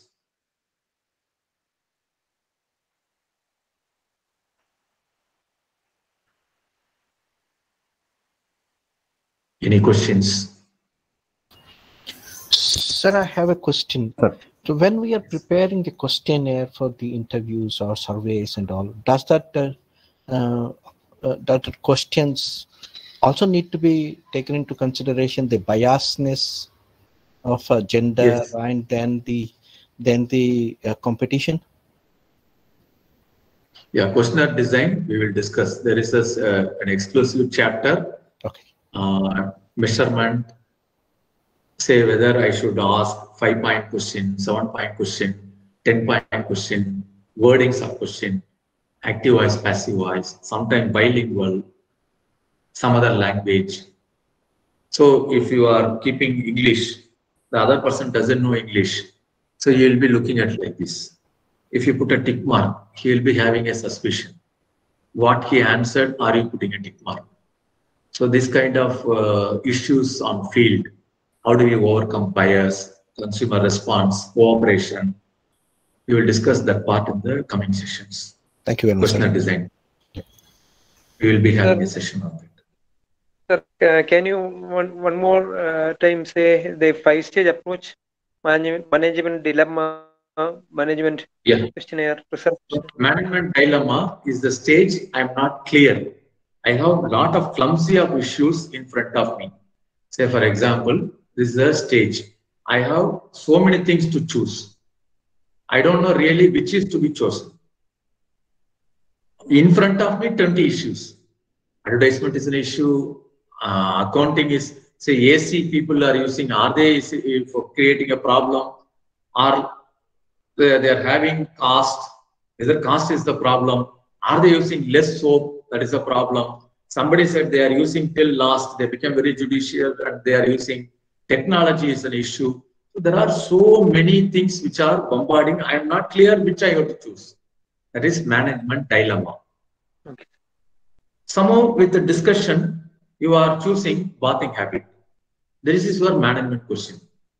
Okay. Technology is the issue. So how technology will impact on the volume? That is called the management question. Specific question as a company you want to get an answer. Now as a researcher, I have to decide what are all the questions I have to ask. That is management question to research question. As a researcher, I want to know how I relate technology with the volume, or I want to understand bathing habit. So my focus is on research question, understanding the bathing habit of the people. Then I want to understand whether male take more time or female take more time, or hot and cold water, male and female, what is the usage? These are all the propositions. So I call investigation question, fourth stage. Okay. If I want to have investigation male and female and hot water or cold water, in my questionnaire I should have two questions. Gender should be there. Hot water, are you using hot water or cold water? It should be there. So measurement question. So management dilemma, management question, research question, investigation question, then finally measurement question. Thank you, sir. Any clarifications?